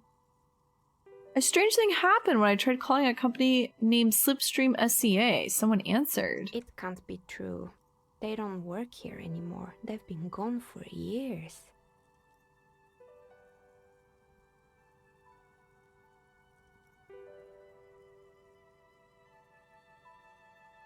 A ghost? For real? For real? I would actually love if this game had anything actually supernatural in it. Even if it's just a little thing. Yeah, creativity survived. Yeah, exactly that. It actually, not to get like too real on Maine here, haha. It kind of makes me reflect on myself because I not constantly, it's just something that's like in the back of my brain sometimes that I try not to fixate on too much because I did choose my path essentially, and I do like the path that I've chosen. But sometimes I do wonder, I'm like, oh man, did I do something wrong by not playing the game more? The game of capitalism, the game of going into STEM and studying something that would have pipelined me into a more stable career. As I always knew I wanted to do something creative and probably unstable, and working for myself especially, and that's always going to be unstable to a certain degree. So I think about that sometimes, especially with the economy getting worse and things getting more and more expensive. And like, I love what I do though. So that's the thing is, I feel like I have this endless ceiling threshold where I'm not like capped in any kind of way. I have the potential to do so much creatively, earn as much financially. Like there's no like cap on salary or anything like that. And I love being unrestricted in all those ways. And I hate the idea of being employed by a company where I'm more restricted. And that's just a me thing. That's something I've always known about myself since I was young. But the system doesn't reward you for that. They don't like that. It is very unstable, and you never know what your next month is going to look like. And that's just kind of like the con with the pro of getting so much freedom and control and creativity.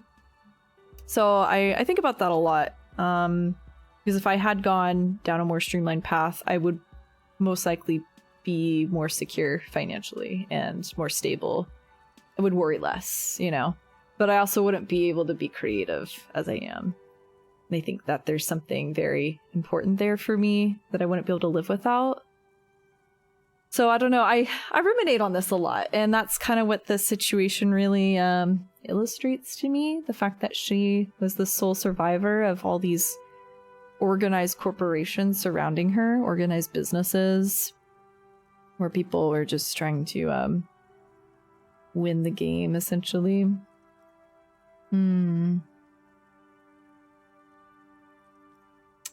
Anyways, rambling out loud, but yeah, fuck the system.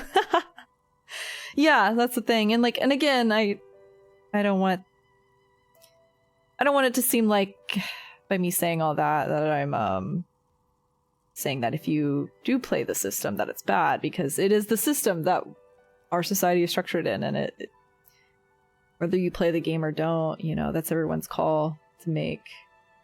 And I think there's a lot of strength in trying your best to survive within the system too, because it's not easy.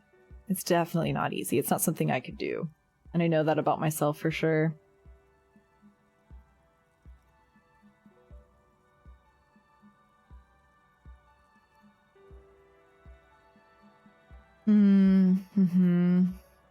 Never allowed to be off. It's kind of slowly killing me. Oh, Rabid Tub, I'm so sorry.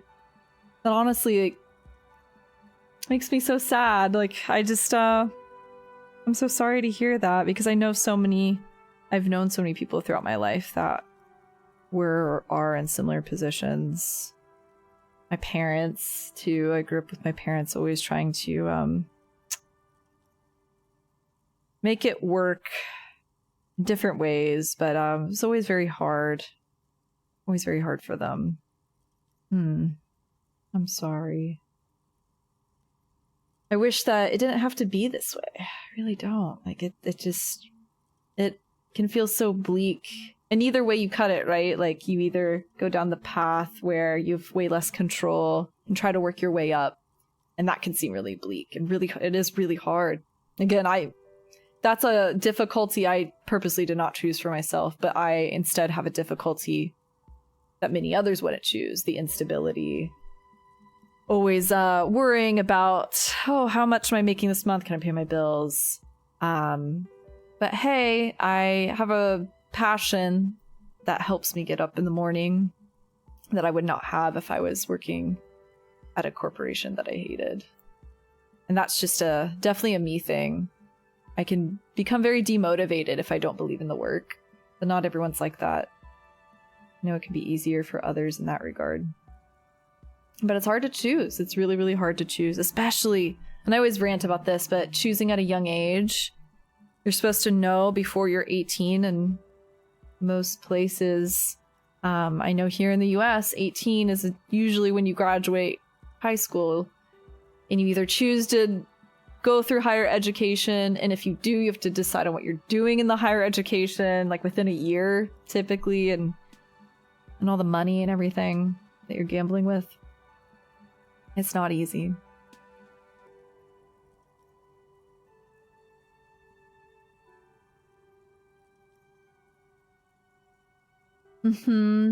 Yeah, that's a big one too, Yoshi. One of the ways capitalism self-perpetuates is by scaring people into thinking they will be in poverty if they don't participate. Yeah, because it is a real risk, right? I won't deny that it's not.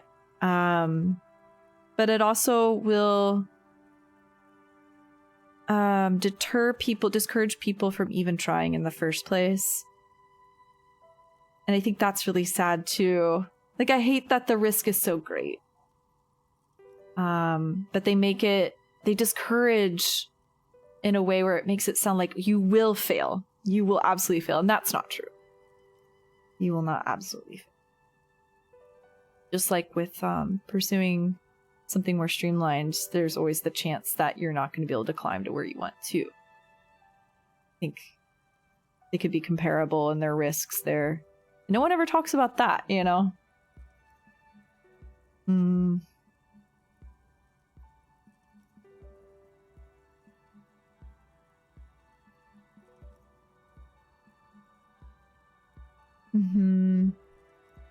Yeah, I resonate with that. Mysterious.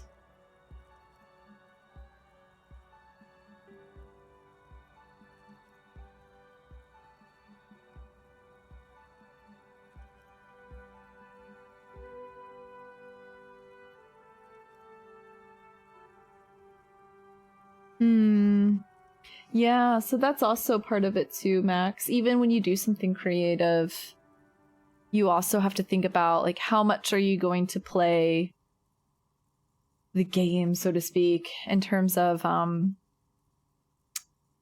what the algorithm wants you to do, and algorithm/society, right? And what's trending and what will net you more income. And to a certain extent, you do have to make those decisions. Like, that's just the reality of it. You have to decide how much you're going to play into that and how much you want more control over your whatever it is that you're creating. It's not just what I do, right? Like video editing and everything else. It could be any creative form. But that's why a good example is how I run my YouTube channel. I know that if I had hired an editor a long time ago, I could have been producing way more videos by now. And my subscriber number would probably be much higher than what it is. And I know this as a fact, but it's so hard for me to relinquish that creative control, for better or for worse, that I've purposely stagnated myself. And that's fine. Sometimes my brain tells me it's not fine when I'm like, oh man, I'm struggling this month or whatever it may be. But I crave that control over what I create so much. And that's just my personal call. But finding that balance is the hard part. Because sometimes I do think, oh, maybe I should play to the algorithm more. I don't know. But I also never want to be inauthentic to myself and what I do. I want to always enjoy what I do. And like getting burned out with YouTube as well. I leaned into that burned out and took time off. And that definitely kneecapped me a little bit when it comes to finances, for sure. So I don't have YouTube as an income source as much as I did. And that's just also a reality. So it's tough. It's so tough to make those calls. And those are calls you don't have to make when you are employed. And it is more corporate, and you have a boss, and you have a salary, and you can count on that salary. It's the predictableness of it, for sure. Sometimes I'm very wistful for it. I'm like, oh man, it would be nice to just really not think about it and play more by those rules in a way, but I know ultimately I would be really unhappy. More unhappy than the instability makes me, I think. But it's such a tough call, and I hate that it has to be like that. For everyone, you know?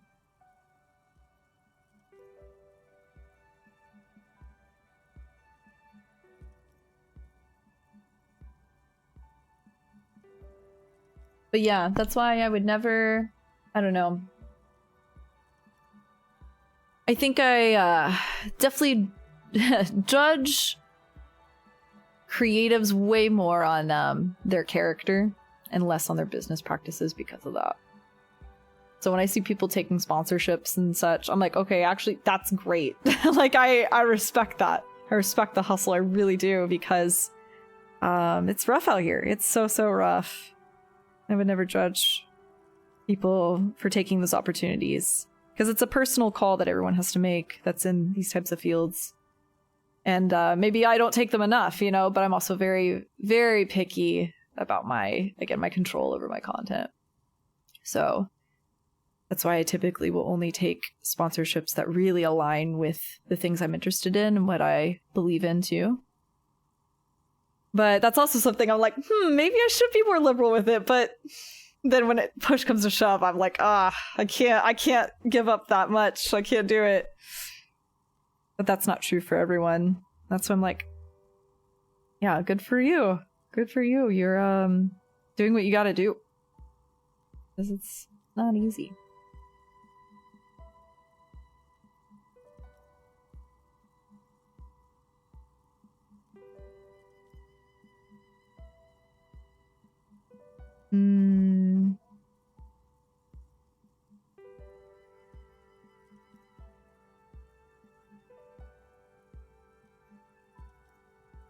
Rio. That takes a different sort of courage, I think, to go back and learn again and restructure your career. Absolutely. And I really hope it works out for you. I think, I don't know, this is something I like to believe. There's different paths to everything in life. So no matter what your goals are, your path there is going to look different than the person next to you that's also shooting for the same thing. And I think that with enough time and perseverance, even if it looks like, oh, you're falling behind other people who are shooting for the same thing, or it's taking too long for your own personal desires, there's always a way to end up there. You just don't know exactly what it looks like. So for what it's worth, I really believe you can make it happen, Rio. And that's true for anyone who feels really stuck in their career or what they want to do. There is always time. And as much as society likes to tell you that there isn't, there is. There is always time. It just might take longer than what you want or what you see other people do.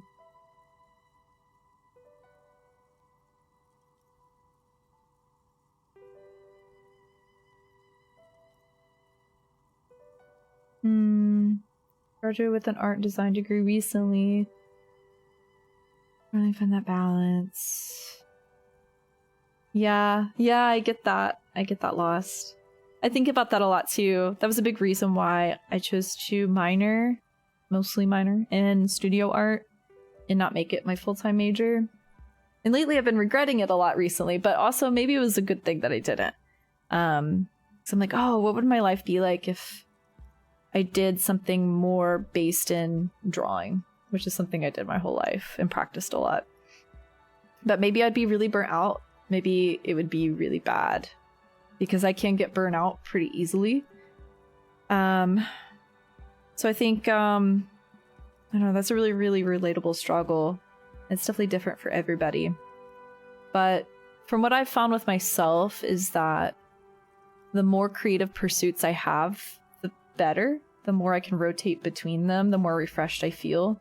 So having like a couple of things that I do that bring me income, that are creative or use my brain a certain way, and then a few more creative pursuits outside of that that don't bring in money, and I can rotate between them all. When I'm taking my time off, then I'll pursue this thing. And then when I'm clocked in, so to speak, I'm utilizing these skill sets.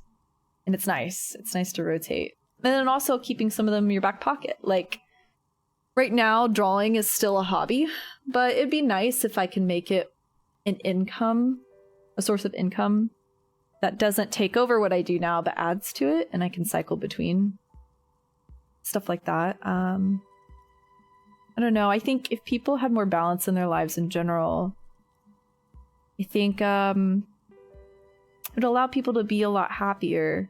But our society doesn't really perpetuate that, does it? It kind of pigeonholes us. Another reason why I'm so against the system. Fuck the system. Because I hate that it does that. And then it wears you down, it burns you out, and then it scares you into choosing a different path. But as humans, we're not meant to just do one thing our whole lives. We're really not how our brains are wired. It's not exactly healthy. You shouldn't have to do it. And that's why everyone needs time off from work. Everyone needs to be able to regulate. Dropped engineering to pursue 3D art. I'm broke now, but I'll die doing what I love. Baboon. Big kudos for wanting to change up your life. That takes a lot of courage, for sure, for sure.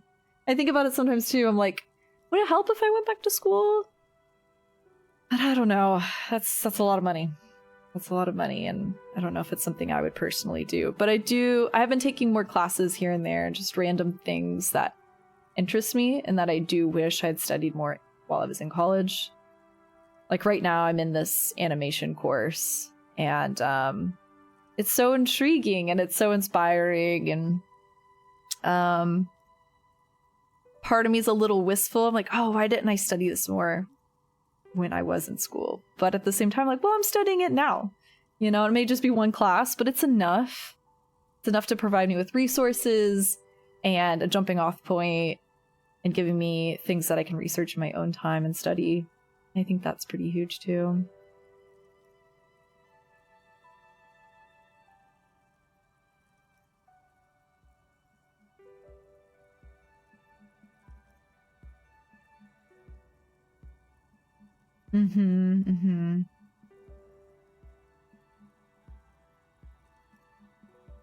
Yeah, exactly, Cetra. Yep.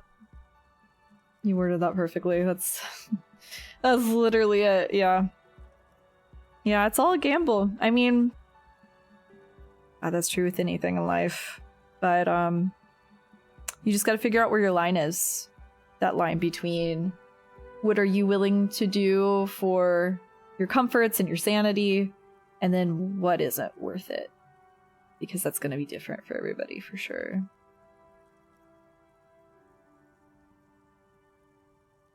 It doesn't give us the time to pursue creative interests by wearing us out. Yeah. Yep. Yeah, that's why, I think I brought it up, it's a few weeks ago now. There was a post that I saw, and it was someone giving tips, so to speak, if you work what they called a bullshit job, where you sat pretty much in a cubicle and you had a lot of time on your hands, and you were able to get your work done, but there's also a lot of time to like slack off, right? And it is something that you can get away with. And they were advising to utilize that time. So while you're there on the clock and you did everything that you need to do, right? That won't get you in trouble. Take that time to practice whatever it is, whether it's drawing or researching something, your interests that could one day lead you into something else. Because society absolutely does push for that. Capitalism in general, these corporations, they try to wear you out so that this is all you know. And it's just a small way to rebel against that. I don't know, the way that they wrote it, I'm like, wow, that's literally what I would do when I was in my cubicle job. Because they didn't check in on me. Again, obviously it's different for everyone's job. Like, make sure you're not gonna... I'm not advocating you to, or endorsing you to put your job in danger, but definitely look out for yourself first and foremost. But if you have that time, yeah, utilize it. Because when I had free time in my cubicle, I was always brainstorming ideas for video editing and getting started with streaming and all that. That's where a lot of it kind of took off. Spent a lot of my time brainstorming there.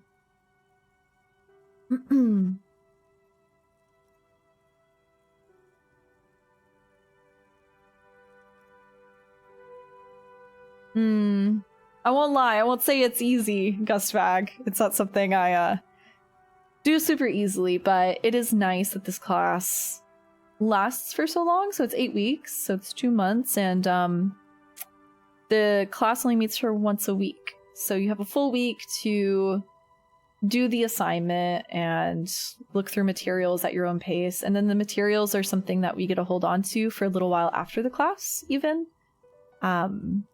Yeah, there's just a lot of information and people you can meet through it as well. But it's very low intensive because it's just one class. So I say starting very small helps a lot, especially if you got a lot going on. But it is something else that's on your plate, for sure. But it's just like picking up any kind of hobby or like going to a class, like a dance class or something. It's kind of like that.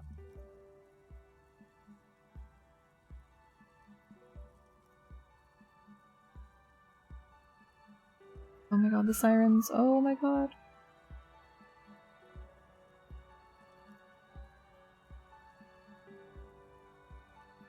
I don't think they broke the... Oh, did you hear it? Oh, you did. Okay. I was like, I don't think it picked up. Didn't break the noise gate.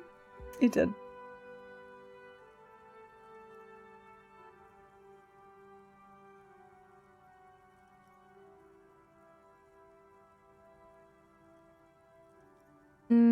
Yeah, at the very least. Especially with creative pursuits, right? Anything that you create in your own time, or that's a hobby. At most, or at minimum, it will benefit you and your happiness. And as long as it does that, it's worth it. And then the bonus is if you pursue it long enough and also put yourself out there enough and opportunity comes your way and hey, you're making money from it now. Like, that's a bonus, right? I think keeping it as something for yourself and then pushing more on it whenever it feels right is something that comes with time. But at the very minimum, at least it's giving you happiness, which makes it worth it.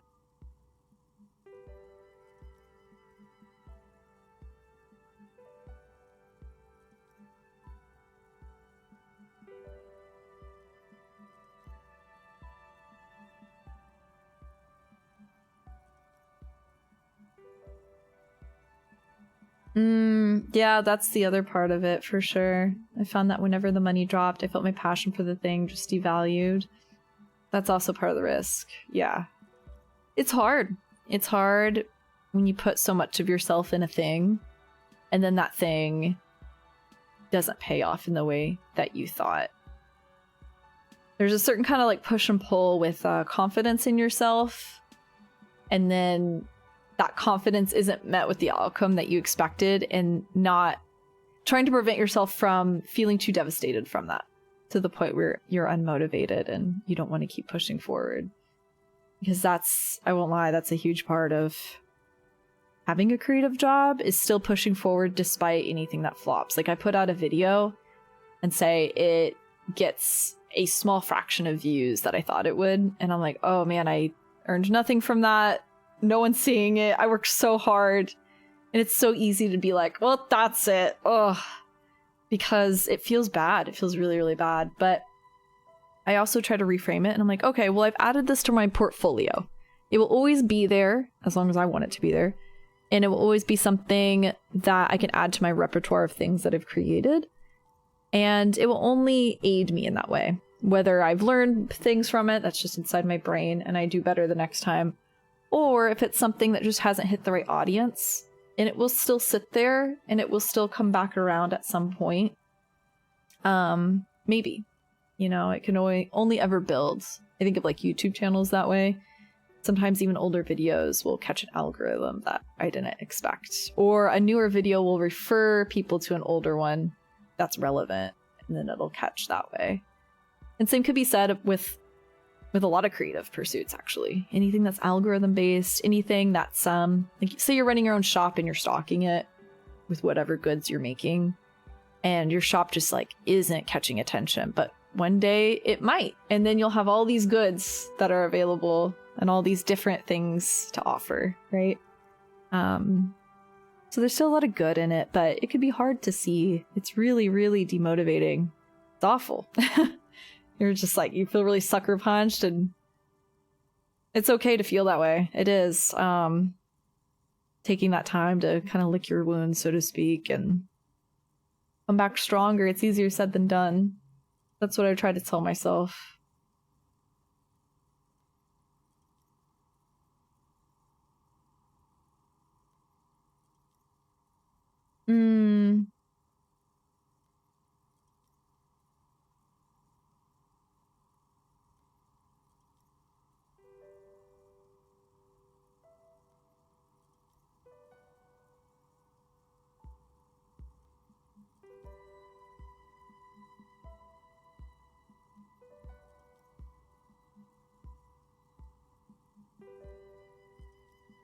Oh, I see. I found it kind of just cheapened everything about it. I see. Yeah, putting like a number on it. Yeah. Yeah, for sure. Again, that just it's a call you'll have to make for yourself. I get it. I do. I try not to look too hard at and this is something that I can do with my specific business, so to speak, which in this example is my YouTube channel. I can look at the final payout and be like, okay, that's a sum of money. But it's different when I go into my videos and I look at like their lifetime worth. And I'm like, ooh, that is not that much considering how many hours I put into that. If I do the math too hard, it just feels so terrible. I'm like, ooh. If that was translated to a normal salary job, I'm getting paid so little per hour. Like, it's actually abhorrent. And I just can't do that. I can't go down that path because on paper it won't look worth it. But yeah, never do the math. Yeah, that's a big part of it. That's very valid. Also, Rabbit Tub, I just my heart goes out to you. Yeah, I can't say I've ever been in that position exactly, where I'm really considering having to go back to school, or I'm really stuck in my current position. But I know people, adults in my life when I was a kid that were. And it's not an easy one to make. It's definitely one of those things where you have to weigh which decision will give me more of a possibility of happiness, despite its repercussions, possible, I don't want to say consequences, because they're really, I try to look at things, and this might be a really watered down way, almost naive way of looking at things, but I try to see things more as like, there's no true cons, there's just lessons learned, and different paths that will have its own negatives and positives, right? But there's no bad decision, exactly. I used to also be really scared to make certain decisions in my life because I'm like, oh, that's gonna be a bad one. And then I wouldn't make any, and nothing would change, and I was still miserable, and I was like, ah. So I get that. But I had some friends in my life that were like, there's really no bad decisions, but if you stay this way, like, think about your life now. Is this what you want going forward? And my personal answer was no. So I knew I had to do something just to change up my life. I have been faced with that. Decision making is tough. It's so tough. It's one of the hardest things about life, from a personal stance, right? Just making those big choices, because we have no way of knowing. And everything at the end of the day is a gamble, so to speak.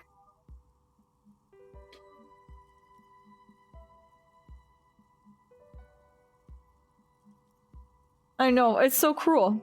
It's so cruel. And there is something very paralyzing and know you have like all these possibilities and you have to choose one. Oh my god.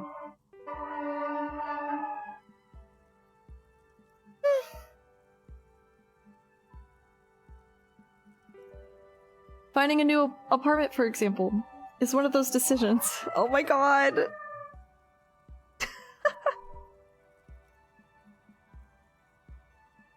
Finding a new place to live is one of those decisions, for example. And I'm like, is this the right one, considering how expensive it is? Or is this one the right one, even though it's still loud? It's tough. It's tough. Literally trying to have a conversation here. With this beautiful background music. Killing the vibe. I know, also Tapatio's food bowl. There's always so much going on. I think I've come a long way in tuning a lot of it out, but sometimes it still gets the best of me.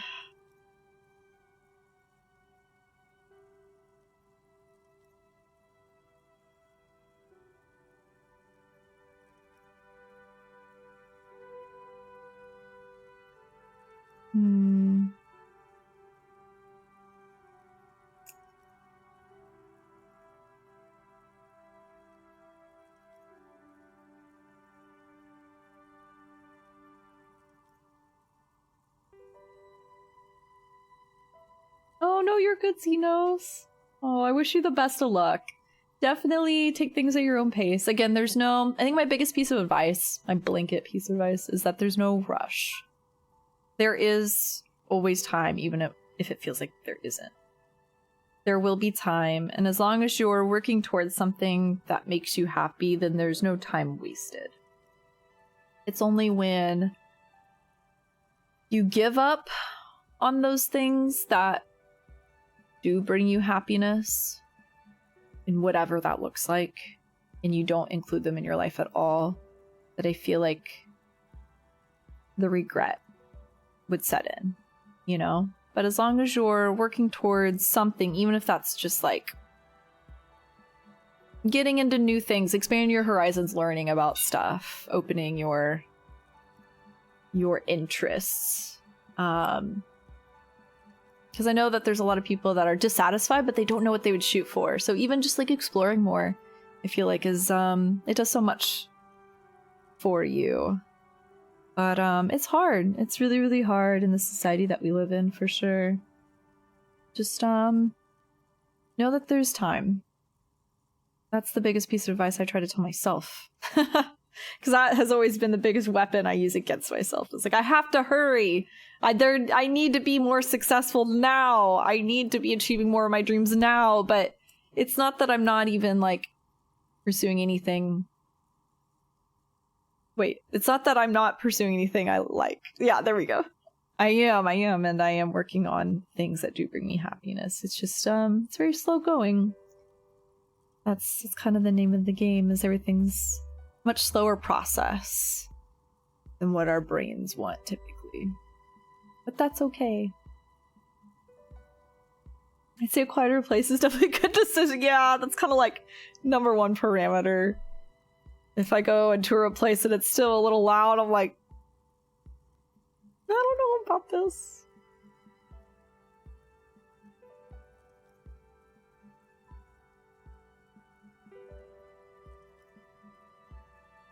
Oh, that's very kind, Kurtman.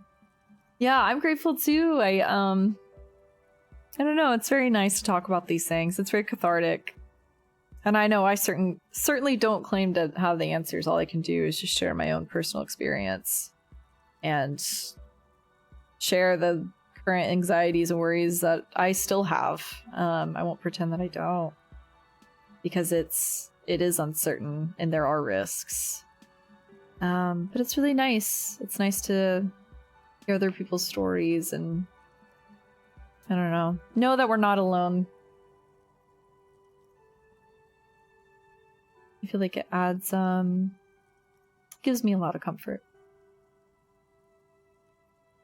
I know, when you meet a nice middle-aged lady in an attic, you begin to question everything. Yeah, she's so sweet too. I just love what she represents. I love how symbolic this whole area is. It got me on my tangents.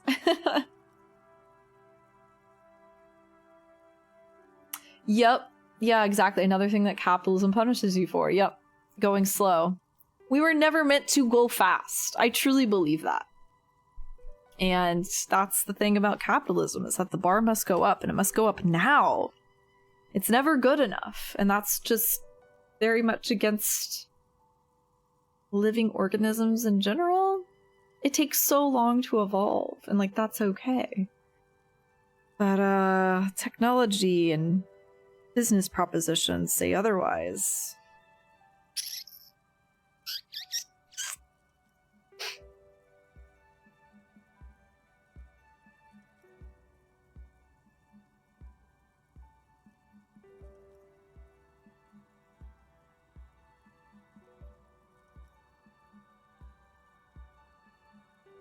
Stara.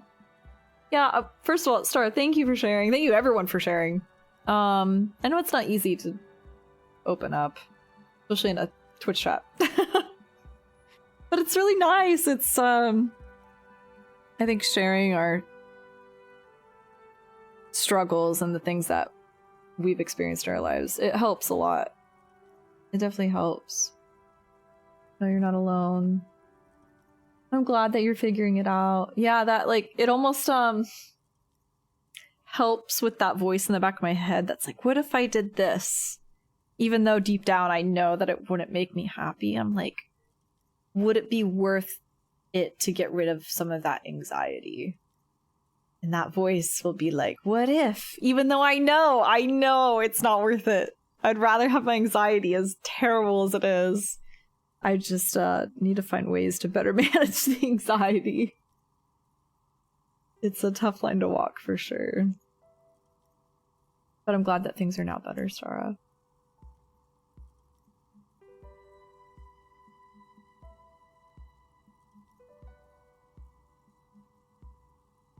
The only fucker that must go fast is Sonic, and I am not that guy. Ugh. Yeah, that's the thing. And like, getting so much done in one day, I'm doing more now than I think I've ever done in my adult life. And I'm still trying to find that balance between like, okay, how much is too much for me in one day? Because that's also okay, not to achieve everything in one day. And that's something my therapist also drives home. I'm really grateful for. She's like, you know, we as a species, we did not do much when in our earliest forms, like when we were caveman, so to speak. We did not do a whole lot. We hunted, we gathered, and we cultivated things at home. We did not worry about all these deadlines that we have to meet and these businesses we had to keep up with. That's capitalism. She's like, as long as you do one thing a day, that should be enough.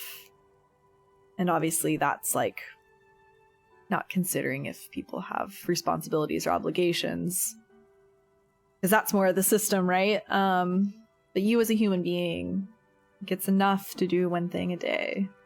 And sometimes I tell myself that when I feel really lazy one day and I'm like, I didn't do enough, I needed to do more. I'm like, well, no, I did this one thing. Like that should be enough. Takes off some of the pressure.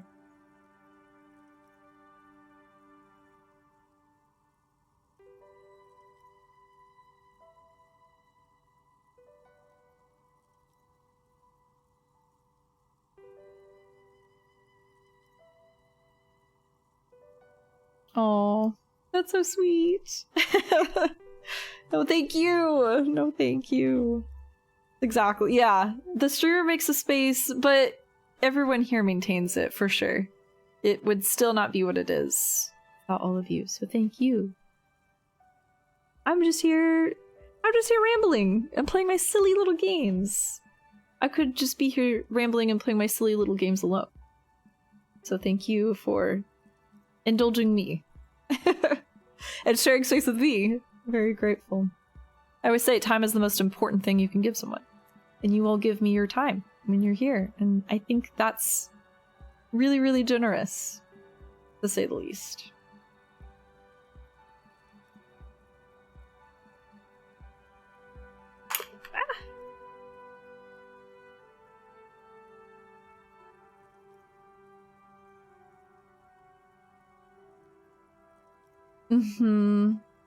I have been craving downtime so much, especially ever since I started packing more into my days. My brain will burn out and I won't be able to do my job very well. So when I was taking all that time off, I was doing too much in my days. And it was really, really hard. I was also adjusting, and that takes a lot of energy, and still trying to take care of myself and everything else. And it would cause me to just crash out so hard, just absolutely burn out, that the next day I'd be like, I'm so sorry, y'all, I have to cancel stream. And I wasn't able to manage my energy well. And now I've learned I really need that downtime in order to be productive in the ways that I want to be, aka doing my job. So if I did not take that time at some point during the day to just like sit and do things that bring me joy and peace and relaxing, then my brain will feel so sluggish and tired, and no matter how much I sleep, it's not enough. And it just like adds to that burnout. So downtime is absolutely super important. I know it's hard. It's hard. It's hard to find that time, and it's hard to win against that guilt complex that's like, you should be doing something productive though. Especially if you're like me and you work for yourself. There's always something to be doing. At home. Some people have an easier time of it when they have that separation between work and home.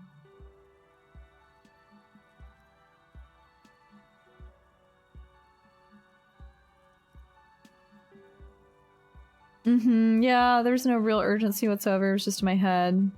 Yeah. All that to say, first and foremost, taking care of yourself. That's the most important thing. And that's also going to look different from other people. Something else I've learned a lot about is that your downtime and what you need to do is going to be different from the next person. You know, for some people, that's going out and doing more things and enriching themselves in a really exciting way. And then for others, it's going to be staying home and being quiet and working on little tasks and things. So that's also something else I've learned a lot about recently. Like, oh, I'm very much, I gotta hunker down. I can't be going out and doing things and doing all that talking. That will expend a lot of my energy.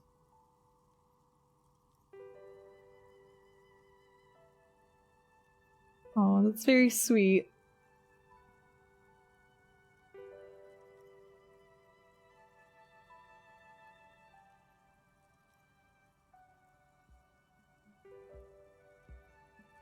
Oh, yeah, all or nothing behavior. I get that. Get that too. That's also a form of negative self-talk. Fun fact, I learned this recently because I'm working on that with my therapist. An all or nothing mentality can lead into some pretty harsh perfectionist negative self-talk, in which you kind of tear yourself down for not meeting these arbitrary goals that are all. So then you're like, I'll just do nothing. And that's a way of like punishing yourself. I do it all the time. I'm very familiar with this. Something I'm trying to work through myself. Teehee. I'm like, oh, I didn't get my video out when I wanted to. Well, oh well. And then I feel worse about it in the long run because I'm like, oh, well, now I'm just not getting my video out or whatever it is. Perfectionism.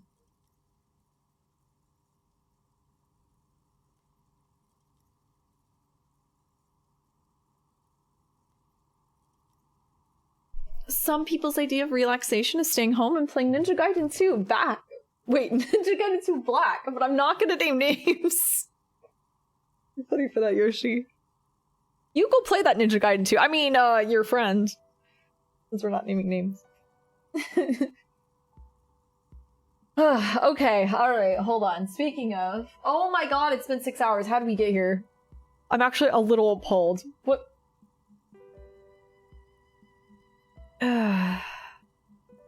My moderation is terrible. Speaking of taking things slowly. Alright, we're gonna wrap this up. Continue this conversation. Oh, I don't need my controller. I'm like looking for it.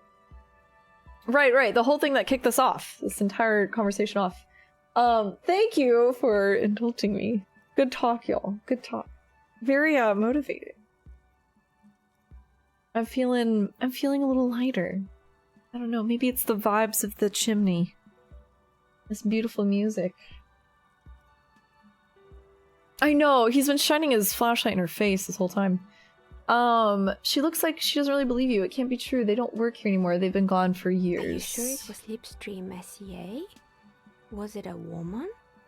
Maybe it was Plaisance from the bookstore. Oh, right, the ghost.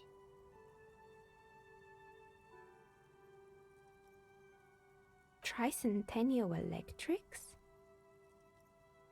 There's a moment before she recognizes the name. It used to be a major electric company 100 years ago. 100? Are you sure it wasn't just some kids playing a prank on you? She kind of sounded like a ghost. No, it was something else. It was eerie. No, it was something else. Something eerie. Pranks can be eerie. She looks as if she's still convinced it's nothing to be worried about. Ugh, the kids these days. We were just one of them, and now they're terrorizing us. I'm a little No creeped out. solidarity. I love it. I want to go call it again. You're telling me that the doorbell with the empty name card is That's yours? right. I haven't even written my name there. As I said, it's quite useless right now. It doesn't work yet. Oh, okay. I was wondering about the whirling in rags. Is it part of the same building complex? You could say so. Both houses were built at the same time and under the East Delta Commerce Center project. That explains why you can call the whirling from the intercom, albeit I doubt that anyone responds. If the whirling is part of the same building, then it's part of the doomed commercial area. The darkness of this place is there, too.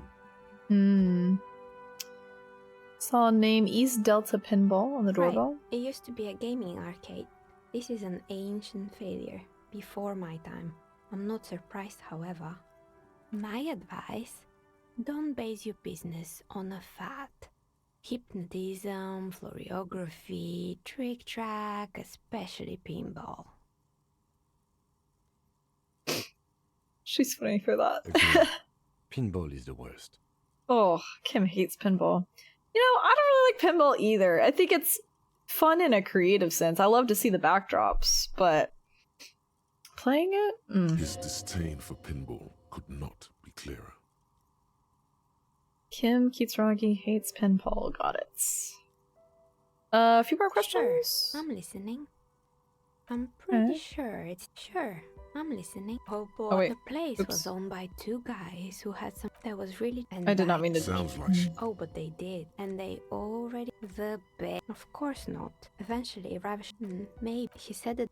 I did not mean to. Oh, I totally understand. Anything else? I'm More pretty questions. sure it still doesn't work, but sure. What do you want to know? Sure, I'm listening. Good. I hope it clarified things a bit. Okay. What else?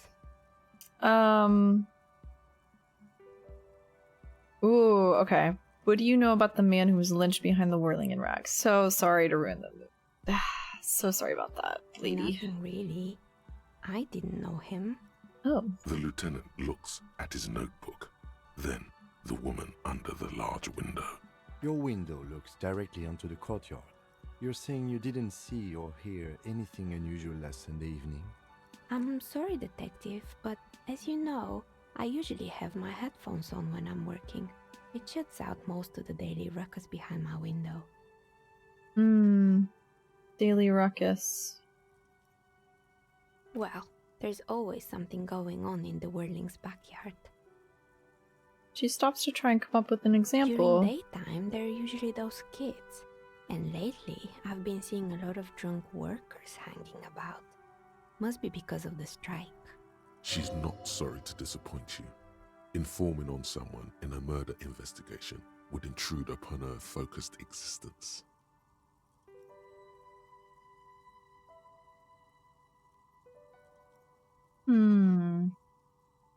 But I never saw anyone during that fateful Sunday night, I'm afraid.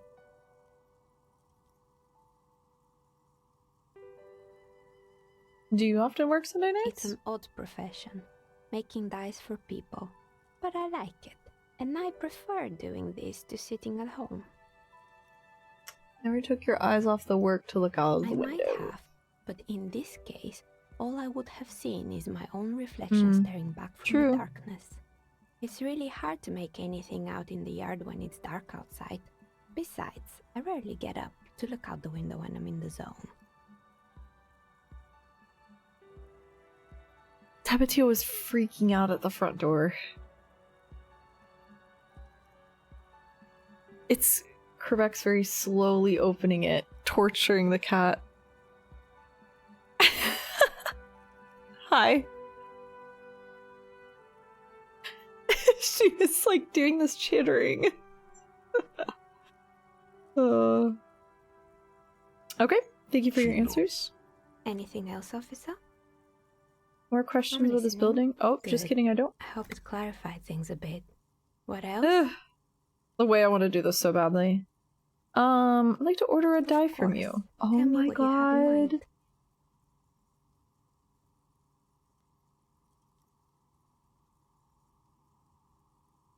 I don't actually know what die I want. How about an amber die? Amber, a poor man's gold? Who told you amber was cheap?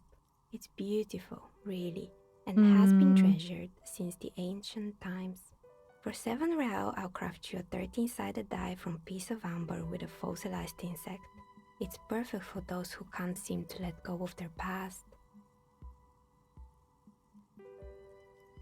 Ooh. I like that symbolically.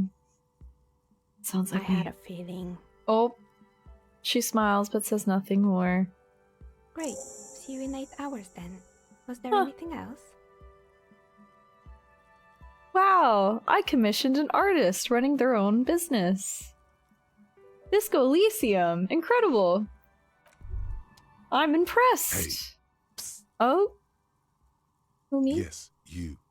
Word on the street is you're ready to start building communism again. Again? Yes, you're ready to start building communism again.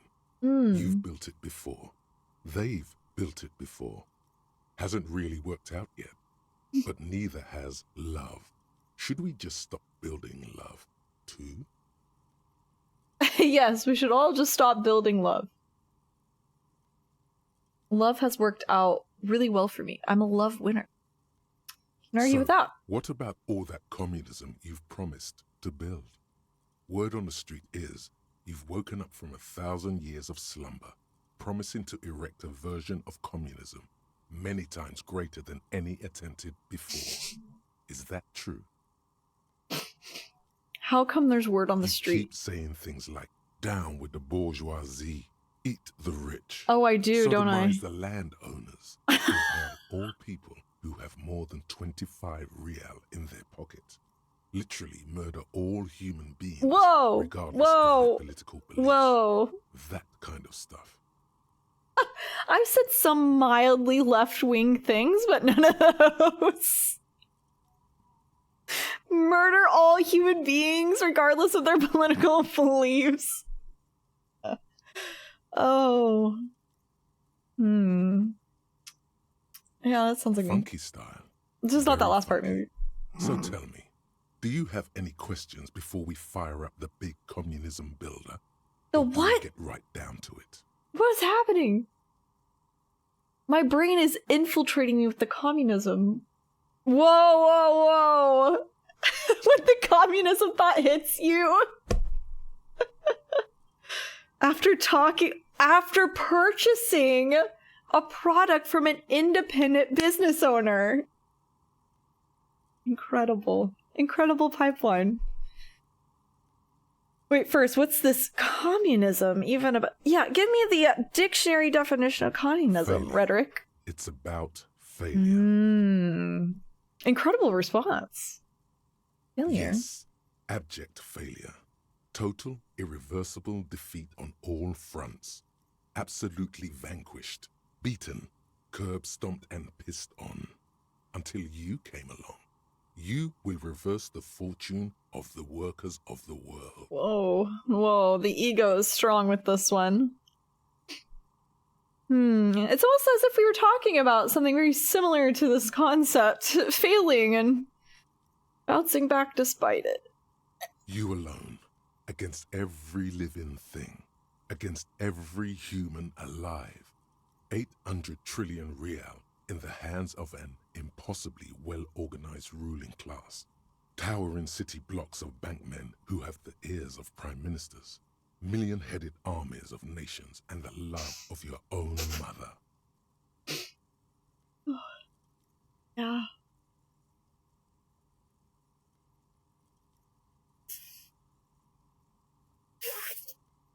You against the atom, the charm and the spin, where the whole world failed. Matter failed to bend to human will.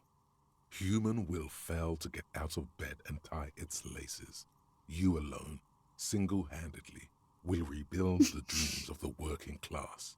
You are the last communist. TM. Now get to work, comrade. Roll up your sleeves and start building communism. It's too tiring. I don't have it in me. I'm beat down and broken. Hate that. Opt in or opt out? What is going on here? It's very much, once you make this decision, there is no going back.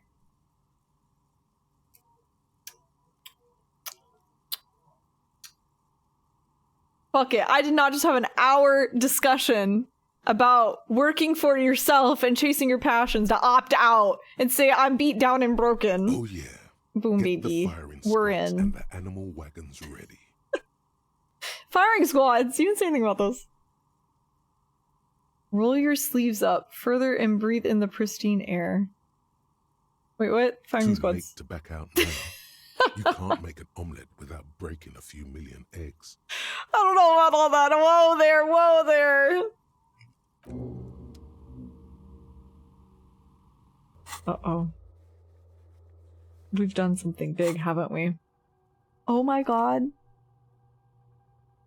People think communism was some crazy idea that had its comeuppance 40 years ago, a fever that shook the world, never to return again. They were right, until he woke up one day, a spiritual corpse responsive only to the call of Commodore Red, prostitutes, and Krasmazov. For him, communism is still a thing. He will single-handedly raise the commune of O2 from the oceanic trench where it has been resting, covered in ghosts and seaweed. He is the big communism builder. Come witness his attempt to rebuild communism in the year 51. I think we're biting off more than we could chew at this level. Hold on a sec. What's the solution? What's the solution?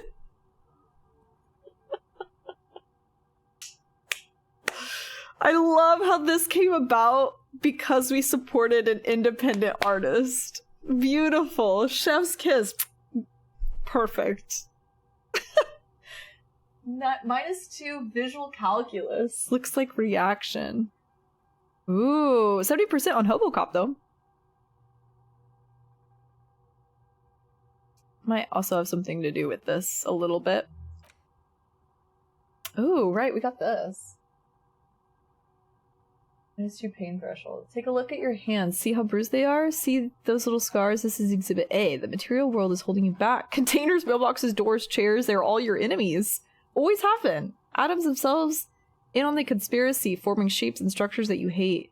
Your energy stuck in a body. You are spirit trapped in matter. Break free! Beat up that lamppost. Let it know just how much objects suck.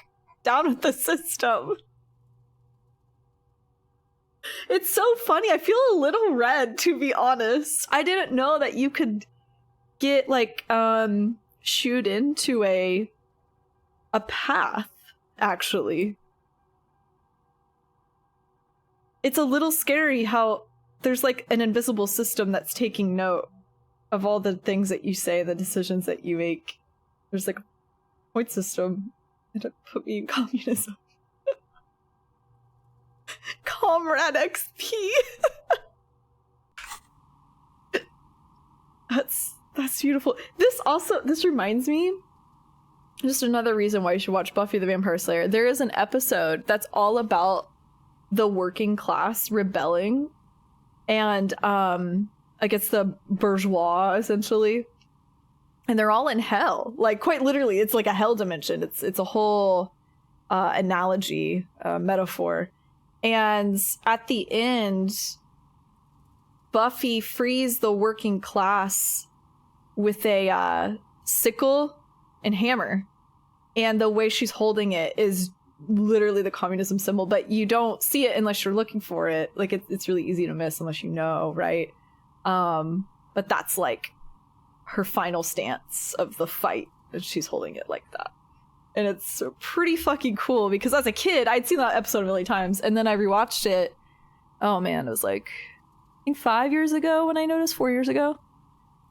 I knew more about the world and socioeconomic structures, and I was like,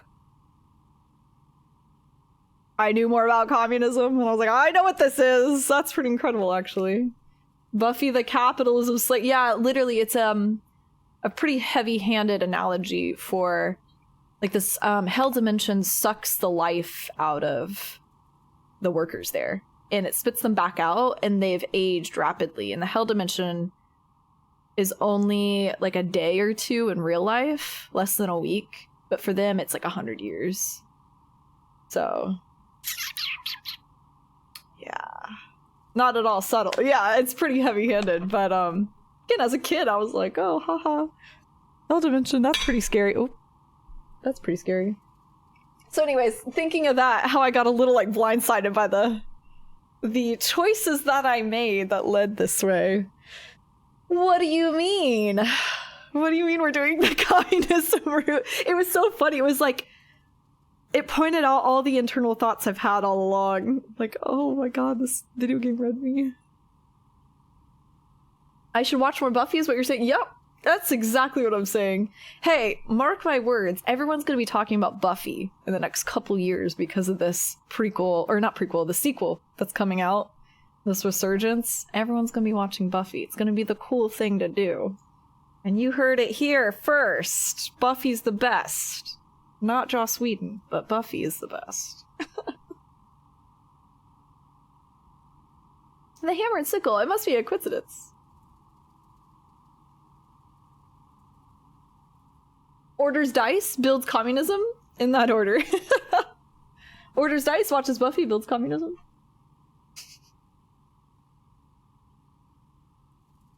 Oh, that's pretty cool. Yeah, people, even right now, there's a lot of talk about Buffy because of this announcement. Do yourself a favor. It's good stuff.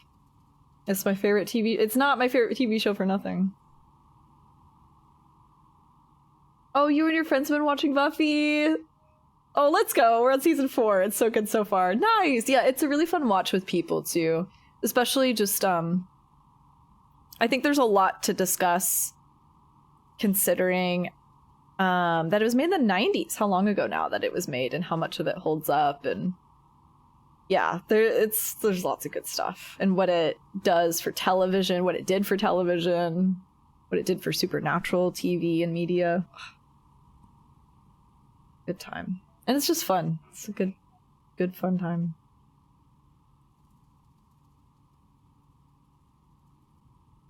Oh, I've been hearing good things about Severance. Is it the new, am I doing it a disservice by comparing it to this? Is it the new,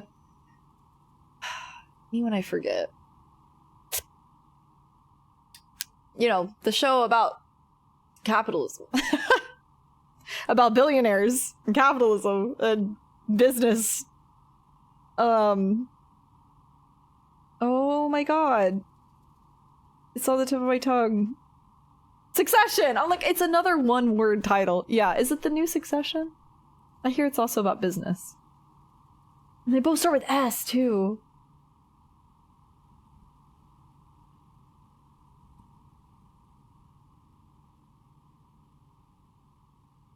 And they're both on my watch list. I have yet to finish Succession. I was on the last season. Also a lot of good political and social commentary in there too. Severance is incredible. I saw a lot of people posting about it recently. There was like a finale or something. Or a new season, maybe. People are pretty gagged about. Do you feel a little red or do you feel a little red? Scrolling back up here. That's so funny. I did not expect this. Well, we're all in on communism, baby. Let's see where it goes.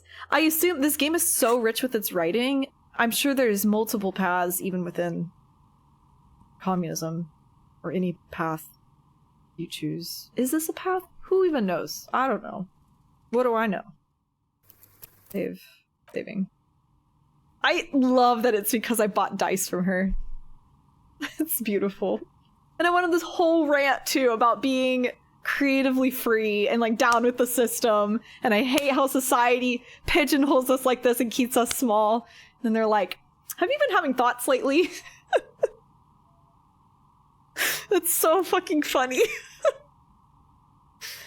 I'm not really subtle with my ways of thinking. I do not keep my thoughts to myself. Comrade Lee truly is in her element. Ugh. I think back to, I don't really get them so much anymore, but my Persona 5 videos, I was making comments about, you know, the social commentary Persona 5 has on capitalism, and I didn't get a ton, but I had a good handful of some users that were in my comments and being like, do you even know what capitalism is? Actually, what you're thinking of is communism. That's the root of all evil. And I'm like, oh my god. And that's when my eyes started to open to the online discourse between these these ideologies? You want to call them that? Ideologies. I was like, oh dear. Oh boy. There's a lot to unpack here. They would hate me seeing play. They would hate seeing me play this game.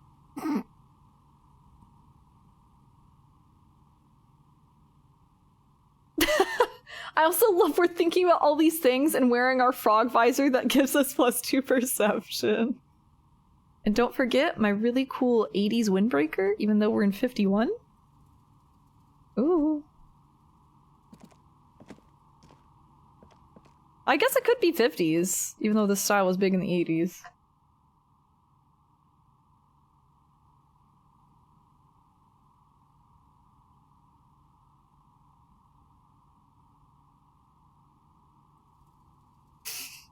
Alex Lee, you are not a real gamer. You are not a gamer! Alright, I should call it. We streamed for a lot longer than I thought we would. Oopsies. Disco Elysium, just too good, I guess. Oh man, you could see I think the lighting changed in here since we've been in here. Like, I feel like this is an evening glow. Oh, I guess it is like 8:47. I mean, 7:47. You can do math. That's really cool. I love that the day and night cycles and the weather. They're so, dynamic. Excited to see what it looks like at night. Communism makes time fly. Taking down the system really does make the time fly. Yeah, thanks for hanging out. I will be back on Sunday. More Disco Sunday, Monday, and then we'll start reserving Tuesdays for Sims 1. Sims 1. It was such a fun stream. It also allows people that are hiding from Disco spoilers to hang out. So, yeah, that's something I kind of always wanted to do, was leave Tuesdays for like an indie game or something way more chill. Just nothing stuck with me. I think when I tried to do that, we were playing Hollow Knight, and then I started Yakuza or something? I can't remember what happened. And I didn't stick with it. But I'm really, really craving Sims 1. It's been a lot of fun. So I think that'll be a nice little addition to the week. It helps breaks things up too for me. So we'll do that. And then Wednesday again, more disco is the plan. Unless something comes up, Tuesdays are a little dicey in general, but I'll let you know in Discord as usual. So if you're not a part of it already, feel free to join the Discord. Oh, is that gonna go through? Sick. Okay. And then I did update, actually, the socials command to get rid of fucking Twitter. Did that work? Yeah, that- oh, nice, nice. Okay, I replaced it with Blue Sky. I do not use my Twitter anymore. I'm gonna make one final video post when I upload my video and then quote tweet it and be like, you could find me on Blue Sky for all my video posts from here on out. I do not post here. I do not want to see it. Yeah. Feel free to follow me on any of those things. Join the Discord if you want updates on streams or to hang out with all these lovely people here. And I will see you Sunday. Hi, Tyler. Just in time for the last 5 minutes of stream. How are we seizing the means of production? I think we are becoming the next communist TM with a capital C. I think that was the last thing we did. The last big thing. So whatever that means in terms of production, we're giving production to the working class. Fuck yeah. I was overcome with communist thoughts. It was pretty funny because I went on this big rant about going down with the system and then the game stopped me. It was like, you've been having thoughts lately about taking down the system, haven't you? Want to be the next communist?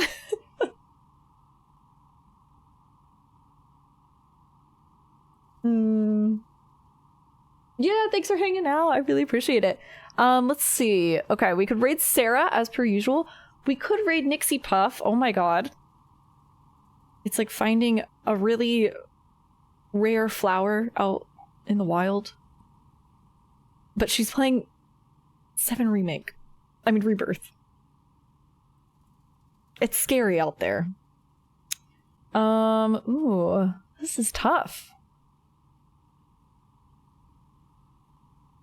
Okay, what if I raid Nixie and I duck and roll, like, real quick? I look through my fingers. She's not doing story? Oh, sick. Okay, perfect. She'll be so happy to hear of our endeavors in Disco Elysium, actually. This is perfect. Okay. We will say...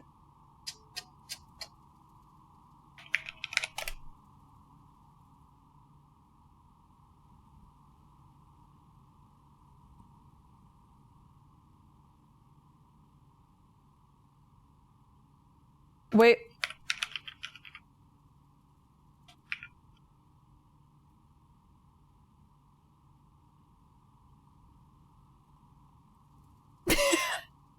Hello, comrade. Plink.